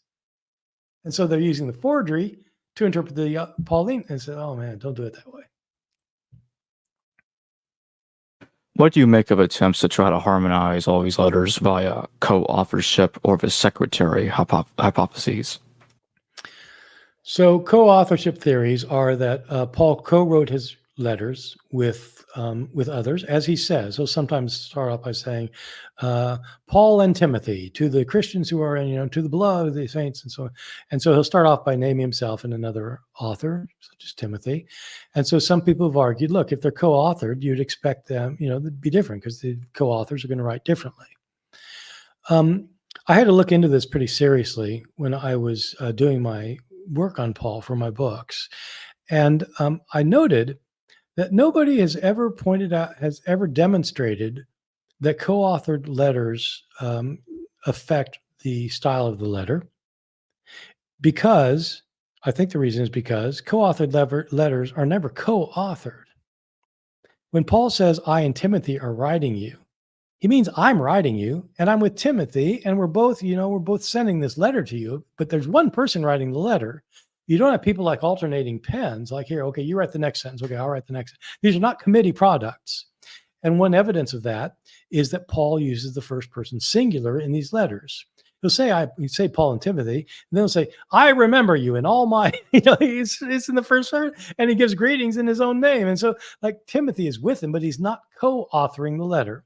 So there are two things. One is there's no evidence that co-authored letters ever differed. Like if one author with different co-authors, there's nobody that's shown any literary differences among those letters. Secondly, Paul was not actually co-authoring these letters. He has somebody who's with him that he's sending greetings to, and he's saying they're sending this letter with me, but he's actually doing the writing of the letter. So there's that. So to say that since he co-authored one letter, not like, just doesn't, I don't think it works. The secretary hypothesis is more commonly argued. And I think I also used to think it. I used this sort of thing I thought, because people told me it was true. And so I assumed it was true, that sometimes in the ancient world, secretaries wrote letters for people. And so, that's what happened. And so for an example of this is 1 Peter. A lot of people use this argument for 1 Peter that, well, okay, maybe Peter, an Aramaic speaking person, he said to be illiterate in the book of Acts, so he couldn't write, and his language is Aramaic, and so and First Peter is written this high level Greek, and so it seems unlikely Peter would have written it, but a secretary wrote it for him. There are roughly 2 billion people in the world who believe this, and so I got really serious and started looking into what we know about secretaries in the ancient world, and a lot of what scholars say about it just is not true.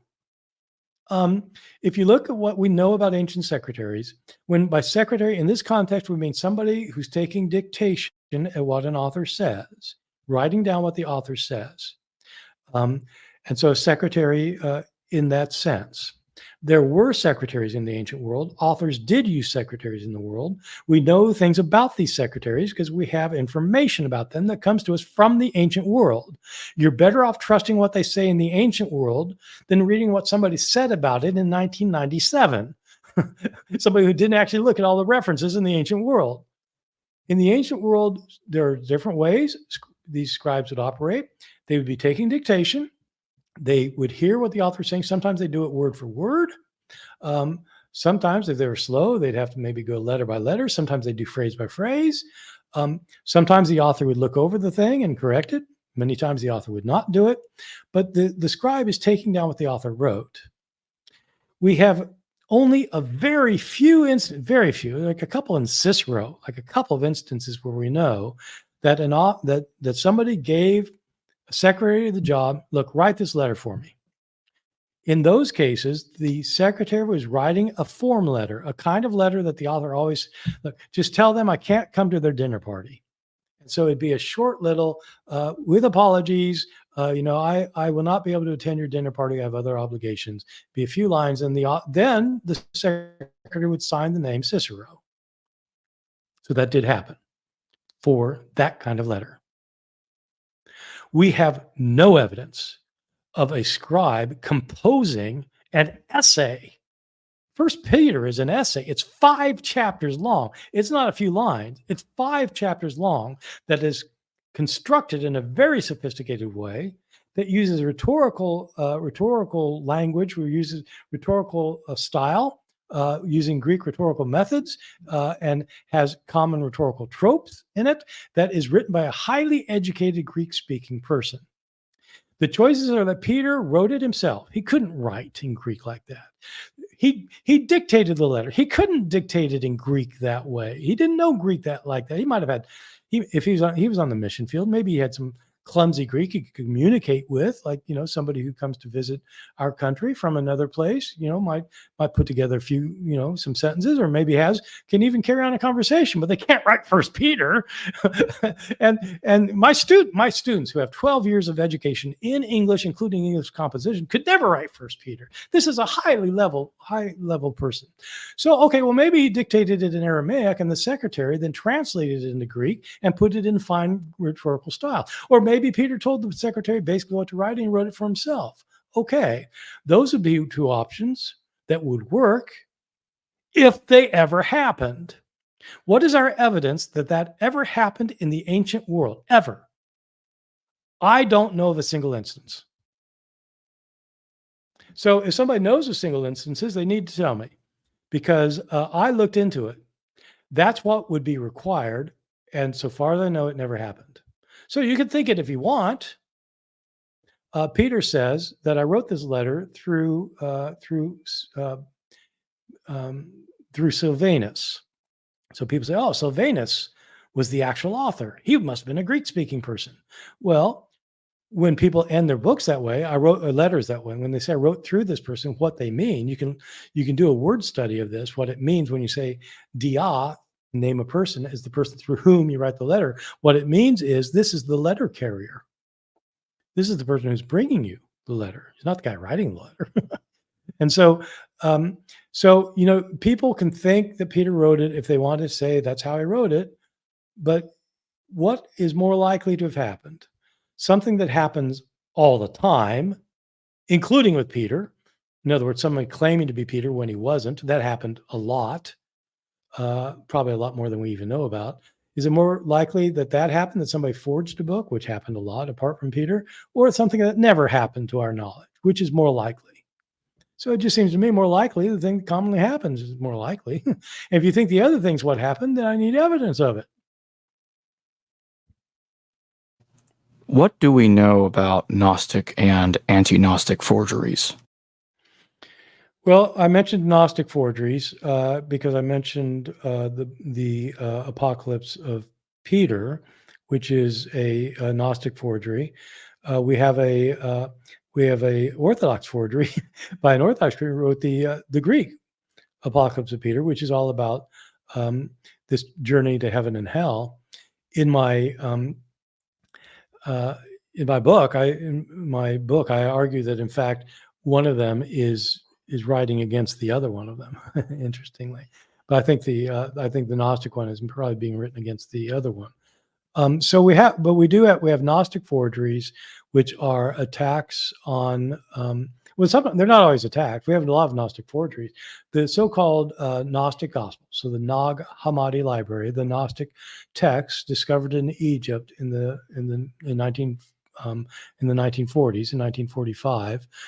Contained a number of books that claim to be by authors who did not write them.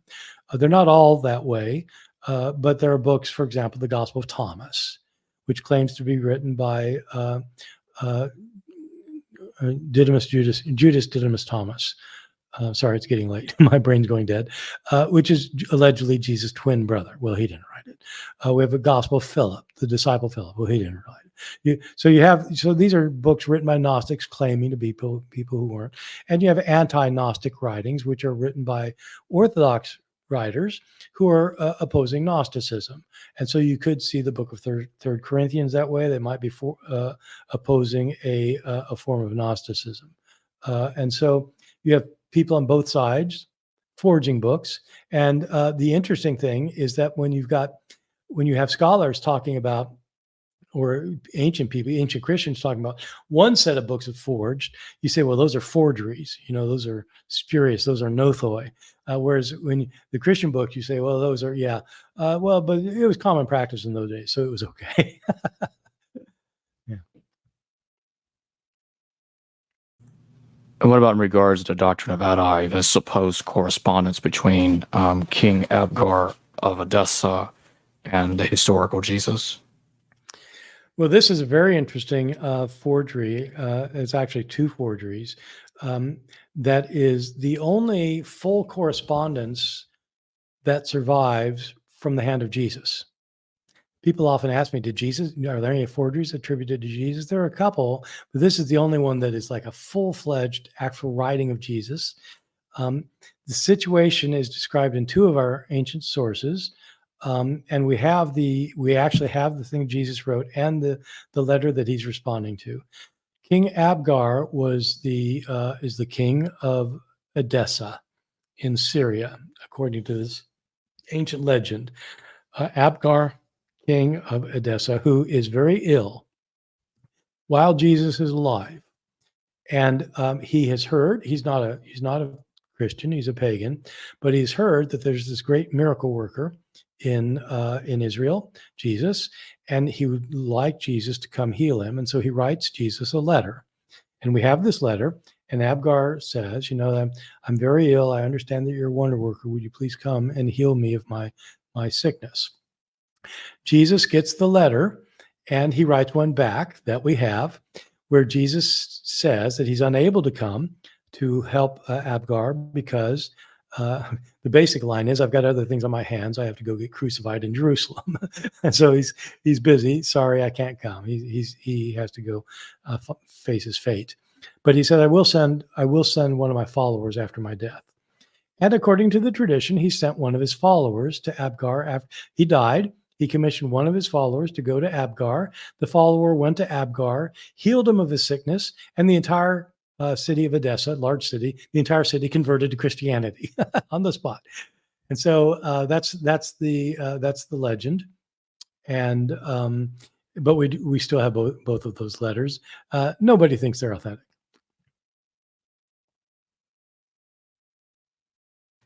What about the letters of Paul and Seneca?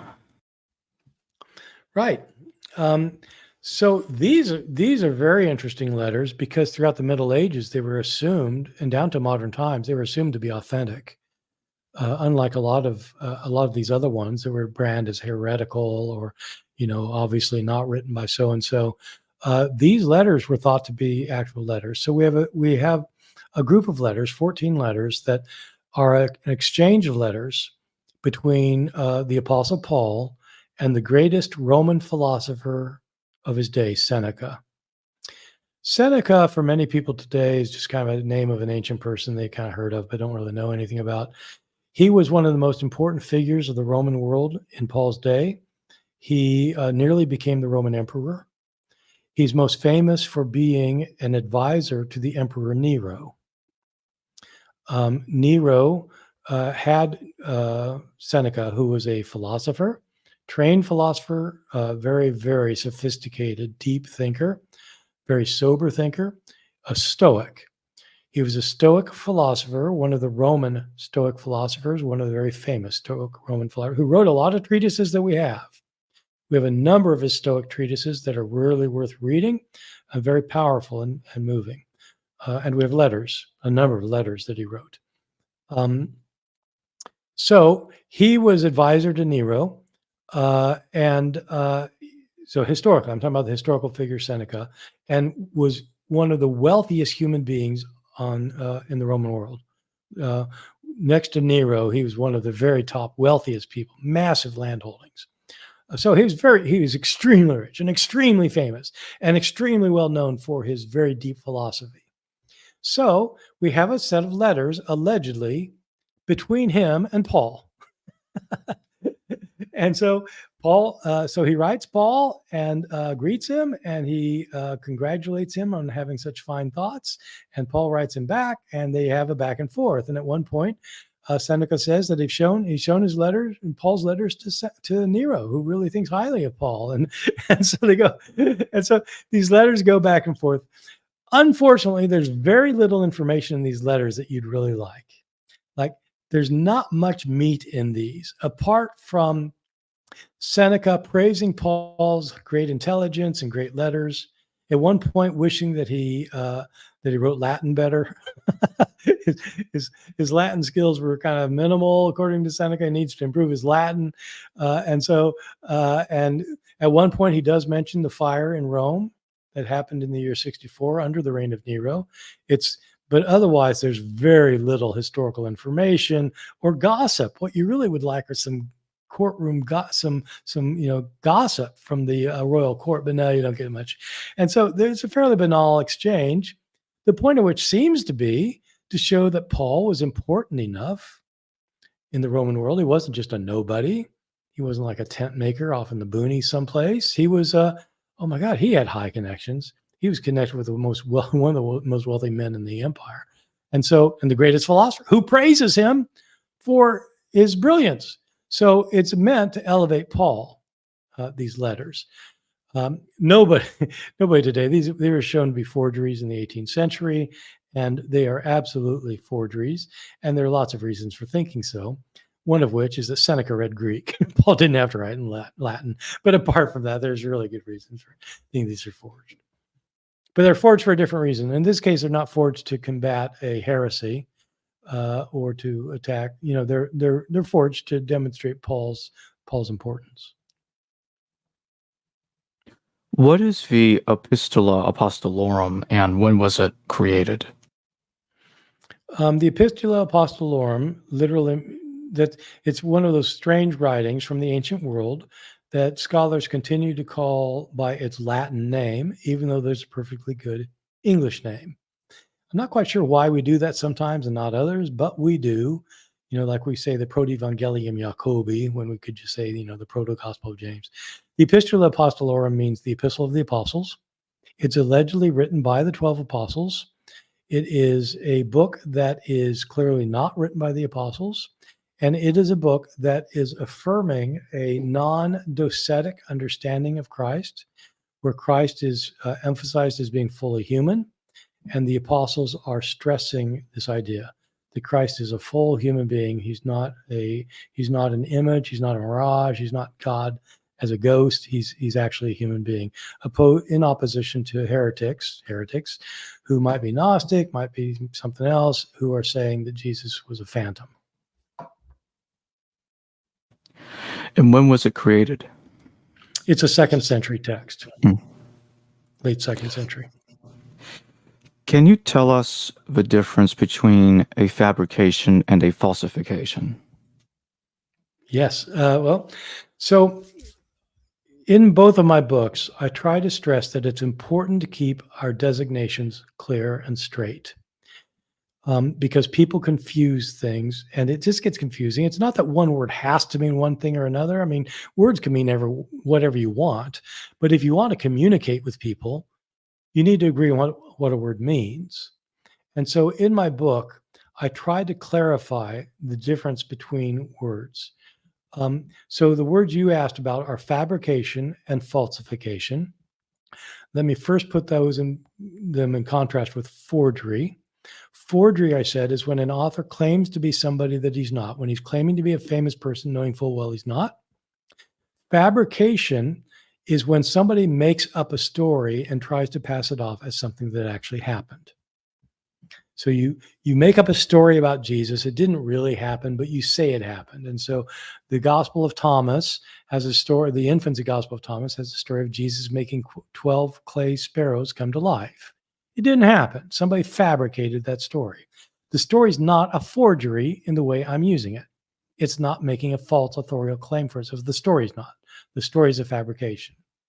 So a forgery is a false authorial claim. A fabrication is a fictional story passed off as factual.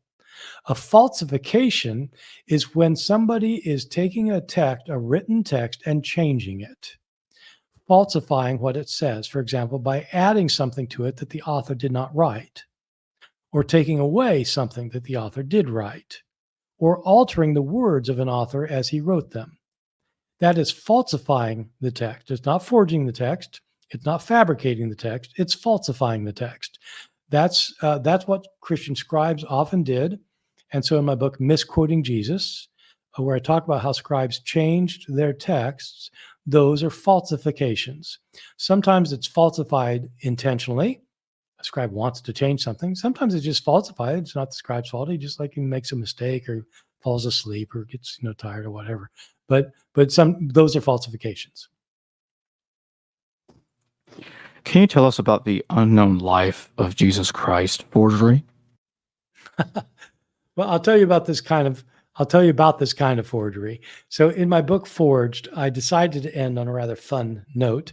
I don't do this in my serious book because it's already too long, and plus it wasn't. But for the last chapter of my book on Forged, I wanted to talk about the fact that this kind of thing continues, where people will write accounts of Jesus' life claiming to be apostles. Or sometimes they won't use a name. Sometimes they'll just claim to be an eyewitness. And so we have a number of these, and most of these appear to have been forged in the 19th century. And they're the kind of things that people still quote today to me. They'll say, well, yeah, but I read that Jesus actually went to India, and there he learned from the Brahmins. And, and they talk about the missing years of Jesus between, the ages of 12 and 30. Where was he? Oh, he went to Egypt, and he learned the magic from the Egyptians, Egyptian. And you have these things, or you have an eyewitness account of Jesus being crucified, and that he's, this person is writing that he saw it happen, and so you have these things. They go by, they're different ones by different titles. They've all been demonstrated to be 19th century forgeries. The people who wrote them often made a lot of money on them because they sold them as authentic accounts, an eyewitness account, or this is what, and they'll have discovery stories that will help people make people believe they're authentic. And so somebody will be on a trip to some monastery in Tibet, and the monks there have this ancient book written in some ancient script, and he'll look at it and he realized that it's an account of somebody who's traveling through back in the first century, and he happened to stay there and broke his leg and had to stay there or something in the monastery, and he writes this book about this man Jesus, and so he's an eyewitness to Jesus' life, and his book just happened to be in this monastery in Tibet. It's like you come up with something, you think, wow, that sounds convincing, and so he writes the book. And so that's the kind of thing that happened, that you get these forgeries. So I don't know what I do, 4 or 5 of them at the end of the book. Yeah. So it's kind of like today when, when I started teaching at Rutgers in the mid 1980s, the Hitler diaries came out. It was a multi-volume work of Hitler's diaries throughout the entire Second World War until the day he died. And people believed them. And they sold for millions of dollars, and they were proved to be forgeries. So same thing with Jesus. And in my closing question, before I take a couple of more super chats and close, can you tell us about the book of Thomas the Contender and when it was composed? So Thomas the Contender is one of the books that is found in the so-called Gnostic Gospels, discovered near the village of Nag Hammadi in 1945. So it's one of the Nag Hammadi texts. It claims to be written by this figure Thomas, who is known from the Gospel of Thomas and the Acts of Thomas to have been thought to have been Jesus' twin brother. It's a Gnostic text that is embodying a Gnostic worldview, written by Gnostic for Gnostics with Gnostic points of view. It's often, though, understood to be included in the group of writings that are called Thomasine Gnostic writings. Some scholars are nervous about calling these writings Gnostic because they're very different from other kinds of Gnostic writings that are labeled Sethian Gnostics, connected with Seth, or Valentinian Gnostic texts. Most of the Nag Hammadi library are Valentinian or Sethian texts. This is a Thomasine text. The Thomasine texts tend to emphasize that people have come from a different world, that they need to escape this world by acquiring secret knowledge, and often they stress the use of asceticism in order to attain salvation by escaping their material bodies. And you get those kinds of teachings in Thomas the Contender. Normative, thank you for your super chat. The criteria historians employ to sift historical material from the Gospels are intuitively plausible, but do they have independent empirical support? One big problem with New Testament scholars is that they treat historical criteria as if they've been made up for the Gospels. Like people invented these for the Gospels, and then they can show, well, they're kind of problematic for the Gospels. And so like, okay, we can't have them anymore. What they overlook is that these various criteria that scholars have kind of reified, they kind of like define them narrowly. You got the criterion of independent attestation, you got the criterion of dissimilarity, the criterion of coherence. You got these criteria, and people think they're just making stuff up here because they're just coming up with stuff here. Like, who else uses that kind of thing? I never read a biography of Abraham Lincoln that talks about the criterion of independence, or the criterion of dissimilarity, or the criterion of embarrassment. What are you people talking about? And so that's right. New Testament scholars have done that. But even the scholars who use these things fail to realize why they're important and why, in fact, they're just the criteria every historian uses. They just don't call them this. And so if you are trying to find out about Abraham Lincoln, how do you go about doing it? You suppose you want to write a biography. Well, you look for your ancient source. You look for the sources from, his life period. And if you want to talk about the war, you talk about, the sources that come from the 1860s. You look for, you'd like to have eyewitness sources. Suppose you don't have any eyewitnesses. Well, okay, you've got other sources. So you see how many of them you got. And you want to know, did any of them borrow from someone else? Because if you got two sources saying the same thing, like you got two paragraphs of Abraham Lincoln say, well, okay, yeah, he's got it from him. Okay, so those are not independent. So you want as many independent sources as you can get. And if you got a bunch of independent sources that say the same thing, say, okay, well, that probably happened. Or you have sources that say things that are like contrary to the thesis of this biography, to the source itself. Like you have a real fan of Abraham Lincoln that admits that he did something really stupid one time, or he did something like really wrong, and it says, and so he's trying to celebrate Lincoln, but he's got this story in there. Well, so if you've got a story that is doing the opposite of what the author of the story wants to say, is it likely that he made it up? No, probably not.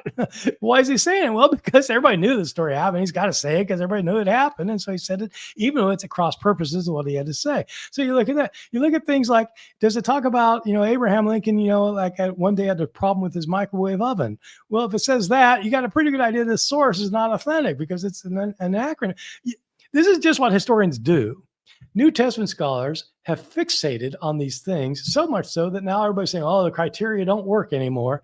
Then you ask them, well, okay, how are you going to establish history? I don't know. They have no idea. It's because they don't read enough history. Just read how biographers and historians work, and you have a better idea how to deal with Jesus. And it's basically, just don't call them that. Call them something else, but do what historians do. Constellation Pegasus, thank you for your super chat. Why do some Jews still believe in Lilith today? Is the account of her being Adam's first wife in ancient Israel really taught as being real? Well, I mean, of course, most Jews don't believe a thing about it. And so there are, of course, there are probably Jews who think, I'm sure there are things I don't know what, many conservative Jews think, or Jews who are mainly influenced by later legend. There are many Christians who believe all sorts of things about Jesus or things about the Bible. I know Christians who believe in Lilith, actually. And so, I mean, so yes, is it actually being true? Is it taught in ancient Israel? I've never heard any actual, Jewish teacher teach it, but I don't know. I mean, it may be that in some Jewish circles it is. Other people know more about that, but the fact that people could teach it as true is no more ridiculous than people teaching anything else. It's, that it's ridiculous as true. It's like what people say about Jesus sometimes. Hi, Fish and Atai, thank you for your super chat. Referring to my comment about Ariston, there is an ossuary with the name Ariston and Yehuda the proselyte. If this can be matched to Ariston the priest, could this give credence to earlier claim? Well, how are you going to match it to the priest? And how are you going to date it? So I'm just saying, look up the scholarship in Ariston, and you'll see. And I mean, so yeah. I mean, ossuaries is very tricky. It's very difficult to date inscriptions. Inscriptions are usually just scratched onto a onto a bone box, an ossuary, and sometimes on investigation you can show that an inscription is a modern forgery.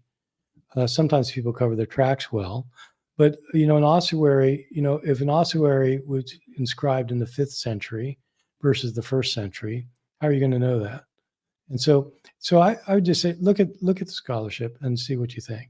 But the key is, don't just look up internet sources by people who aren't experts. Look up people who actually are experts in ancient Judaism, for example, experts on ossuaries, experts who are real archaeologists, and see what they have to say. C. Kenneth Bauer, thank you for your super chat. Revelation 21, 1-9, the same place as Revelation 21, 10 to Revelation 22, 5. I have to look it up because I haven't memorized the book of Revelation, even though I just recently read a book on it. So I need to see what this person is talking about. 21:10 says that the Spirit carried me away to a great high mountain and showed me the holy city, Jerusalem, coming down out of heaven from God. And is it the same? Oh, is that the same as talked about in chapter 21, 1-9? Then I saw the new heaven, the new earth, verse. Oh, I see what they're asking. It's saying, okay, yeah, it's making a good point. In 21 verses 1-9, John, the person allegedly having these visions, sees that God has created a new heaven and a new earth, and that he sees the holy Jerusalem coming down from heaven. And then in chapter 21 verses 9-22:7, he describes this new Jerusalem, and he says that he's taken up to a high mountain and shown it. I think what happens is he sees the new Jerusalem descending from heaven in the first 9 verses, but then he's actually taken to it to investigate it. And this is that second half of the chapter then is where you get the description of it, including the gates of pearl, and the streets of gold and that kind of thing. That comes from the description. But I think, yeah, it's the same New Jerusalem. There aren't two. I think there's one New Jerusalem being described. So we'll close with this super chat question. Bible Theory, thank you for your super chat. What are your thoughts on Paul's letters, Paul in Acts, quoting Plato, other philosophers, Abacai? Why use previous writings as their own?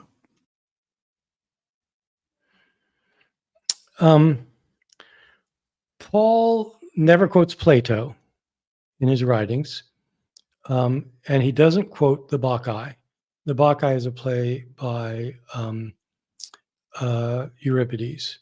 The only place that Paul actually quotes a philosopher, to my knowledge, is in the book of Acts, in his speech on the Areopagus in Acts chapter 17. And let me just quickly make sure I get the quotation right, because I don't want to misquote it. So this is when Paul is speaking, and he says he's trying to show that the author is he's trying to show the Stoic and Epicurean philosophers on the Areopagus, Mars Hill, that God does not dwell in any physical facade, that God, in fact, is everywhere. He's not served by, that he doesn't live in shrines, but that he's in us. And then he says, for in him we live and move and have our being, as some of your poets say. That's a quoting from a book by an author named Aratus, Aratus. It's not by Plato. Some people have thought that you can detect some Platonic themes in Paul. More people suspect you can find some Stoic themes in Paul, especially in his moral philosophy and his ethics. I don't think that Paul read Plato. I don't think he read Stoic philosophers. I think that there were lines floating around in the common world, common sayings, and Paul may have heard about these philosophers and heard some kind of summaries of what they taught, but I don't think there's any evidence that he actually read these things, let alone mastered them. I think that was very rare for people to do. And among Jewish authors at the time, apart from Philo, not much, not much at all. Well, thank you for joining me today, Bart. Okay, thank you for having me. We had a lot of really good questions, and I think we covered my book pretty well. So if people want to know more about it, read the book, and if you want more about it, read the big book. And the other thing I'd like to say is that some of these topics I deal with on my own podcast, the Misquoting Jesus podcast, that people should check out, but also my blog.